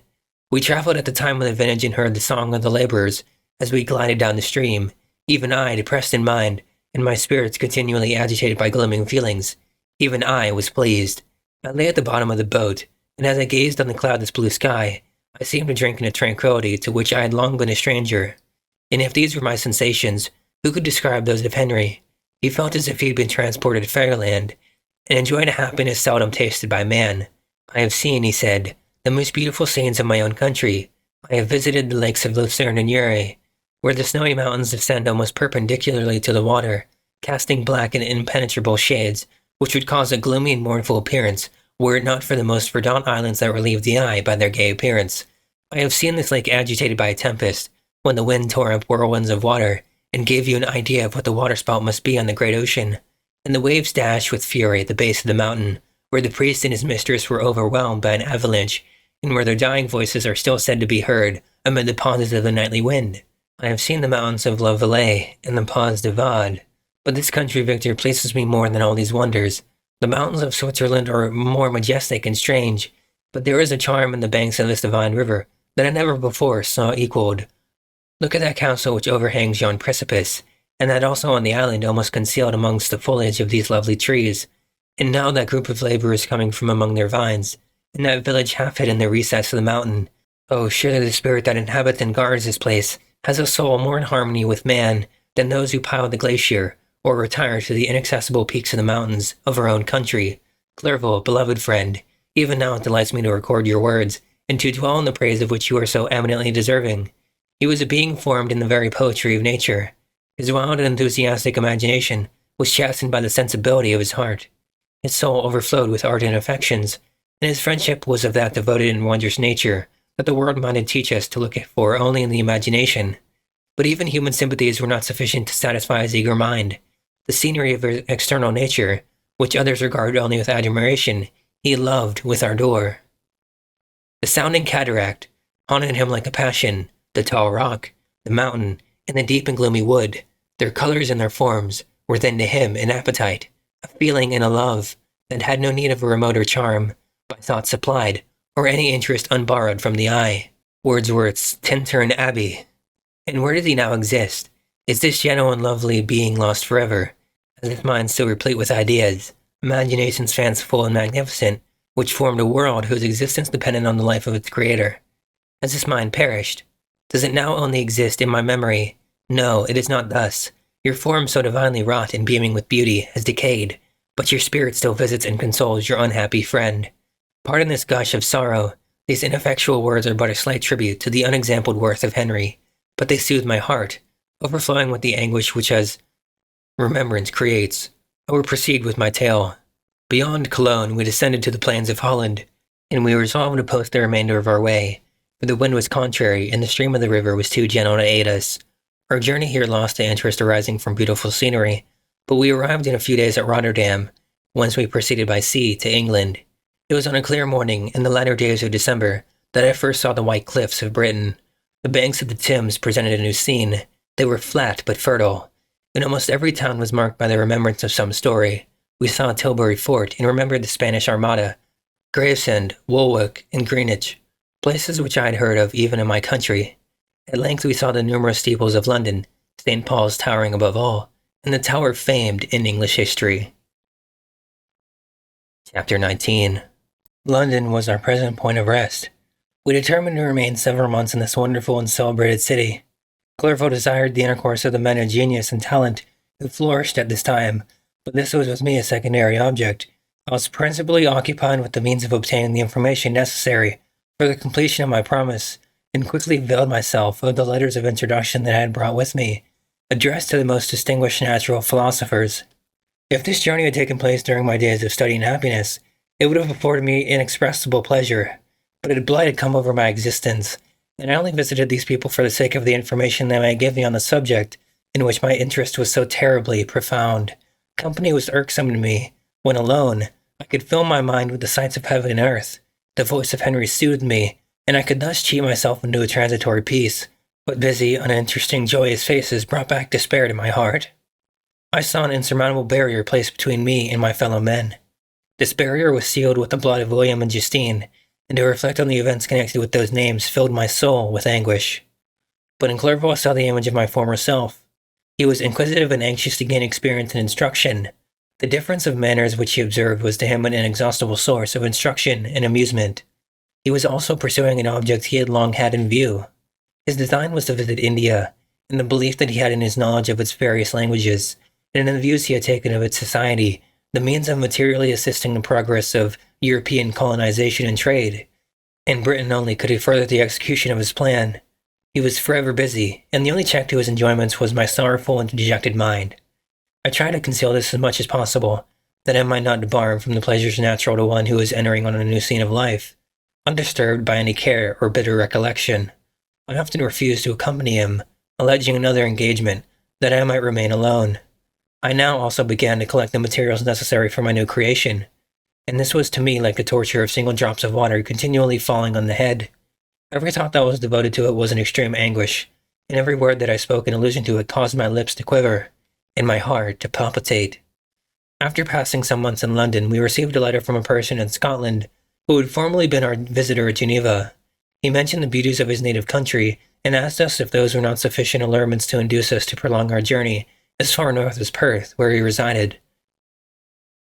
Clerval eagerly desired to accept this invitation, and I, although I abhorred society, wished to view again mountains and streams, and all the wondrous works with which nature adorns her chosen dwelling places. We had arrived in England at the beginning of October, and it was now February. We accordingly determined to commence our journey towards the north at the expiration of another month. In this expedition we did not intend to follow the great word to Edinburgh, but to visit Windsor, Oxford, Matlock, and the Cumberland Lakes, resolving to arrive at the completion of this tour at the end of July. I packed out my chemical instruments and the materials I had collected, resolving to finish my labors in some obscure nook in the northern highlands of Scotland. We quitted London on the 27th of March, and remained a few days at Windsor, rambling in its beautiful forest. This was a new scene to us mountaineers. The majestic oaks, the quantity of game, and the herds of stately deer were all novelties to us. From thence we proceeded to Oxford. As we entered the city, our minds were filled with a remembrance of the events that had been transacted there more than a century and a half before. It was here that Charles I had collected his forces. The city remained faithful to him, after the whole nation had forsaken his cause to join the standard of Parliament and liberty. The memory of that unfortunate king and his companions, the amiable Falkland, the insolent Goring, his queen and son, gave a peculiar interest to every part of the city, which they might be supposed to have inhabited. The spirit of elder days found a dwelling here, and we delighted to trace its footsteps. If these feelings had not found an imaginary gratification, the appearance of the city had yet in itself sufficient beauty to obtain our admiration. The colleges are ancient and picturesque, the streets are almost magnificent, and the lovely Isis which flows beside it through meadows of exquisite verdure is spread forth into a placid expanse of waters, which reflects its majestic assemblage of towers, and spires, and domes, embosomed among aged trees. I enjoyed this scene, and yet my enjoyment was embittered both by the memory of the past and the anticipation of the future. I was formed for peaceful happiness. During my youthful days, discontent never visited my mind, and if I was ever overcome by ennui, the sight of what is beautiful in nature, or the study of what is excellent and sublime in the productions of man, could always interest my heart and communicate elasticity to my spirits. But I am a blasted tree, the bolt has entered my soul, and I felt then that I should survive to exhibit what I shall soon cease to be, a miserable spectacle of wrecked humanity, pitiable to others, and intolerable to myself.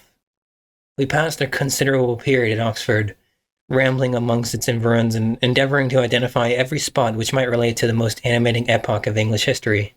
Our little voyages of discovery were often prolonged by the successive objects that presented themselves.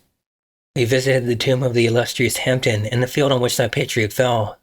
For a moment my soul was elevated by its debasing and miserable fears, to contemplate the divine ideas of liberty and self-sacrifice of which these sites were the monuments and their remembrancers. For an instant I dared to shake off my chains and look around me with a free and lofty spirit, but the iron had eaten into my flesh, and I sank again, trembling and hopeless, into my miserable self.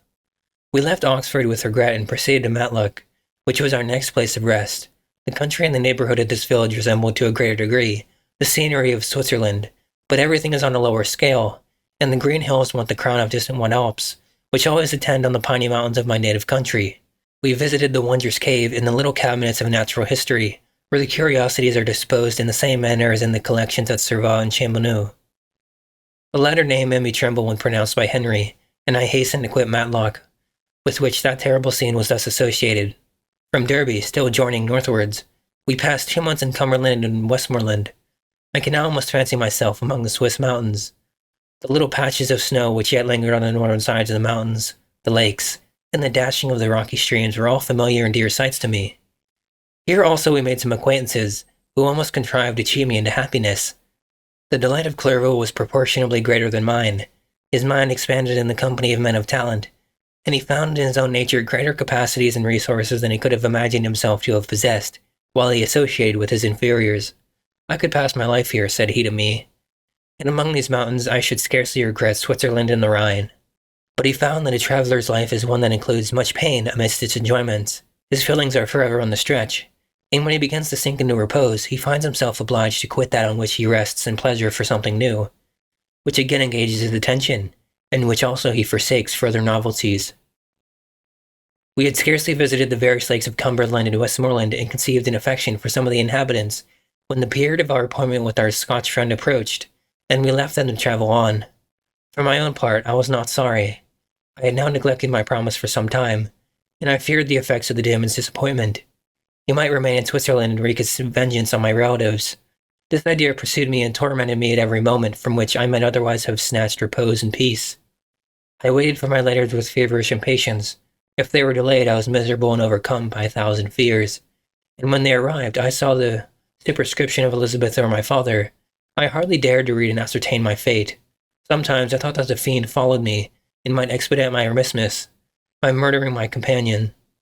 When these thoughts possessed me, I would not quit Henry for a moment, but followed him as his shadow, to protect him from the fancied rage of his destroyer.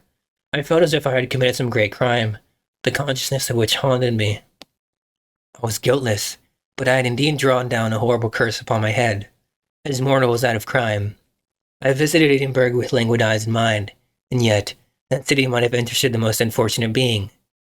Clerval did not like it as so well as Oxford, for the antiquity of the latter city was more pleasing to him, but the beauty and regularity of the new town in Edinburgh, its romantic castle and its environs, the most delightful in the world, Arthur's Seat, St. Bernard's Well, and the Pentland Hills compensated him for the change and filled him with cheerfulness and admiration, but I was impatient to arrive at the termination of my journey.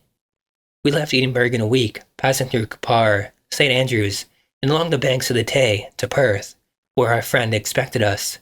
But I was in no mood to laugh and talk with strangers, or enter into their feelings or plans, with the good humor expected from a guest, and accordingly I told Clerval that I wished to make the tour of Scotland alone. "Do you," said I, "enjoy yourself, and let this be our rendezvous. I may be absent a month or two, but do not interfere with my motions, I entreat you. Leave me to peace and solitude for a short time, and when I return, I hope you will be with a lighter heart, more congenial to your own temper." Henry wished to dissuade me, but seeing me bent on this plan, ceased to remonstrate. He entitled me to write often. "I'd rather be with you," he said, "in your solitary rambles, and with these Scotch people whom I do not know, hasten then, my dear friend, to return, that I may again feel myself somewhat at home, which I cannot do in your absence. Having parted from my friend, I determined to visit some remote spot of Scotland and finish my work in solitude. I did not doubt but that the monster followed me, and would discover himself to me when I should have finished, that he might receive his companion. But with this resolution I traversed the northern highlands, and fixed on one of the remotest of the Orkneys as the scene of my labours. It was a place fitted for such a work, being hardly more than a rock whose high sides were continually beaten upon by the waves. The soil was barren, scarcely affording pasture for a few miserable cows, and oatmeal for its inhabitants, which consisted of 5 persons, whose gaunt and scraggly limbs gave tokens of their miserable fare.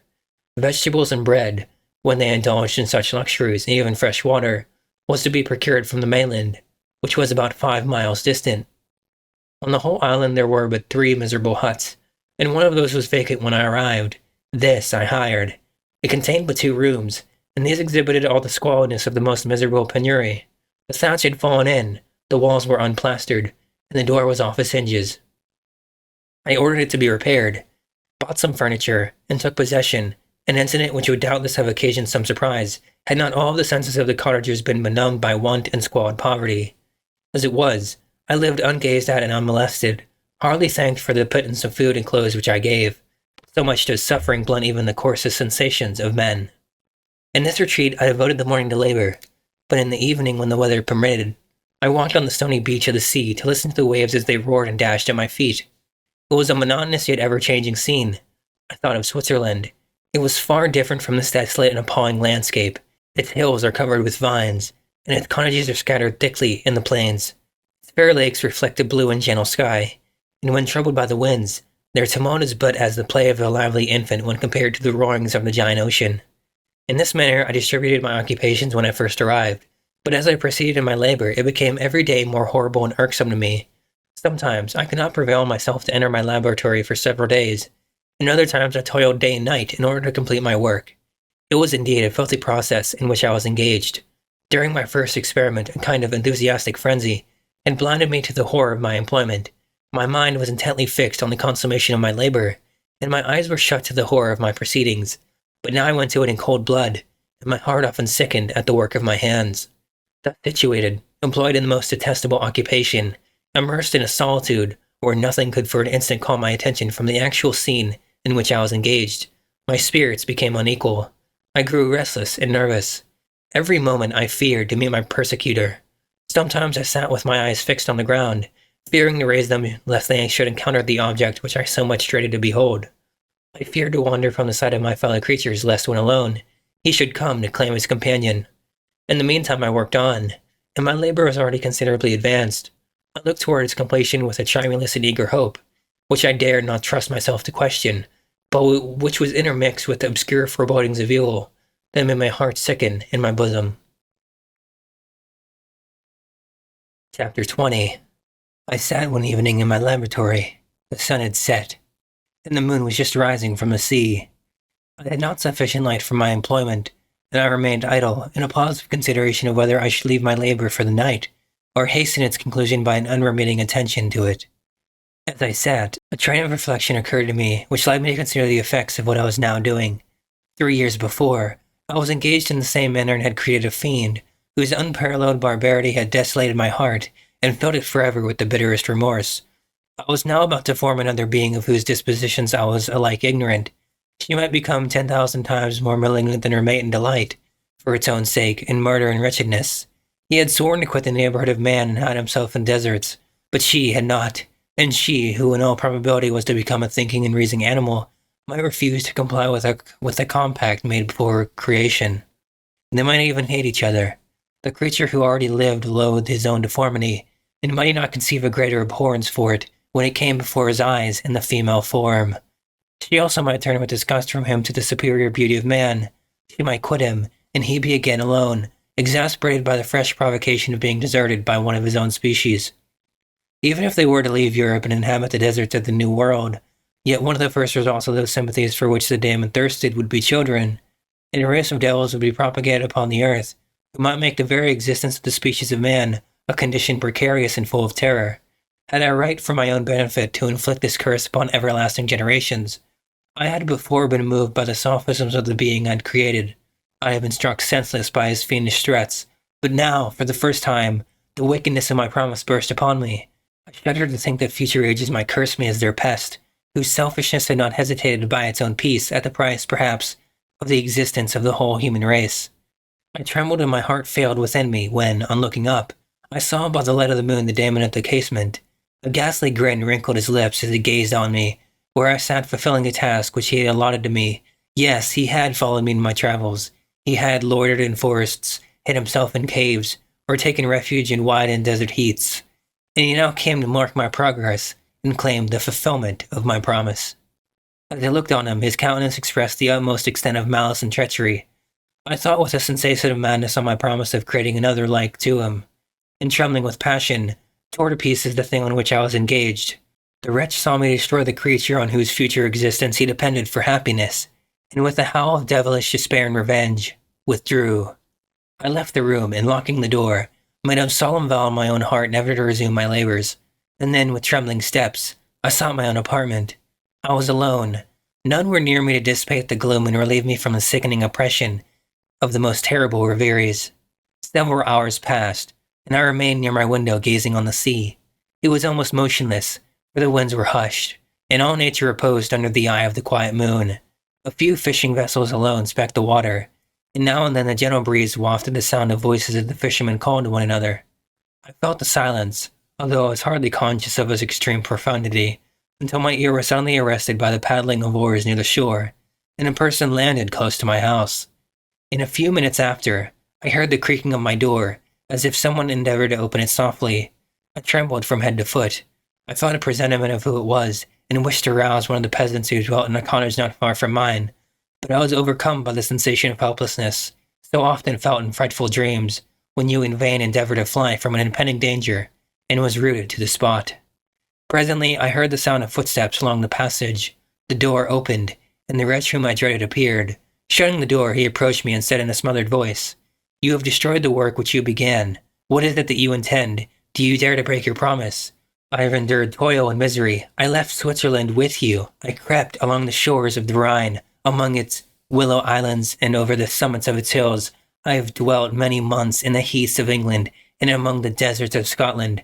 I have endured incalculable fatigue and cold and hunger. Do you dare destroy my hopes? Begone! I do break my promise. Never will I create another like yourself, equal in deformity and wickedness. Slave, I before reasoned with you, but you have proved yourself unworthy of my condescension. Remember that I have power. You believe yourself miserable, but I can make you so wretched that the light of day will be hateful to you. You are my creator, but I am your master. Obey. The hour of my irresolution is past, and the period of your power is arrived. Your threats cannot move me to do an act of wickedness, but they confirm me in a determination of not creating you a companion in vice. Shall I, in cold blood, set loose upon the earth a daemon whose delight is in death and wretchedness? Begone! I am firm, and your words will only exasperate my rage." The monster saw my determination in my face, and gnashed his teeth in the impotence of anger. "Shall each man," cried he, "find a wife for his bosom, and each beast have his mate, and I be alone?" I had feelings of affection, and they were requited by detestation and scorn. Man, you may hate, but beware. Your hours will pass in dread and misery, and soon the bolt will fall which must ravish from you your happiness forever. Are you to be happy while I grovel in the intensity of my wretchedness? You can blast my other passions, but revenge remains, revenge henceforth dearer than lighter food. I may die, but first you, my tyrant and tormentor, shall curse the sun that gazes on your misery. Beware, for I am fearless and therefore powerful. I will watch with the wiliness of a snake, that I may sting with its venom. Man, you shall repent of the injuries you inflict. Devil, cease, and do not poison the air with these sounds of malice. I have declared my resolution to you, and I am no coward to bend beneath words. Leave me. I am inexorable. It is well. I go. But remember, I shall be with you on your wedding night. I started forward and exclaimed, "Villain, before you sign my death warrant, be sure that you are yourself safe." I would have seized him, but he eluded me and quitted the house with precipitation. In a few moments I saw him in his boat, which shot across the rivers with an arrowy swiftness, and was soon lost amidst the waves. All was again silent, but his words rang in my ears. I burned with rage to pursue the murderer of my peace and precipitate him into the ocean. I walked up and down my room hastily and perturbed, while my imagination conjured up 1,000 images to torment and sting me. Why had I not followed him and closed with him in mortal strife? But I had suffered him to depart, and he had directed his course towards the mainland. I shuddered to think he might be the next victim sacrificed to his insatiate revenge. And then I thought again of his words, "I will be with you on your wedding night." That then was the period fixed for the fulfillment of my destiny. In that hour I should die, and at once satisfy and extinguish his malice. The prospect did not move me to fear, yet when I thought of my beloved Elizabeth, of her tears and endless sorrow, when she should find her lover so barbarously snatched from her, tears, the first I had shed for many months, streamed from my eyes, and I resolved not to fall before my enemy without a bitter struggle. The night passed away, and the sun rose from the ocean. My feelings became calmer, if it may be called calmness when the violence of rage sinks into the depths of despair. I left the house, the horrid scene of the last night's contention, and walked on the beach of the sea, which I almost regarded as an insuperable barrier between me and my fellow creatures. Nay, a wish that such should prove that fact stole from me. I desired that I might pass my life onto that barren rock, wearily, it is true, but uninterrupted by any sudden shock of misery. If I returned, it was to be sacrificed or to see those whom I most loved die under the grasp of a demon whom I had myself created. I walked about the isle like a restless spectre, separated from all it loved and miserable in the separation. When it became noon and the sun rose higher, I lay down on the grass and was overpowered by a deep sleep. I had been awake the whole of the preceding night. My nerves were agitated, and my eyes inflamed by watching and misery. The sleep into which I now sank refreshed me, and when I awoke, I again felt as if I belonged to a race of human beings like myself, and I began to reflect upon what had passed with greater composure. Yet still the words of the fiend rang in my ears like a death knell. They appeared like a dream, yet distinct and oppressive as a reality. The sun had far descended, and I still sat on the shore, satisfying my appetite, which had become ravenous with an oaten cake, when I saw a fishing boat land close to me, and one of the men brought me a packet. It contained letters from Geneva, and one from Clerval entreating me to join him. He said that he was wearing away his time fruitlessly where he was, that letters from the friends he had formed in London desired his return to complete the negotiation they had entered into for his Indian enterprise. He could not any longer delay his departure, but as his journey to London might be followed even sooner than he now conjectured by his longer voyage, he entreated me to bestow as much of my society on him as I could spare. He besought me, therefore, to leave my solitary isle and to meet him at Perth, that we might proceed southwards together. This letter in a degree recalled me to life, and I determined to quit my island at the expiration of 2 days. Yet before I departed there was a task to perform, on which I shuddered to reflect. I must pack up my chemical instruments, and for that purpose I must enter the room which had been the scene of my odious work, and I must handle those utensils the sight of which was sickening to me. The next morning at daybreak I summoned sufficient courage and unlocked the door of my laboratory. The remains of the half-finished creature whom I had destroyed lay scattered on the floor, and I almost felt as if I had mangled the living flesh of a human being. I paused to collect myself and then entered the chamber. With trembling hand I conveyed the instruments out of the room, but I reflected that I ought not to leave the relics of my work to excite the horror and suspicion of the peasants, and I accordingly put them into a basket with a great quantity of stones, and, laying them up, determined to throw them into the sea that very night. And in the meantime I sat upon the beach, employed in cleaning and arranging my chemical apparatus. Nothing could be more complete than the alteration that had taken place in my feelings since the night of the appearance of the daemon. I had before regarded my promise with a gloomy despair as a thing that, with whatever consequences, must be fulfilled, but I now felt as if a film had been taken from before my eyes, and that I, for the first time, saw it clearly. The idea of renewing my labors did not for one instant occur to me. The threat I had heard weighed on my thoughts, but I did not reflect that a voluntary active mind could avert it. I had resolved in my own mind that to create another like the fiend I had first made would be an act of the basest and most atrocious selfishness, and I banished from my mind every thought that could lead to a different conclusion. Between 2 and 3 in the morning the moon rose, and I then, putting my basket aboard a little skiff, sailed out about 4 miles from the shore. The scene was perfectly solitary. A few boats were returning towards land, but I sailed away from them. I felt as if I was about the commission of a dreadful crime, and avoided with shuddering anxiety any encounter with my fellow creatures. At one time the moon, which had before been clear, was suddenly overspread by a thick cloud, and I took advantage of the moment of darkness and cast my basket into the sea. I listened to the gurgling sound as it sank, and then sailed away from the spot. The sky became clouded, but the air was pure, although chilled by the northeast breeze that was then rising. But it refreshed me and filled me with such agreeable sensations that I resolved to prolong my stay on the water, and fixing the rudder in a direct position, stretched myself at the bottom of the boat. Clouds hid the moon, everything was obscure, and I heard only the sound of the boat as its keel cut through the waves. The murmur lulled me, and in a short time I slept soundly.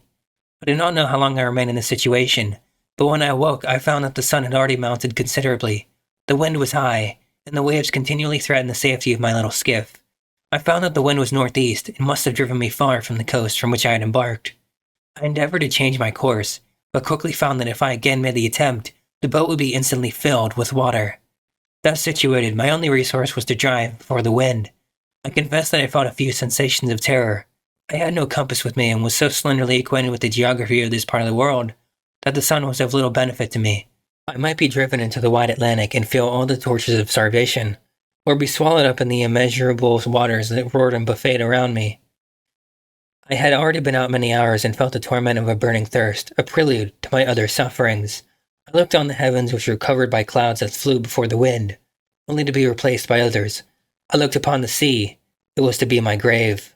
"Fiend," I exclaimed, "your task is already fulfilled."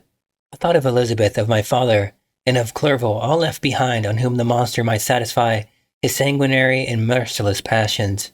This idea plunged me into a reverie so despairing and frightful that even now, when the scene is on the point of closing before me forever, I shudder to reflect on it. Some hours passed thus, but by degrees, as the sun declined towards the horizon, the wind died away into a gentle breeze, and the sea became free from breakers. But these gave place to a heavy swell. I felt sick and hardly able to hold the rudder, when suddenly I saw a line of high land towards the south. As spent as I was by fatigue and the dreadful suspense I endured for several hours, the sudden certainty of life rushed like a flood of warm joy to my heart, and tears gushed from my eyes. How mutable are our feelings, and how strange is that clinging love we have of life, even in the excess of misery. I constructed another sail with a part of my dress, and eagerly steered my course toward the land. It had a wild and rocky appearance, but as I approached nearer, I easily perceived the traces of cultivation. I saw vessels near the shore, and found myself suddenly transported back to the neighborhood of civilized man. I carefully traced the windings of the land, and hailed a steeple which I at length saw issuing from behind a small promontory. As I was in a state of extreme debility, I resolved to sail directly towards the town, at a place where I could most easily procure nourishment. Fortunately, I had money with me. As I turned the promontory, I perceived a small neat town and a good harbor, which I entered, my heart bounding with joy at my unexpected escape. As I was occupied in fixing the boat and arranging the sails, several people crowded towards the spot. They seemed much surprised at my appearance, but instead of offering me any assistance, whispered together with gestures that at any other time might have produced in me a slight sensation of alarm. As it was, I merely remarked that they spoke English, and therefore I addressed them in that language. "My good friend," said I, "will you be so kind as to tell me the name of this town and inform me where I am?" "You will know that soon enough," replied a man with a hoarse voice. "Maybe you are come to a place that will not prove much to your taste, but you will not be consulted as to your quarters, I promise you." I was exceedingly surprised on receiving so rude an answer from a stranger, and I was also disconcerted on perceiving the frowning and angry countenances of his companions. "Why do you answer me so roughly?" I replied. "Surely it is not the custom of Englishmen to receive strangers so inhospitably." "I do not know," said the man, "what the custom of the English may be, but it is the custom of the Irish to hate villains." While this strange dialogue continued, I perceived the crowd rapidly increase. Their faces expressed a mixture of curiosity and anger, which annoyed and in some sense alarmed me. I inquired the way to the inn, but no one replied. I then moved forward, and a murmuring sound arose from the crowd as they followed and surrounded me, when an ill-looking man approached, tapped me on the shoulder, and said, "Come, sir, you must follow me to Mr. Kerwin's to give an account of yourself." "Who is Mr. Kerwin? Why am I to give an account of myself? Is this not a free country?" "Aye, sir, free enough for honest folks. Mr. Kerwin is a magistrate, and you already give an account of the death of a gentleman who was found murdered here last night." The answer startled me, but I presently recovered myself. I was innocent. That could easily be proved. Accordingly, I followed my conductor in silence, and was led to one of the best houses in the town. I was ready to sink from fatigue and hunger, but being surrounded by a crowd, I thought it politic to rouse all my strength, that no physical debility might be construed into apprehension or conscious guilt. Little did I then expect the calamity that was in a few moments to overwhelm me, and extinguish in horror and despair all fear of ignominy or death. I must pause here, for it requires all my fortitude to recall the memory of the frightful events, which I am about to relate in proper detail, to my recollection. Chapter 21. I was soon introduced into the presence of the magistrate, an old benevolent man with calm and mild manners. He looked upon me, however, with some degree of severity, and then, turning towards my conductors, he asked who appeared as witnesses on this occasion. About half a dozen men came forward, and one being selected by the magistrate, he deposed that he had been out fishing the night before with his son and brother-in-law, Daniel Nugent, when about 10 o'clock they observed a strong northerly blast rising, and they accordingly put in for port. It was a very dark night, as the moon had not yet risen. They did not land at the harbor, but as they had been accustomed, at a creek about 2 miles below. He walked on first, carrying part of the fishing tackle, and his companions followed him at some distance. As he was proceeding along the sands, he struck his foot against something and fell at his length on the ground. His companions came up to assist him, and by the light of their lantern they found that he had fallen on the body of a man, who was to all appearance dead. Their first supposition was that it was the corpse of some person who had been drowned, and was thrown on shore by the waves, but on examination they found that the clothes were not wet, and even that the body was not then cold. They instantly carried it to the cottage of an old woman near the spot, and endeavored, but in vain, to restore it to life. It appeared to be a handsome young man, about 25 years of age. He had apparently been strangled, for there was no sign of any violence except a black mark of fingers on his neck. The first part of this deposition did not in the least interest me, but when the mark of the fingers was mentioned, I remembered the murder of my brother and felt myself extremely agitated. My limbs trembled, and a mist came over my eyes, which obliged me to lean on a chair for support. The magistrate observed me with a keen eye, and of course drew an unfavorable augury from my manner. The son confirmed his father's account, but when Daniel Nugent was called, he swore positively that just before the fall of his companion, he saw a boat with a single man in it, at a short distance from the shore, and as far as he could judge by the light of a few stars, it was the same boat in which I had just landed. A woman deposed that she lived near the beach and was standing at the door of her cottage, waiting for the return of the fishermen, about an hour before she heard of the discovery of the body, when she saw a boat with only one man in it push off from that part of the shore, where the corpse was afterwards found. Another woman confirmed the account of the fishermen, having brought the body into her house. It was not cold. They put it into a bed and rubbed it, and Daniel went to the town for an apothecary, but life was quite gone. Several other men were examined concerning my landing, and they agreed that with a strong north wind that had arisen during the night, it was very probable that I had beaten about for many hours, and had been obliged to return nearly to the same spot from which I had departed. Besides, they observed that it appeared I had brought the body from another place, and it was likely that as I did not appear to know the shore, I might have put into the harbor ignorant of the distance of the town from the place where I had deposited the corpse. Mr. Clerval, on hearing this evidence, desired that I should be taken into the room where the body lay, for interment, that it might be observed what effect the sight of it would produce upon me. This idea was probably suggested by the extreme agitation I had exhibited when the mode of the murder had been described. I was accordingly conducted by the magistrate and several other persons to the inn. I could not help being struck by the strange coincidences that had taken place during this eventful night, but knowing that I had been conversing with several persons in the island where I had inhabited about the time that the body had been found, I was perfectly tranquil as to the consequences of the affair. I entered the room where the corpse lay and was led up to the coffin. How can I describe my sensations on beholding it? I feel yet parched with horror, nor can I reflect on that terrible moment without shuddering in agony.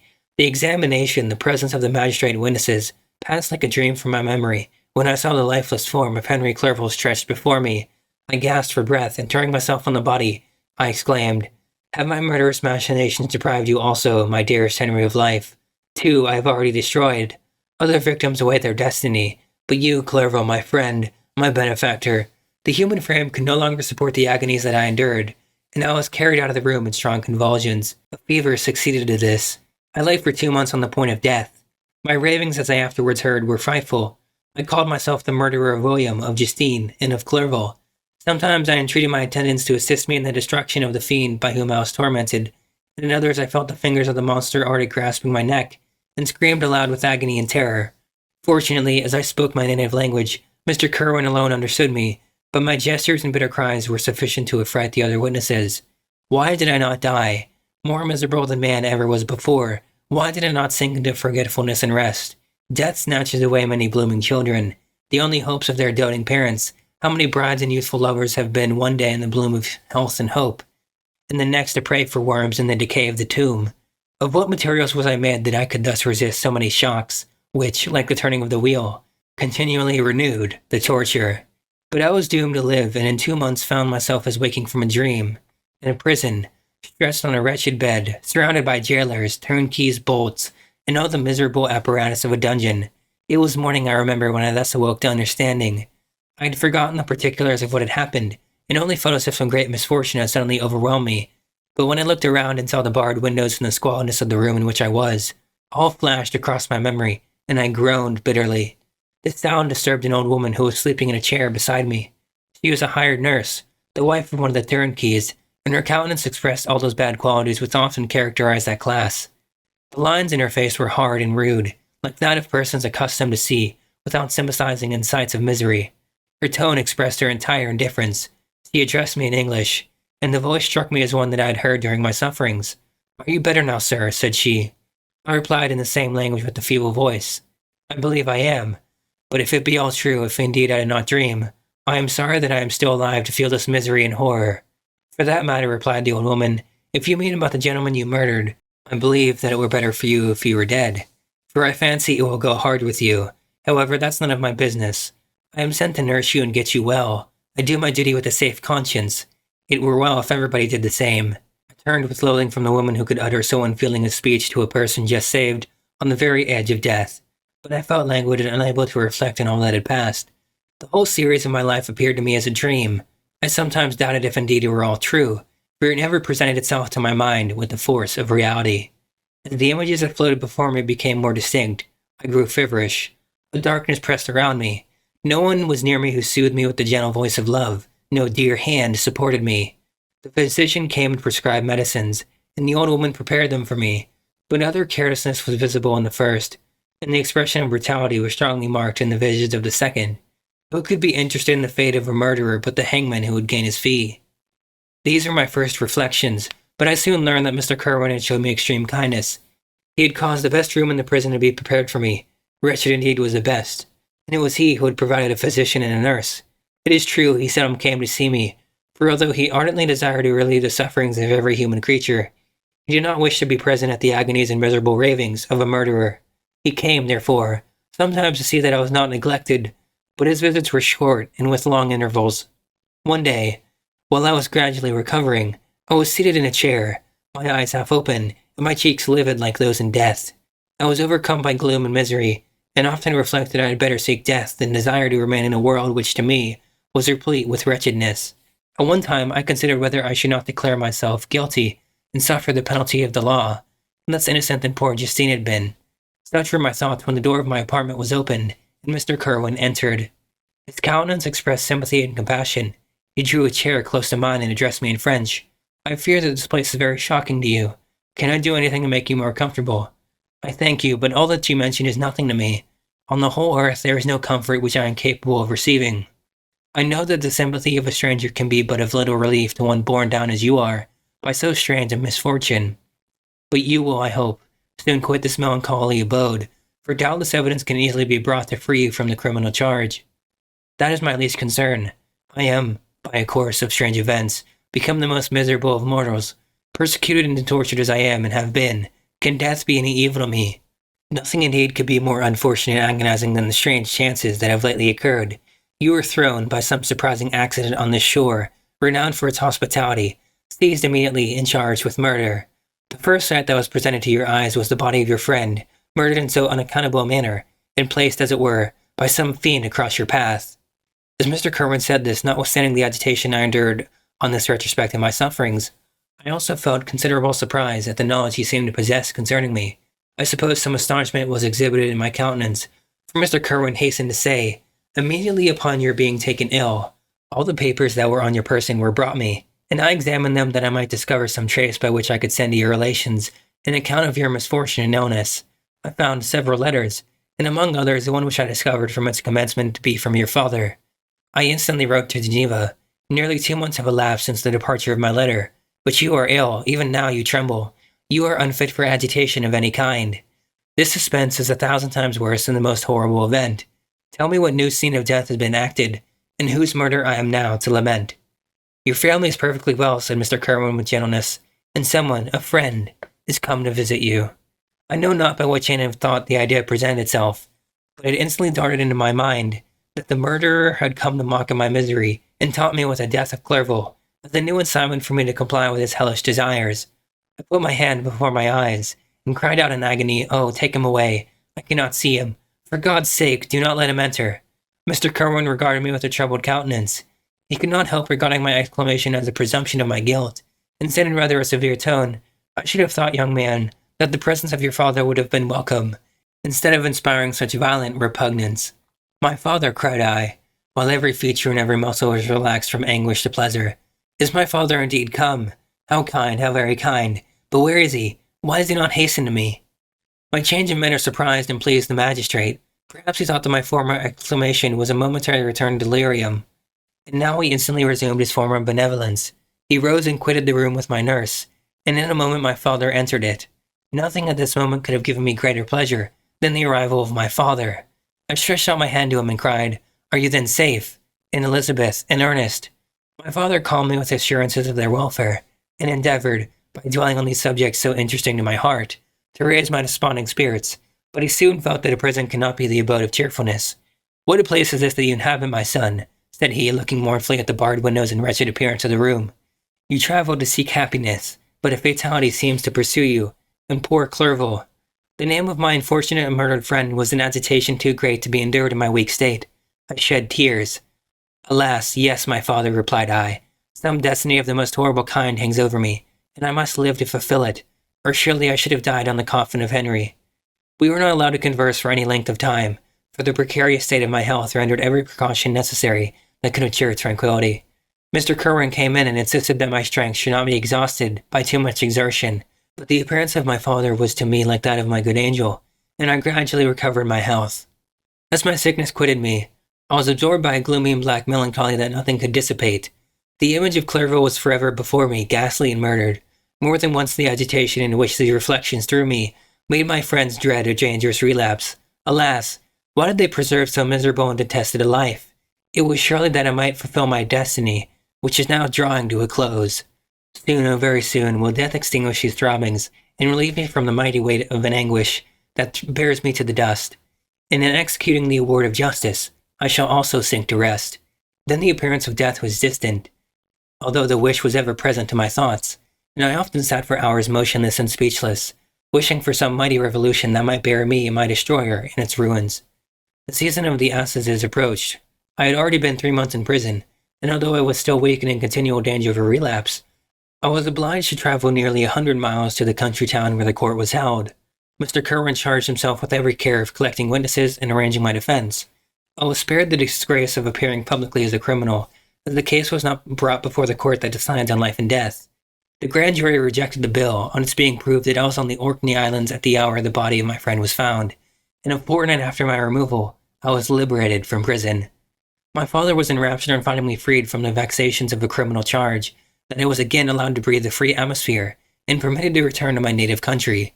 I did not participate in these feelings, for to me the walls of a dungeon or a palace were alike hateful. The cup of life was poisoned forever, and although the sun shone upon me, as upon the happy and gay of heart, I saw around me nothing but a dense and frightful darkness, penetrated by no light but the glimmer of 2 eyes that glared upon me. Sometimes they were the expressive eyes of Henry, languishing in death, the dark orbs nearly covered by the lids and the long black lashes that fringed them. Sometimes it was the watery, clouded eyes of the monster, as I first saw them in my chamber at Ingolstadt. My father tried to awaken in me the feelings of affection. He talked of Geneva, which I should soon visit, of Elizabeth and Ernest, but these words only drew deep groans from me. Sometimes, indeed, I felt a wish for happiness, and thought with melancholy delight of my beloved cousin, or longed, with a devouring maladie du pays, to see once more the blue lake and rapid Rhone that had been so dear to me in early childhood. But my general state of feeling was a torpor in which a prison was as welcome a residence as the divinest scene in nature, and these fits were seldom interrupted but by paroxysms of anguish and despair. At these moments I often endeavored to put an end to the existence I loathed, and it required unceasing attendance and vigilance to restrain me from committing some dreadful act of violence. Yet one duty remained to me, the recollection of which finally triumphed over my selfish despair. It was necessary that I should return without delay to Geneva, there to watch over the lives of those I so finely loved, and to lie in wait for the murderer that if any chance led me to the place of his concealment, or if he dared again to blast me by his presence, I might, with unfailing aim, put an end to the existence of the monstrous image which I had endured with the mockery of a soul still more monstrous. My father still desired to delay our departure, fearful that I could not sustain the fatigues of a journey, for I was a shattered wreck, the shadow of a human being. My strength was gone. I was a mere skeleton, and fever night and day preyed upon my wasted frame. Still, as I urged our leaving Ireland with such inquietude and impatience, my father thought it best to yield. We took our passage on board a vessel bound for Havre Grace, and sailed with a fair wind from the Irish shores. It was midnight. I lay on the deck looking at the stars and listening to the dashing of the waves. I hailed the darkness that shut Ireland from my sight, and my pulse beat with a feverish joy when I reflected that I should soon see Geneva. The past appeared to me in the light of a frightful dream, yet the vessel in which I was, the wind that blew me from the detested shore of Ireland, and the sea which surrounded me, told me too forcibly that I was deceived by no vision, and that Clerval, my friend and dearest companion, had fallen a victim to me and the monster of my creation. I repassed in my memory my whole life, my quiet happiness while residing with my family in Geneva, the deaths of my mother, and my departure for Ingolstadt. I remember, shuddering, the mad enthusiasm that hurried me on to the creation of my hideous enemy, and I called to mind the night in which he first lived. I was unable to pursue the train of thought. 1,000 feelings pressed upon me, and I wept bitterly. Ever since my recovery from the fever, I had been in the custom of taking every night a small quantity of laudanum, for it was by means of this drug only that I was enabled to gain the rest necessary for the preservation of life. Oppressed by the recollection of my various misfortunes, I now swallowed double my usual quantity, and soon slept profoundly. But sleep did not afford me respite from thought and misery. My dreams presented 1,000 objects that scared me. Towards morning I was possessed by a kind of nightmare. I felt the fiend's grasp in my neck and could not free myself from it. Groans and cries rang in my ears. My father, who was watching over me, perceiving my restlessness, awoke me. The dashing waves were around, the cloudy sky above. The fiend was not here. A sense of security, a feeling that a truce was established between the present hour and the irresistible. Disaster's future imparted to me a kind of calm forgetfulness, of which the human mind is by its structure peculiarly susceptible. Chapter 22. The voyage came to an end. We landed and proceeded to Paris. I soon found that I had overtaxed my strength, and that I must repose before I could continue my journey. My father's care and attentions were indefatigable, but he did not know the origin of my sufferings and sought erroneous methods to remedy the incurable ill. He wished me to seek amusement in society. I abhorred the face of man. Oh, not abhorred. They were my brethren, my fellow beings, and I felt attracted even to the most repulsive among them, as to creatures of an angelic nature and celestial mechanism. But I felt that I had no right to share their intercourse. I had unchained an enemy among them whose joy it was to shed their blood and to revel in their groans. How they would, each and all, abhor me and hunt me from the world did they know my unhallowed acts and the crimes which had their source in me. My father yielded at length to my desire to avoid society, and strove by various arguments to banish my despair. Sometimes he thought that I felt deeply the degradation of being obliged to answer a charge of murder, and he endeavored to prove to me the futility of pride. Alas, my father, said I, how little do you know me? Human beings, their feelings and passions, would indeed be degraded if such a wretch as I felt pride. Justine, poor and happy Justine, was as innocent as I, and she suffered the same charge. She died for it. And I am the cause of this. I murdered her. William, Justine, and Henry, they all died by my hands.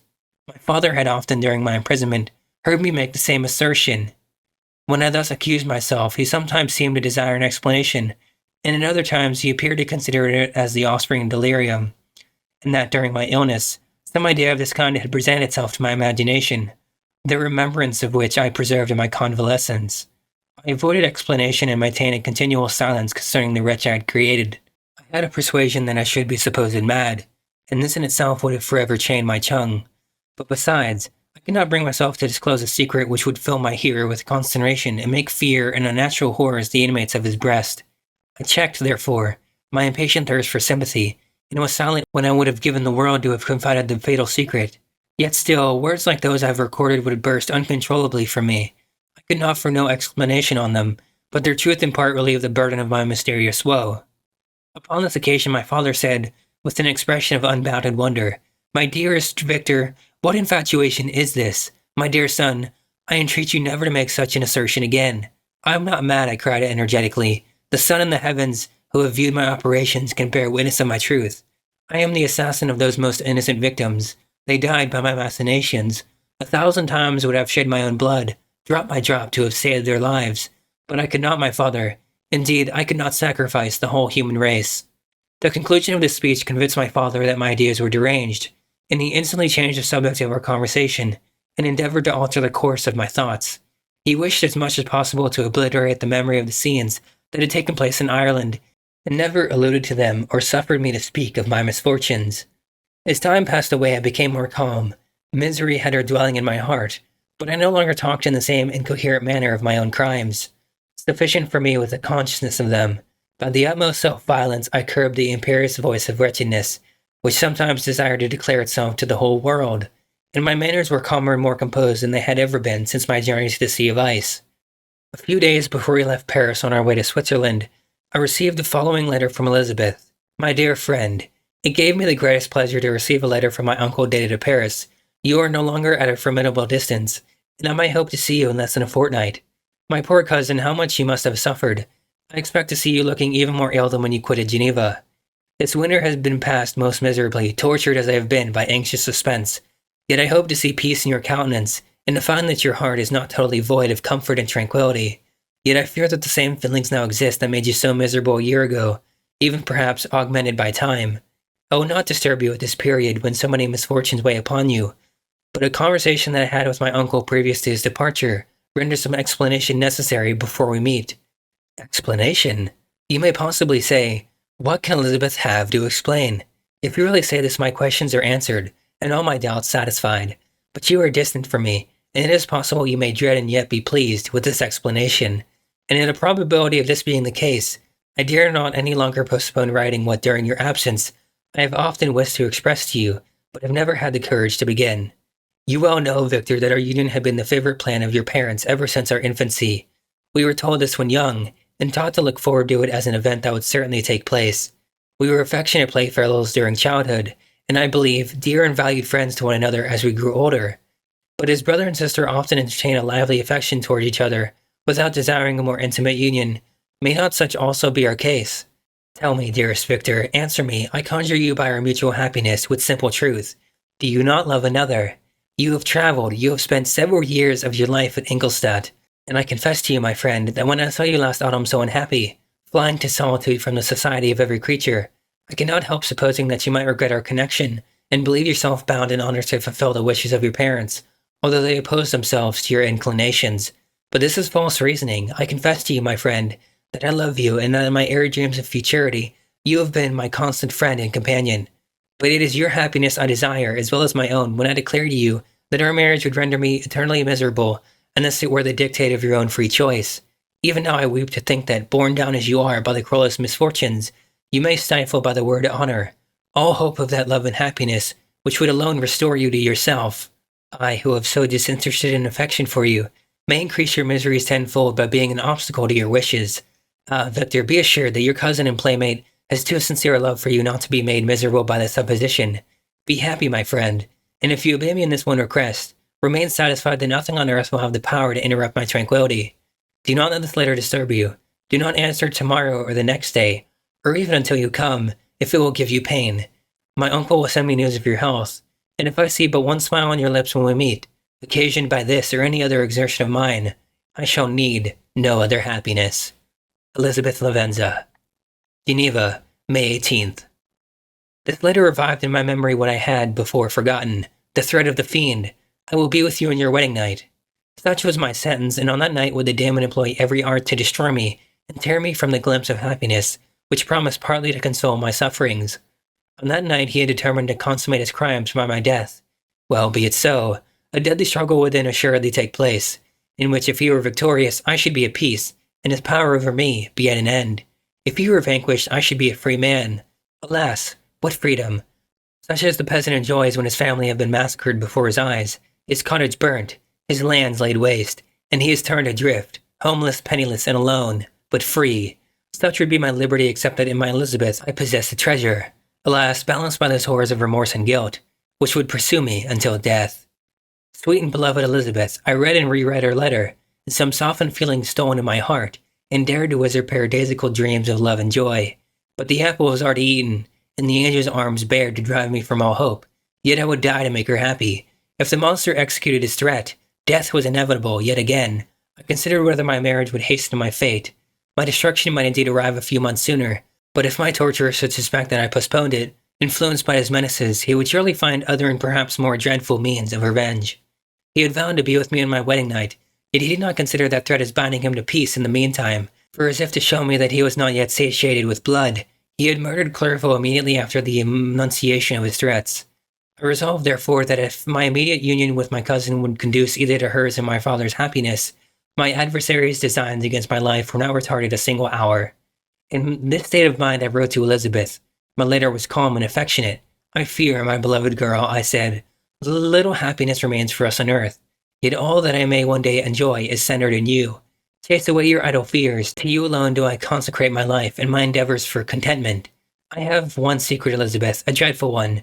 When revealed to you, it will chill your frame with horror, and then, far from being surprised at my misery, you will only wonder that I survived what I have endured. I will confide this tale of misery and terror to you the day after our marriage shall take place. For my sweet cousin, there must be perfect confidence between us, but until then, I conjure you, do not mention or allude to it. This I most earnestly entreat, and I know you will comply. In about a week after the arrival of Elizabeth's letter, we returned to Geneva. The sweet girl welcomed me with warm affection, yet tears were in her eyes as she beheld my emaciated frame and feverish cheeks. I saw a change in her also. She was thinner and had lost much of that heavenly vivacity that had before charmed me, but her gentleness and soft looks of compassion made her a more fit companion for one blasted and miserable as I was. The tranquility which I now enjoyed did not endure.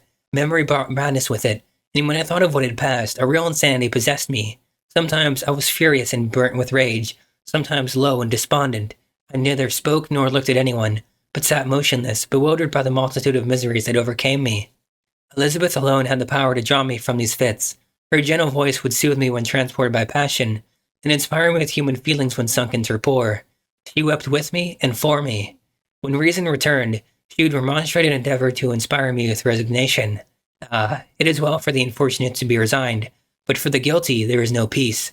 The agonies of remorse poison the luxury there is otherwise sometimes found in indulging the excess of grief. Soon after my arrival, my father spoke of my immediate marriage with Elizabeth. I remained silent. Have you, then, some other attachment? None on earth. I love Elizabeth and look forward to our union with delight. Let the day therefore be fixed, and on it I will consecrate myself, in life or death, to the happiness of my cousin. My dear Victor, do not speak thus. Heavy misfortunes have befallen us, but let us only cling closer to what remains and transfer our love for those whom we have lost to those who yet live. Our succor will be small but bound close by the ties of affection and mutual misfortune, and when time shall have softened your despair, new and dear objects of care will be born to replace those of whom we have been so cruelly deprived. Such were the lessons of my father, but to me the remembrance of the threat returned, nor can you wonder that, omnipotent as the fiend had yet been in his deeds of blood, I should almost regard him as invincible, and that when he would pronounce the words, "I shall be with you on your wedding night," I should regard the threatened fate as unavoidable. But death was no evil to me if the loss of Elizabeth were balanced with it, and I, therefore, with a contented and even cheerful countenance, agreed with my father that if my cousin would consent, the ceremony should take place in 10 days, and thus put, as I imagined, the seal to my fate. Great God! If for one instant I had thought what might be the hellish intention of my fiendish adversary, I would rather have banished myself forever from my native country, and wandered a friendless outcast over the earth than have consented to this miserable marriage. But as if possessed of magic powers, the monster had blinded me to his real intentions, and when I thought I had prepared only my own death, I hastened that of a far dearer victim.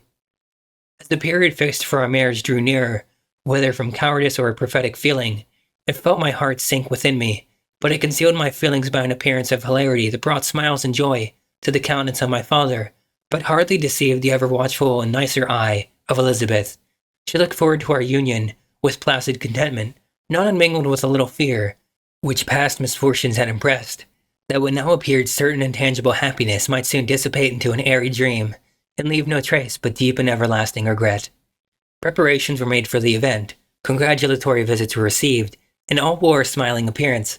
I shut up as well as I could in my own heart The anxiety that preyed there and entered with seeming earnestness into the plans of my father, although they might only serve as the decorations of my tragedy. Through my father's exertions, a part of the inheritance of Elizabeth had been restored to her by the Austrian government. A small possession on the shores of Como belonged to her. It was agreed that immediately after our union, we should proceed to Villa Lavenza and spend our first days of happiness beside the beautiful lake near which it stood.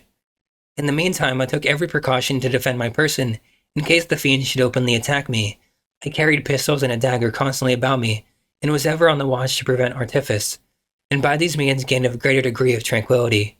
Indeed, as the period approached, the threat appeared more as a delusion, not to be regarded as worthy to disturb my peace, while the happiness I hoped for in my marriage wore a greater appearance of certainty as the day fixed for its solemnization drew nearer, and I heard it continually spoken of as an occurrence which no accident could possibly prevent. Elizabeth seemed happy. My tranquil demeanor contributed greatly to calm her mind, but on the day that was to fulfill my wishes and my destiny, she was melancholy, and a presentiment of evil pervaded her, and perhaps also she thought of the dreadful secret which I had promised to reveal to her on the following day. My father was in the meantime overjoyed, and in the bustle of preparation only recognized in the melancholy of his niece the diffidence of a bride.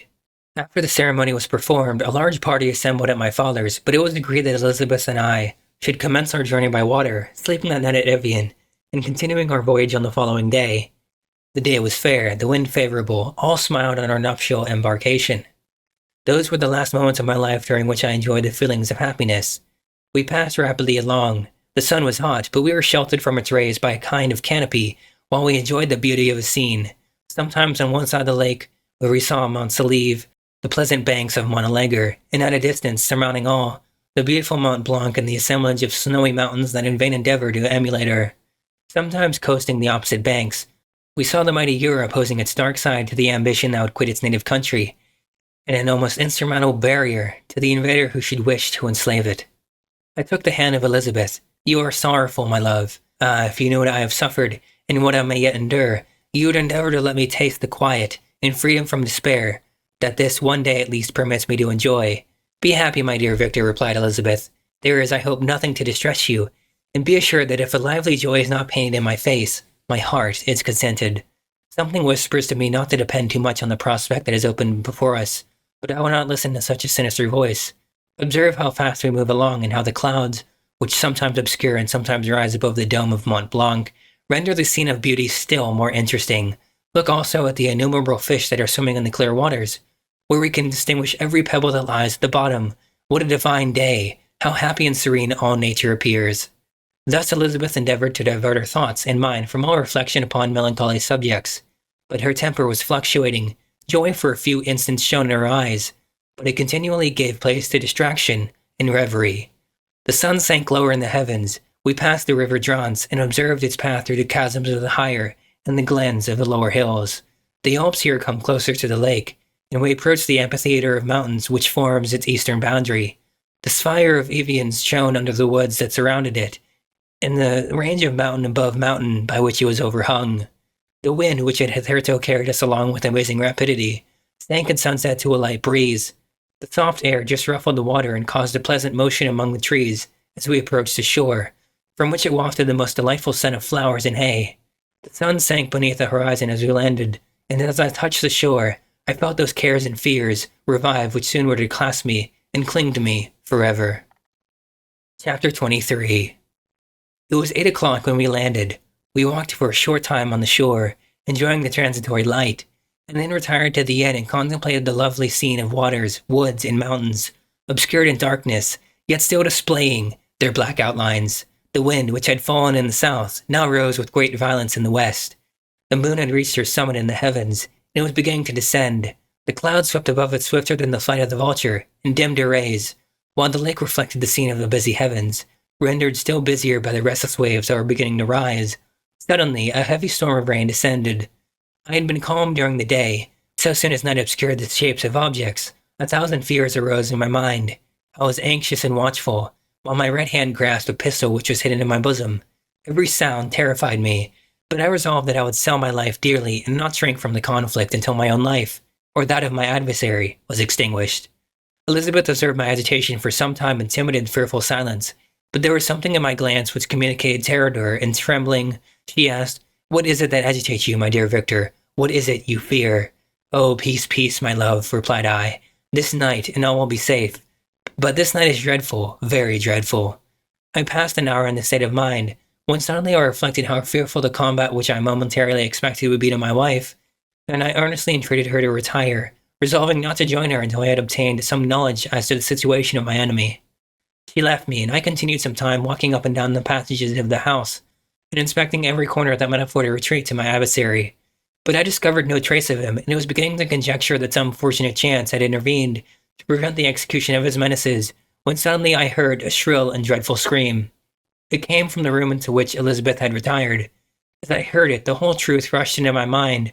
My arms dropped. The motion of every muscle and fiber was suspended. I could feel the blood trickling in my veins and tingling in the extremities of my limbs. This state lasted but for an instant. The scream was repeated, and I rushed into the room. Great God! Why did it not then expire? Why am I here to relate the destruction of the best hope and the purest creature on earth? She was there, lifeless and inanimate, thrown across the bed, her head hanging down and her pale and distorted features half covered by her hair. Everywhere I turn I see the same figure, her bloodless arms and relaxed form, flung by the murderer on its bridal bier. Could I behold this and live? Alas, life is obstinate and clings closest where it is most hated. For a moment, only did I lose recollection. I fell senseless on the ground. When I recovered, I found myself surrounded by the people of the inn. Their countenances expressed a breathless terror, but the horror of others appeared only as a mockery, a shadow of the feelings that oppressed me. I escaped from them to the room where lay the body of Elizabeth, my love, my wife, so lately living, so dear, so worthy. When I recovered, I found myself surrounded by the people of the inn. Their countenances expressed a breathless terror, but the horror of others appeared only as a mockery, a shadow of the feelings that oppressed me.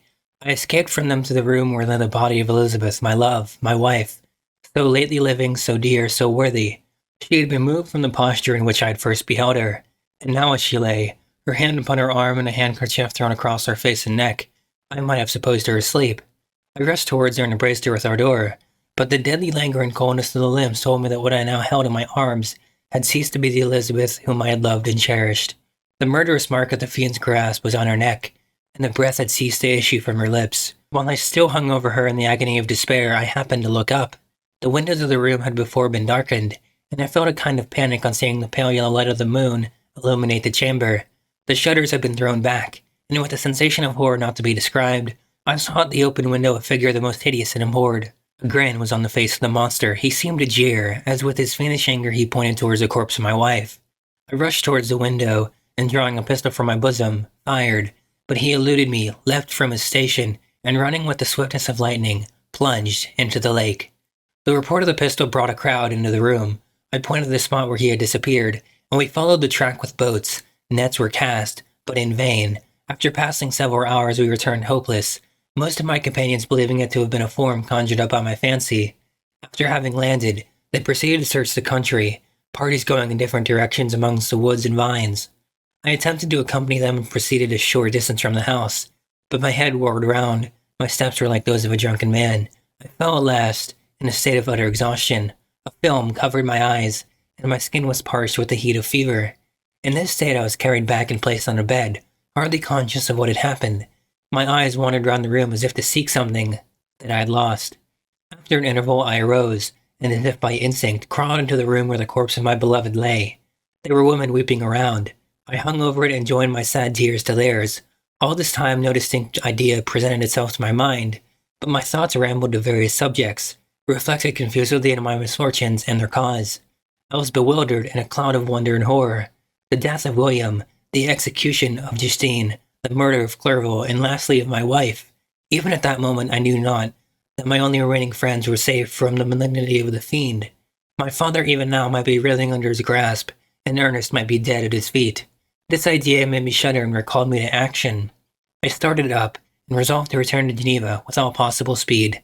There were no horses to be procured, and I must return by the lake, but the wind was unfavorable, and the rain fell in torrents. However, it was hardly morning, and I might reasonably hope to arrive by night. I hired men to row and took an oar myself, for I had always experienced relief from mental torment in bodily exercise. But the overflowing misery I now felt, and the excess of agitation that I endured, rendered me incapable of any exertion. I threw down the oar, and leaning my head upon my hands, gave way to every gloomy idea that arose. If I looked up, I saw scenes which were familiar to me in my happier time, and which I had contemplated but the day before in the company of her who was now but a shadow and a recollection. Tears streamed from my eyes. The rain had ceased for a moment, and I saw the fish play in the waters as they had done a few hours before. They had then been observed by Elizabeth. Nothing is so painful to the human mind as a great and sudden change. The sun might shine or the clouds might lower, but nothing could appear to me as it had done the day before. A fiend had snatched from me every hope of future happiness.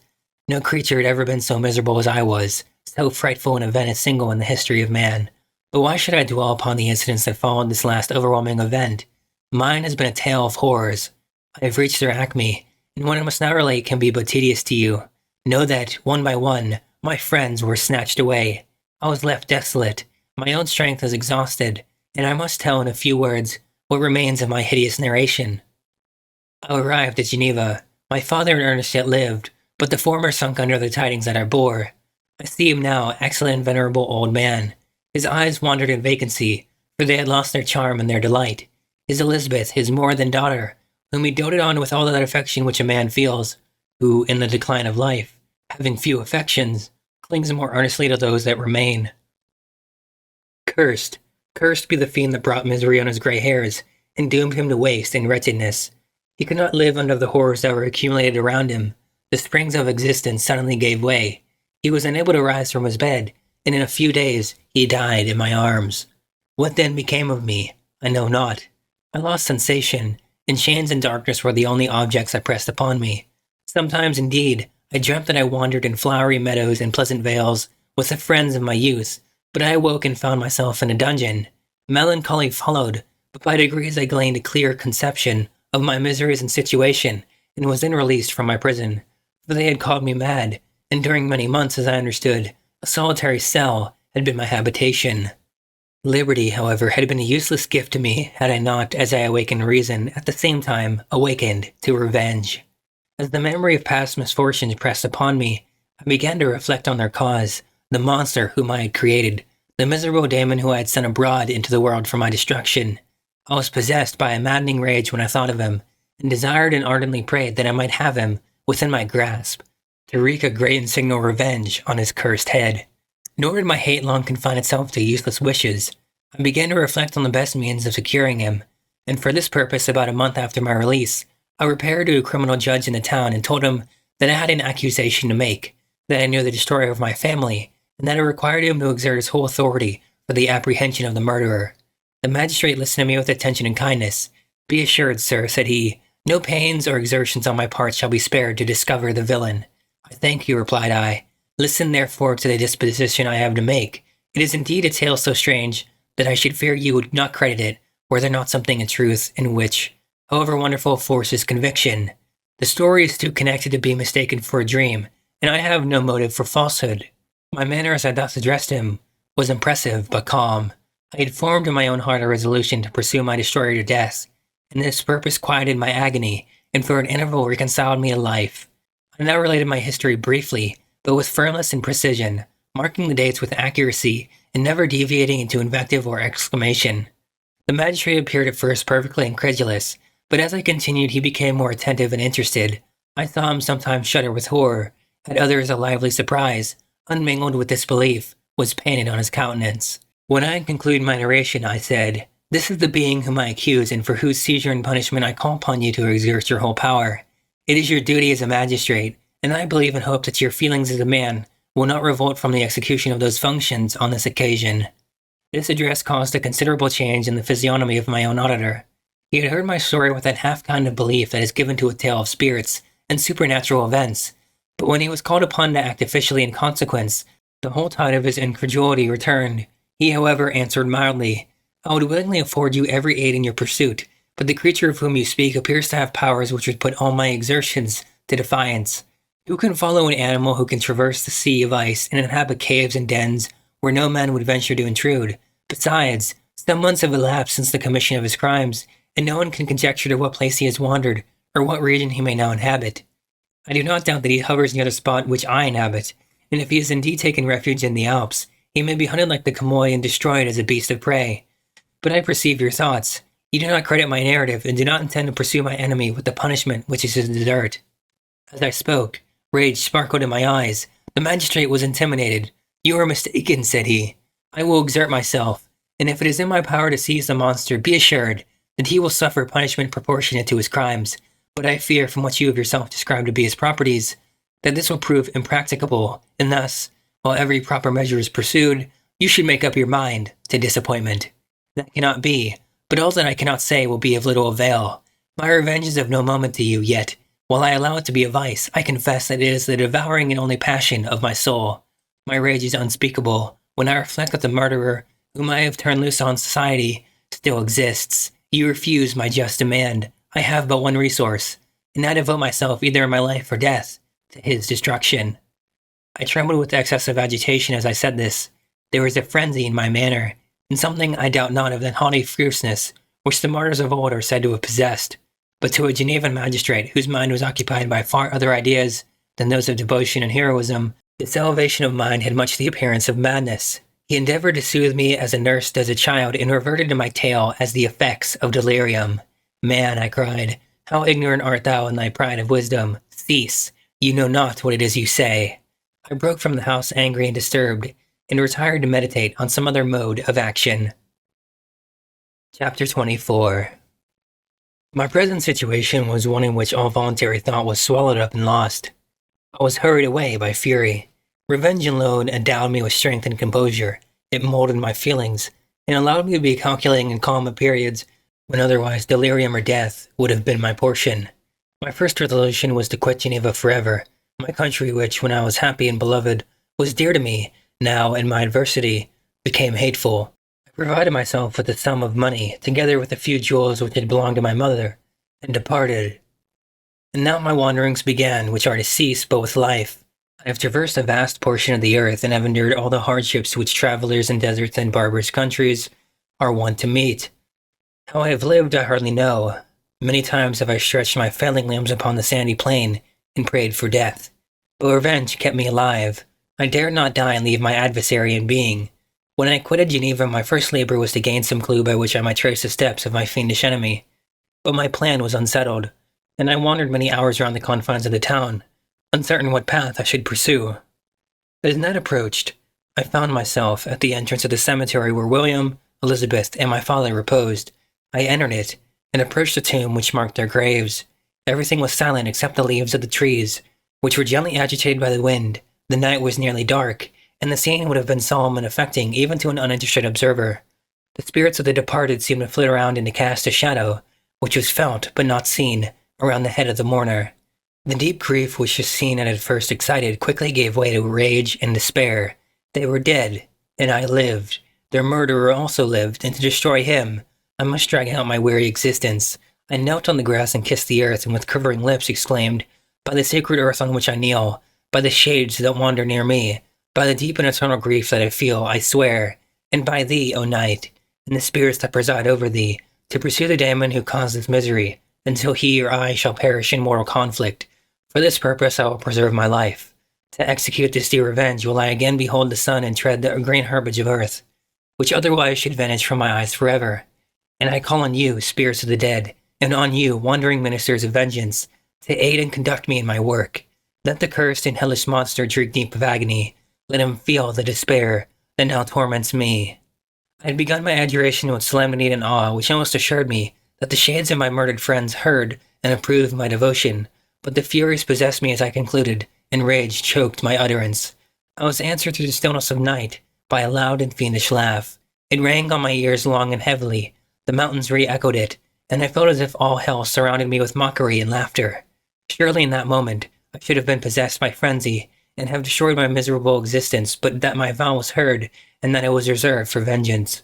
The laughter died away, when a well-known and abhorred voice, apparently close to my ear, addressed me in an audible whisper. "I am satisfied, miserable wretch. You have determined to live, and I am satisfied." I darted towards the spot from which the sound proceeded, but the devil eluded my grasp. Suddenly the broad disk of the moon arose, and shone full upon his ghastly and distorted shape, as he fled with more than mortal speed. I pursued him, and for many months this has been my task. Guided by a slight clue, I followed the windings of the Rhone, but vainly.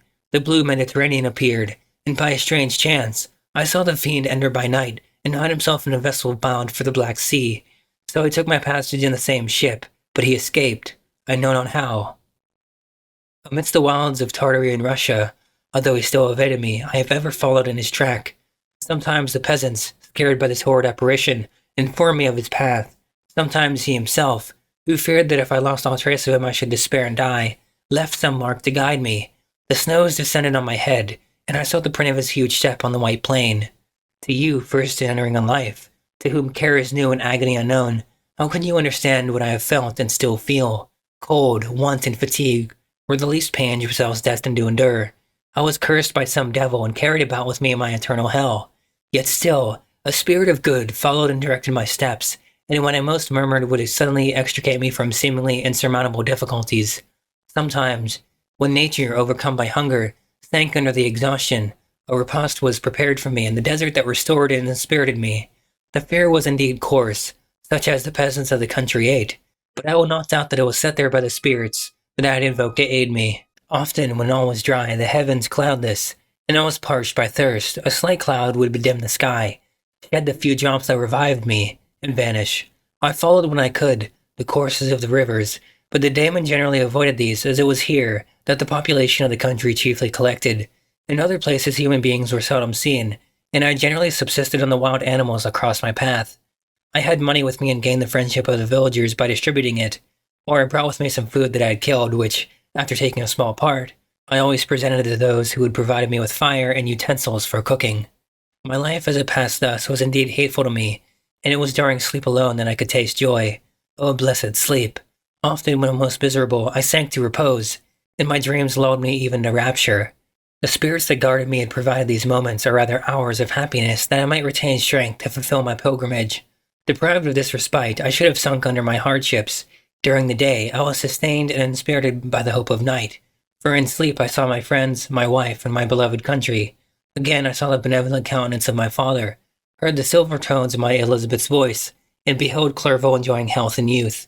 Often, when wearied by a toilsome march, I persuaded myself that I was dreaming until night should come, and that I should then enjoy reality in the arms of my dearest friends. What agonizing fondness did I feel for them! How did I cling to their dear forms, as sometimes they haunted even my waking hours, and persuade myself that they still lived.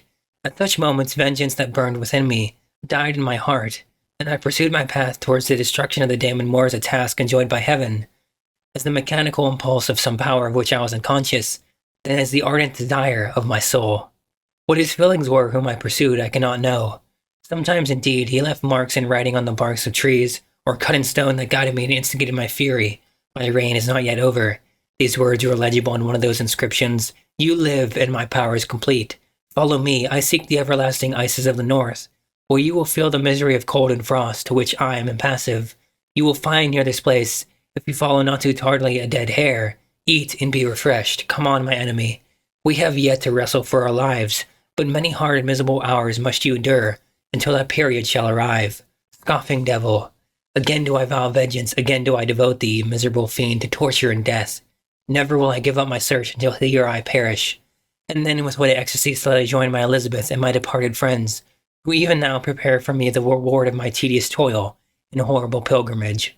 As I still pursued my journey to the northward, the snows thickened and the colds increased in a degree almost too severe to support. The peasants were shut up in their hovels, and only a few of the most hardy ventured forth to seize the animals whom starvation had forced from their hiding places to seek for prey. The rivers were covered with ice, and no fish could be procured, and thus I was cut off from my chief article of maintenance. The triumph of my enemy increased with the difficulty of my labors. One inscription that I left was in these words: Prepare, your toils only begin. Wrap yourself in furs and provide food, for we shall soon enter upon a journey where your sufferings will satisfy my everlasting hatred. My courage and perseverance were invigorated by these scoffing words. I resolved not to fail in my purpose, and calling on heaven to support me, I continued with unabated fervor to traverse immense deserts, until the ocean appeared at a distance and formed the utmost boundary of the horizon. Oh, how unlike it was to the blue seasons of the south. Covered with ice, it was only to be distinguished from land by its superior wildness and ruggedness. The Greeks wept for joy when they beheld the Mediterranean from the hills of Asia, and hailed with rapture the boundary of their toils. I did not weep, but I knelt down and with a full heart thanked my guiding spirit for conducting me in safety to the place where I hoped, notwithstanding my adversary's gibe, to meet and grapple with him. Some weeks before this period, I had procured a sledge and dogs, and thus traversed the snows with inconceivable speed. I know not whether the fiend possessed the same advantages, but I found that, as before I had daily lost ground in the pursuit, I now gained on him, so much so that when I first saw the ocean he was but 1 day's journey in advance, and I hoped to intercept him before he should reach the beach. With new courage, therefore, I pressed on, and in 2 days arrived at a wretched hamlet on the seashore. I inquired of the inhabitants concerning the fiend, and gained accurate information.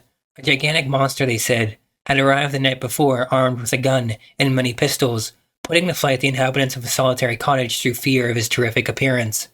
He had carried off their store of winter food, and placing it in a sledge, to draw which he had seized on a numerous drove of trained dogs, he had harnessed them. To the joy of the horror-struck villagers, had pursued his journey across the sea in a direction that led to no land, and they conjectured that he must speedily be destroyed by the breaking of the ice, or frozen by the eternal frosts. On hearing this information, I suffered a temporary access of despair. He had escaped me, and I must commence a destructive and almost endless journey across the mountainous ices of the ocean, amidst cold that few of the inhabitants can long endure, and which I, the native of a genial and sunny climate, could not hope to survive.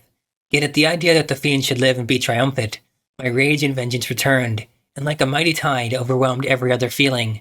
After a slight repose during which the spirits of the dead hovered round and instigated me to toil and revenge, I prepared for my journey.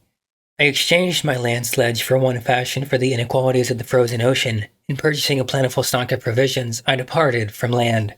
I cannot guess how many days have passed since then, but I have endured misery which nothing but the eternal sentiment of a just retribution burning within my heart could have enabled me to support. Immense and rugged mountains of ice often barred up my passage, and I often heard the thunder of the ground sea, which threatened my destruction, but again the frost came and made the pass to the sea secure.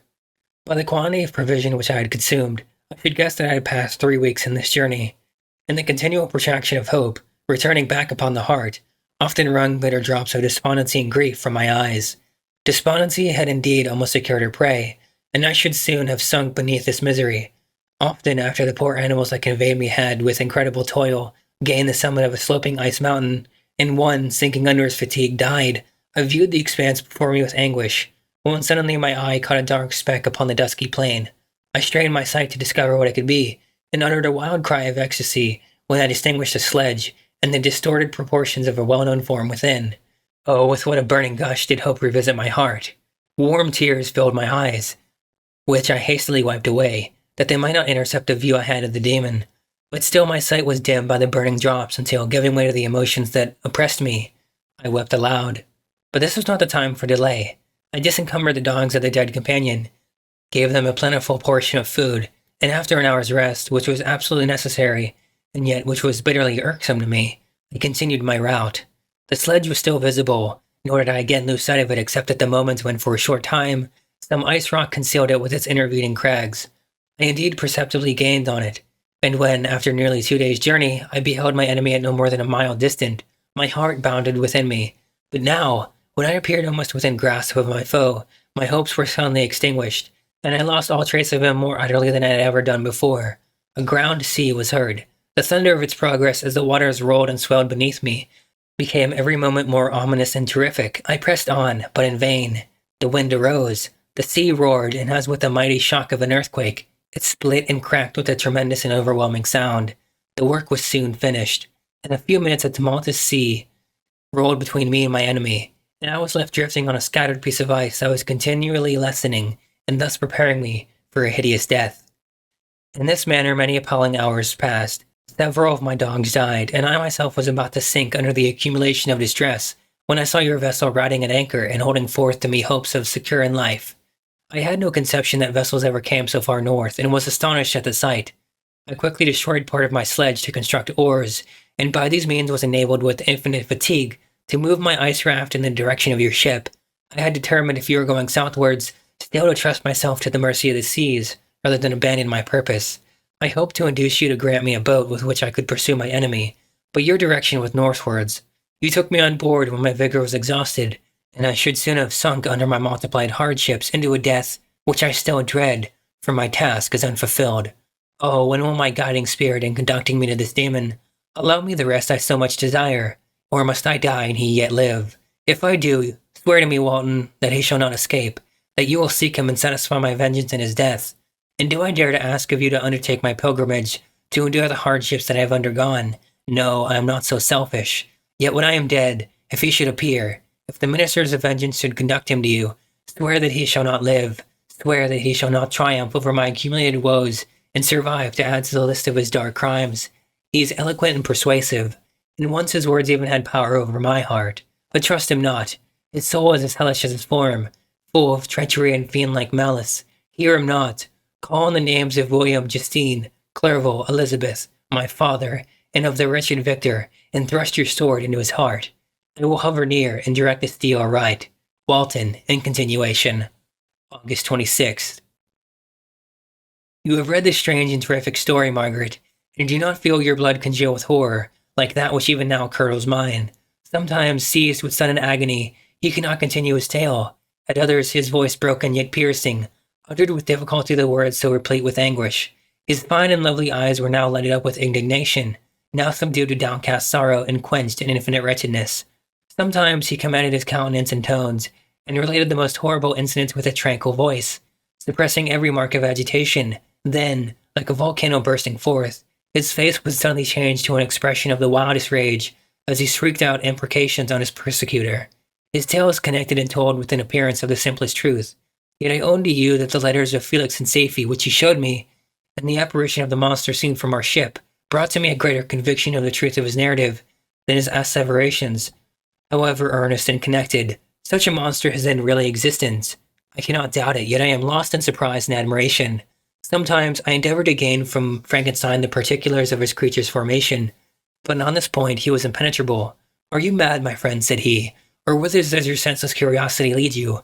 Would you also create for yourself in the world a demoniacal enemy? Peace, peace. Learn my miseries, and do not seek to increase your own. Frankenstein discovered that I made notes concerning his history. He asked to see them and then himself corrected and augmented them in many places, but principally giving the life and spirit to the conversations he held with his enemy. Since you have preserved my narration, said he, I would not that a mutilated one should go down to posterity. Thus has a week passed away. While I have listened to the strangest tale that ever imagination formed, my thoughts and every feeling of my soul have been drunk up by the interest for my guest, which his tale and his own elevated and gentle manners have created. I wish to soothe him, yet can I counsel one so infinitely miserable, so destitute of every hope of consolation to live? Oh no, the only joy that he can now know will be when he composes his shattered spirit to peace and death. Yet he enjoys one comfort, the offspring of solitude and delirium. He believes, when in dreams he holds converse with his friends and derives from that communion consolation for his miseries or excitements to his vengeance, that they are not the creations of his fancy, but the beings themselves who visit him from the regions of a remote world. This faith gives a solemnity to his reveries that render them to me almost as imposing and interesting as truth. Our conversations are not always confined to his own history and misfortunes. On every point of general literature, he displays unbounded knowledge and a quick and piercing apprehension. His eloquence is forcible and touching, nor can I hear him when he relates a pathetic incident or endeavors to move the passions of pity or love, without tears. What a glorious creature must he have been in the days of his prosperity, when he is thus noble and godlike in ruin. He seems to feel his own worth in the greatness of his fall. When younger, said he, I believed myself destined for some great enterprise. My feelings are profound, but I possessed a coolness of judgment that fitted me for illustrious achievements. This sentiment of the worth of my nature supported me when others would have been oppressed, for I deemed it criminal to throw away in useless grief those talents that might be useful to my fellow creatures.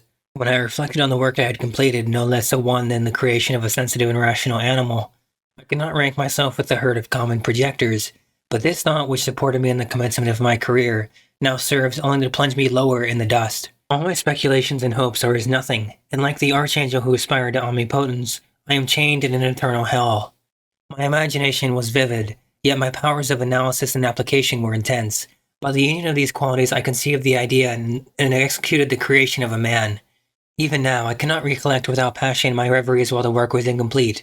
I tried heaven in my thoughts, now exalting in my powers, now burning with the idea of their effects. From my infancy I was imbued with high hopes and a lofty ambition, but how am I sunk? Oh, my friend, if you had known me as I once was, you would not recognize me in this state of degradation. Despondency rarely visited my heart. A high destiny seemed to bear me on. until I fell, never, never again to rise. Must I then lose this admirable being? I have longed for a friend. I have sought one who would sympathize with and love me. Behold, on these desert seas I have found such a one, but I fear I have gained him only to know his value and lose him. I'd reconcile him to life, but he repulses the idea. I thank you, Walton, he said, for your kind intentions towards so miserable a wretch, but when you speak of new ties and fresh affections, think you that any can replace those who are gone?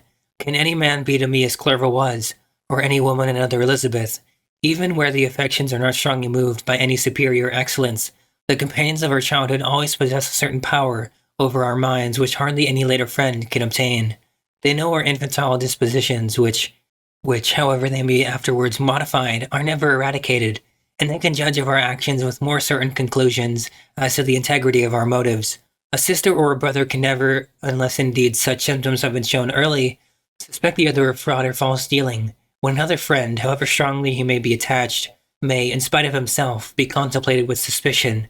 But I enjoyed friends, dear not only through habit and association, but from their own merits, and wherever I am, the soothing voice of my Elizabeth and the conversation of Clerval will be ever whispered in my ear, "They are dead."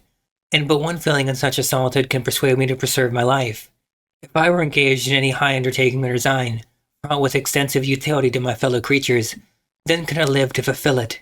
But such is not my destiny. I must pursue and destroy the being to whom I gave existence.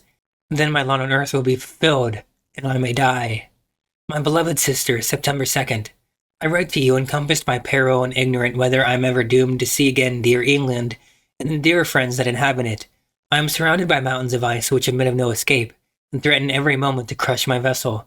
The brave fellows whom I have persuaded to be my companions look towards me for aid, but I have none to bestow. There is something terribly appalling in our situation, yet my courage and hopes do not desert me. Yet it is terrible to reflect that the lives of all these men are endangered through me. If we are lost, my mad schemes are the cause. And what, Margaret, will be the state of your mind? You will not hear of my destruction, and you will anxiously await my return. Years will pass, and you will have visitings of despair and yet be tortured by hope. Oh, my beloved sister, the sickening failing of your heartfelt expectations is in prospect more terrible to me than my own death. But you have a husband and lovely children. You may be happy. Heaven bless you and make you so. My unfortunate guest regards me with the tenderest compassion. He endeavors to fill me with hope and talks as if life were a possession which he valued. He reminds me how often the same accidents have happened to other navigators who have attempted this sea, and in spite of myself, he fills me with cheerful auguries. Even the sailors feel the power of his eloquence. When he speaks, they no longer despair. He rouses their energies, and while they hear his voice, they believe these vast mountains of ice are molehills which will vanish before the resolutions of man. These feelings are transitory. Each day of expectation delayed fills them with fear, and I almost dread a mutiny caused by this despair. September 5th. A scene has just passed of such uncommon interest that, although it is highly probable that these papers may never reach you, yet I cannot forbear recording it. We are still surrounded by mountains of ice, still in imminent danger of being crushed in their conflict. The cold is excessive, and many of my unfortunate comrades have already found a grave amidst this scene of desolation. Frankenstein has daily declined in health. A feverish fire still glimmers in his eyes, but he is exhausted, and when suddenly roused to any exertion, he speedily sinks again into apparent lifelessness. I mentioned in my last letter the fears I entertained of a mutiny. This morning, as I sat watching the wan countenance of my friend, his eyes half closed and his limbs hanging listlessly, I was roused by half a dozen of the sailors, who demanded admission into the cabin.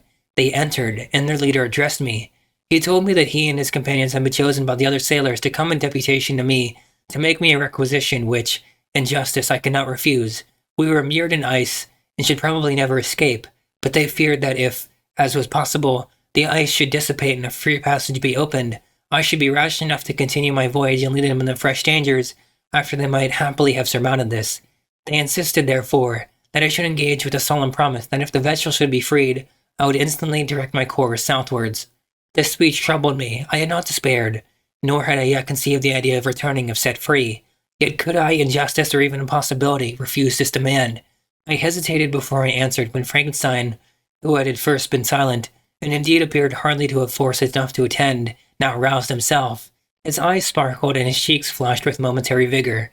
Turning towards the men, he said, "What do you mean? What do you demand from your captain? Are you then so easily turned from your design? Did you not call this a glorious expedition? And wherefore was it glorious? Not because the way was smooth and placid as the southern sea, but because it was full of dangers and terror. Because at every new incident your fortitude was to be called forth and your courage exhibited, because danger and death surrounded it, and these you were to brave and overcome. For this was it for this was it an honorable undertaking. You were hereafter to be hailed as the benefactors of your species, your names adored as belonging to brave men who encountered death for honor and the benefit of mankind. And now, behold, with the first imagination of danger, or if you will, the first mighty and terrific trial of your courage, you shrink away and are content to be handed down as men who had not strength enough to endure cold and peril. And so, poor souls, they were chilly and returned to their warm firesides. Why, that requires not this preparation. You need not have come thus far and dragged your captain to the shame of a defeat, merely to prove yourself cowards. Oh, be men, or be more than men. Be steady to your purposes and firm as a rock. This ice is not made of such stuff as your hearts may be. It is mutable and cannot withstand you if you say that it shall not. Do not return to your families with the stigma of disgrace marked on your brows. Return as heroes who have fought and conquered and who know what it is to turn their backs on the foe. He spoke this with a voice so modulated to the different feelings expressed in his speech, with an eye so full of lofty design and heroism, that can you wonder what these men were moved? They looked at one another and were unable to reply. I spoke. I told them to retire, and consider of what had been said, that it would not lead them farther north if they strenuously desired the contrary, but that I hoped that, with reflection, their courage would return. They retired, and I turned towards my friend, but he was sunk in languor, and almost deprived of life. How all this will terminate I know not, but I had rather die than return shamefully, my purpose unfulfilled. Yet I fear such will be my fate. The men, unsupported by ideas of glory and honor, can never willingly continue to endure their present hardships. September 7th. The die is cast. I have consented to return if we are not destroyed. Thus are my hopes blasted by cowardice and indecision. I come back ignorant and disappointed. It requires more philosophy than I possess to bear this injustice with patience. September 12th. It is past. I am returning to England. I have lost my hopes of utility and glory. I have lost my friend. But I will endeavor to detail these bitter circumstances to you, my dear sister, and while I am wafted towards England, towards you, I will not despond. September 9th. The ice began to move, and roarings like thunder were heard at a distance, as the island split and cracked in every direction. We were in the most imminent peril, but as we could only remain passive, my chief attention was occupied by my unfortunate guest, whose illness increased in such a degree that he was entirely confined to his bed. The ice cracked beneath us, and was driven with force towards the north. A breeze sprang from the west, and on the 11th the passage toward the south became perfectly free. When the sailors saw this and that their return to their native country was apparently assured, a shout of tumultuous joy broke from them, loud and long continued. Frankenstein, who was dozing, awoke and asked the cause of the tumult. They shout, I said, because they will soon return to England. Do you then really return? Alas, yes. I cannot withstand their demands. I cannot lead them unwillingly to danger, and I must return. Do so if you will, but I must not. You may give up your purpose, but mine is assigned to me by heaven, and I dare not. I am weak, but surely the spirits who assist my vengeance will endow me with sufficient strength.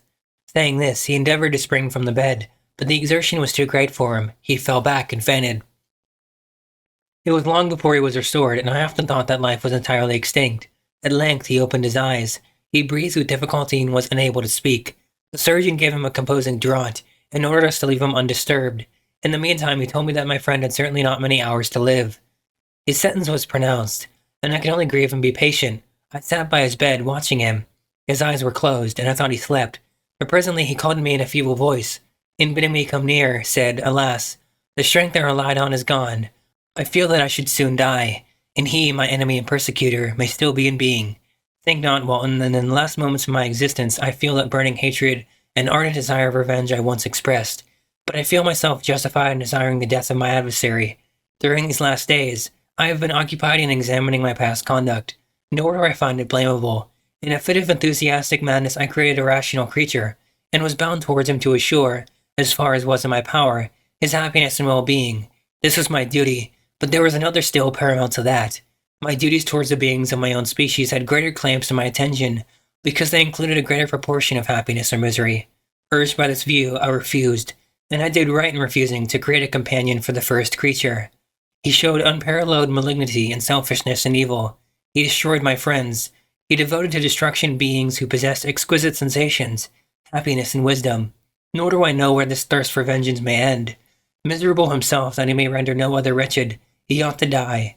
The task of his destruction was mine, but I have failed. When actuated by selfish and vicious motives, I asked you to undertake my unfinished work, and I renew this request now, when I am only induced by reason and virtue. Yet I cannot ask you to renounce your country and friends to fulfill this task, and now that you are returning to England, you will have little chance of meeting with them. The consideration of these points and the well-balancing of what you may esteem your duties, I leave to you. My judgment and ideas are already disturbed by the near approach of death. I dare not ask you to do what I think right, for I may still be misled by passion. That I should live to be an instrument of mischief disturbs me. In other respects, this hour when I momentarily expect my release is the only happy one which I have enjoyed for several years. The forms of the beloved dead flit before me, and I hasten to their arms. Farewell, Walton. Seek happiness and tranquility and avoid ambition, even if it be only the apparently innocent one of distinguishing yourself in science and discoveries. Yet why do I say this? I have myself been blasted in these hopes, yet another may succeed. His voice became fainter as he spoke, and at length, exhausted by his effort, he sank into silence. About half an hour afterwards he attempted again to speak, but was unable. He pressed my hand feebly, and his eyes closed forever, while the irradiation of a gentle smile passed away from his lips. Margaret, what comment can I make on the untimely extinction of this glorious spirit? What can I say that will enable you to understand the depth of my sorrow?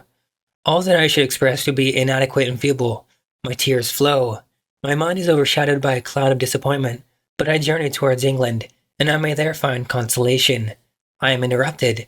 What do these sounds portend? It is midnight, the breeze blows fairly, and the watch on deck scarcely stir. Again there is a sound as of a human voice, but hoarser. It comes from the cabin where the remains of Frankenstein still lie. I must arise and examine. Good night, my sister. Great God, what a scene has just taken place. I am yet dizzy with the remembrance of it.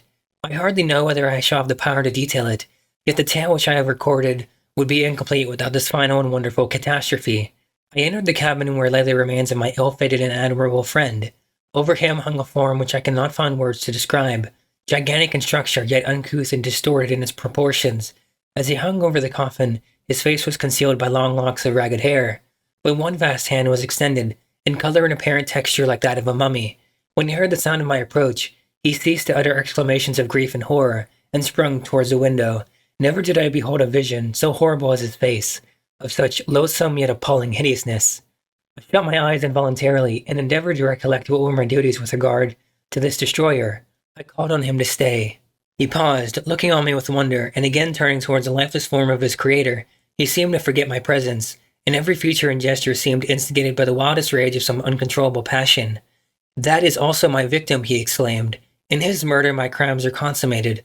The miserable series of my being is wound to its close. Oh, Frankenstein, generous and self-devoted being, what is it avail that I now ask thee to pardon me? I, who irretrievably destroyed thee, by destroying all thou lovest. Alas, he is cold, he cannot answer me. His voice seemed suffocated, and my first impulses, which had suggested to me the duty of obeying the dying request of my friend and destroying his enemy, were now suspended, in a mixture of curiosity and compassion. I approached this tremendous being. I dared not raise again my eyes to his face. There was something so scaring and unearthly in his ugliness. I attempted to speak, but the words died away on my lips. The monster continued to utter wild and incoherent self-reproaches. At length, I gathered resolution to address him in a pause of the tempest of his passion. Your repentance, I said, is now superfluous. If you had listened to the voice of conscience and heeded the stings of remorse, before you had urged your diabolical vengeance to this extremity, Frankenstein would yet have lived. And do you dream, said the demon, do you think that I was then dead to agony and remorse? He continued, pointing to the corpse, he suffered not in the consummation of the dead. Oh, not the 10,000th portion of the anguish that was mine, during the lingering detail of its execution. A frightful selfishness hurried me on, while my heart was poisoned with remorse. Think you that the groans of Clerval were music to my ears? My heart was fashioned to be susceptible of love and sympathy, and when wrenched by misery of vice and hatred, it did not endure the violence of the change without torture such as you cannot even imagine. After the murder of Clerval, I returned to Switzerland, heartbroken and overcome. I pitied Frankenstein. My pity amounted to horror. I abhorred myself. But when I discovered that he, the author at once of my existence and of its unspeakable torments, dared to hope for happiness, that while he accumulated wretchedness and despair upon me, he sought his own enjoyment and feelings, and passions from the indulgence of which I was forever barred. Then impotent envy and bitter indignation filled me with an insatiable thirst for vengeance. I recollected my threat and resolved that it should be accomplished.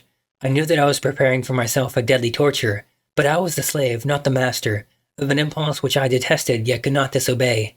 Yet when she died, nay, then I was not miserable. I had cast off all feelings, subdued all anguish, to riot in the excess of my despair. Evil thenceforth became my good.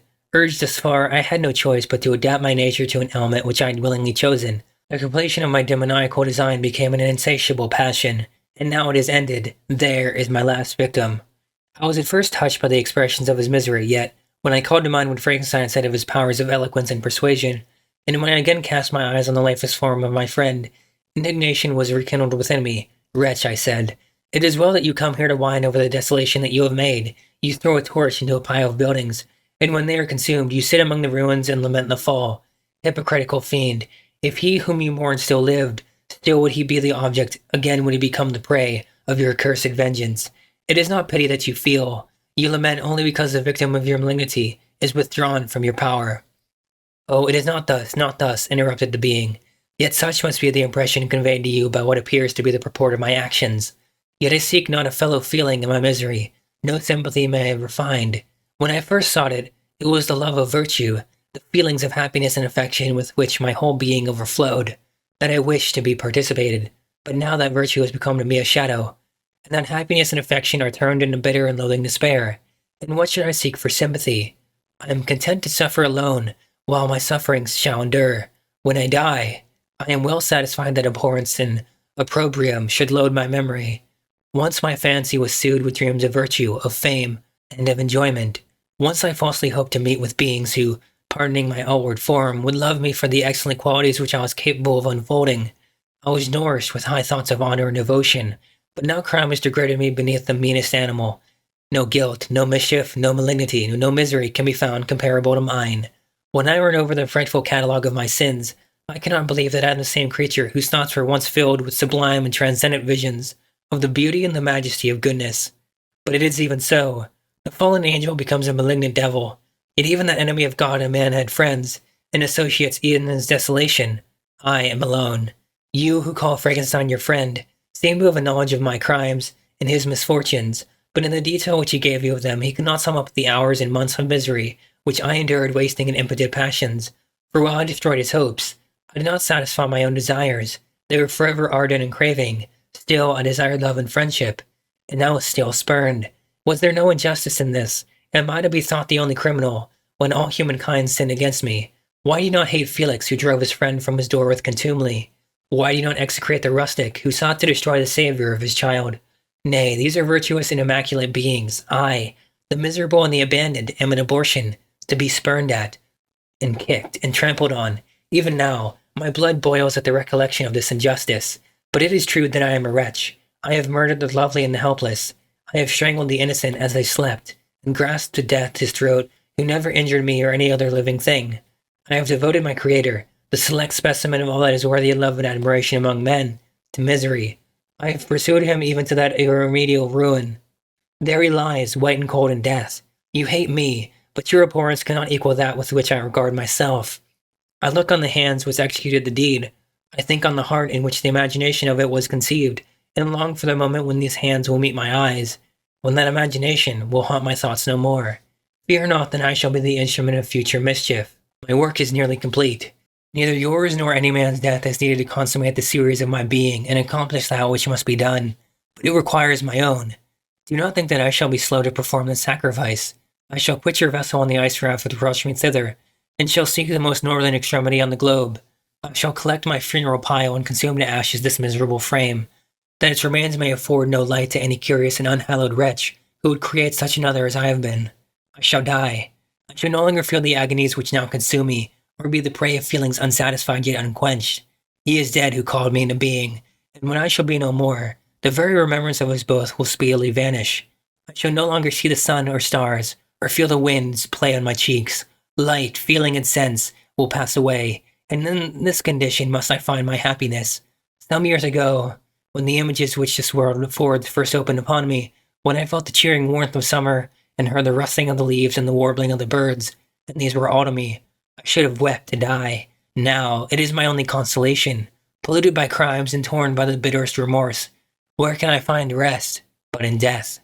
Farewell, I leave you, and in you the last of humankind whom these eyes will ever behold. Farewell, Frankenstein. If thou wert yet alive and yet cherished the desire of revenge against me, it would be better satiated in my life than in my destruction. But it was not so. Thou didst seek my extinction, that I might not cause greater wretchedness, and if yet, and in some mode unknown to me, thou hast not ceased to think and feel, thou wouldst not desire against me a vengeance greater than that which I feel. Blasted as thou wert, my agony was still superior to thine, for the bitter sting of remorse will not cease to rankle in my wounds, until death shall close them forever. But soon, he cried with sad and solemn enthusiasm, I shall die, and what I now feel be no longer felt. Soon these burning miseries will be extinct. I shall ascend my funeral pile triumphantly, and exult in the agony of the torturing flames. The light of that conflagration will fade away. My ashes will be swept into the sea by the winds. My spirit will sleep in peace, or if it thinks, it will not surely think thus. Farewell. He sprang from the cabin window as he said this. Upon the ice raft which lay close to the vessel, he was soon borne away by the waves, and lost in darkness and distance.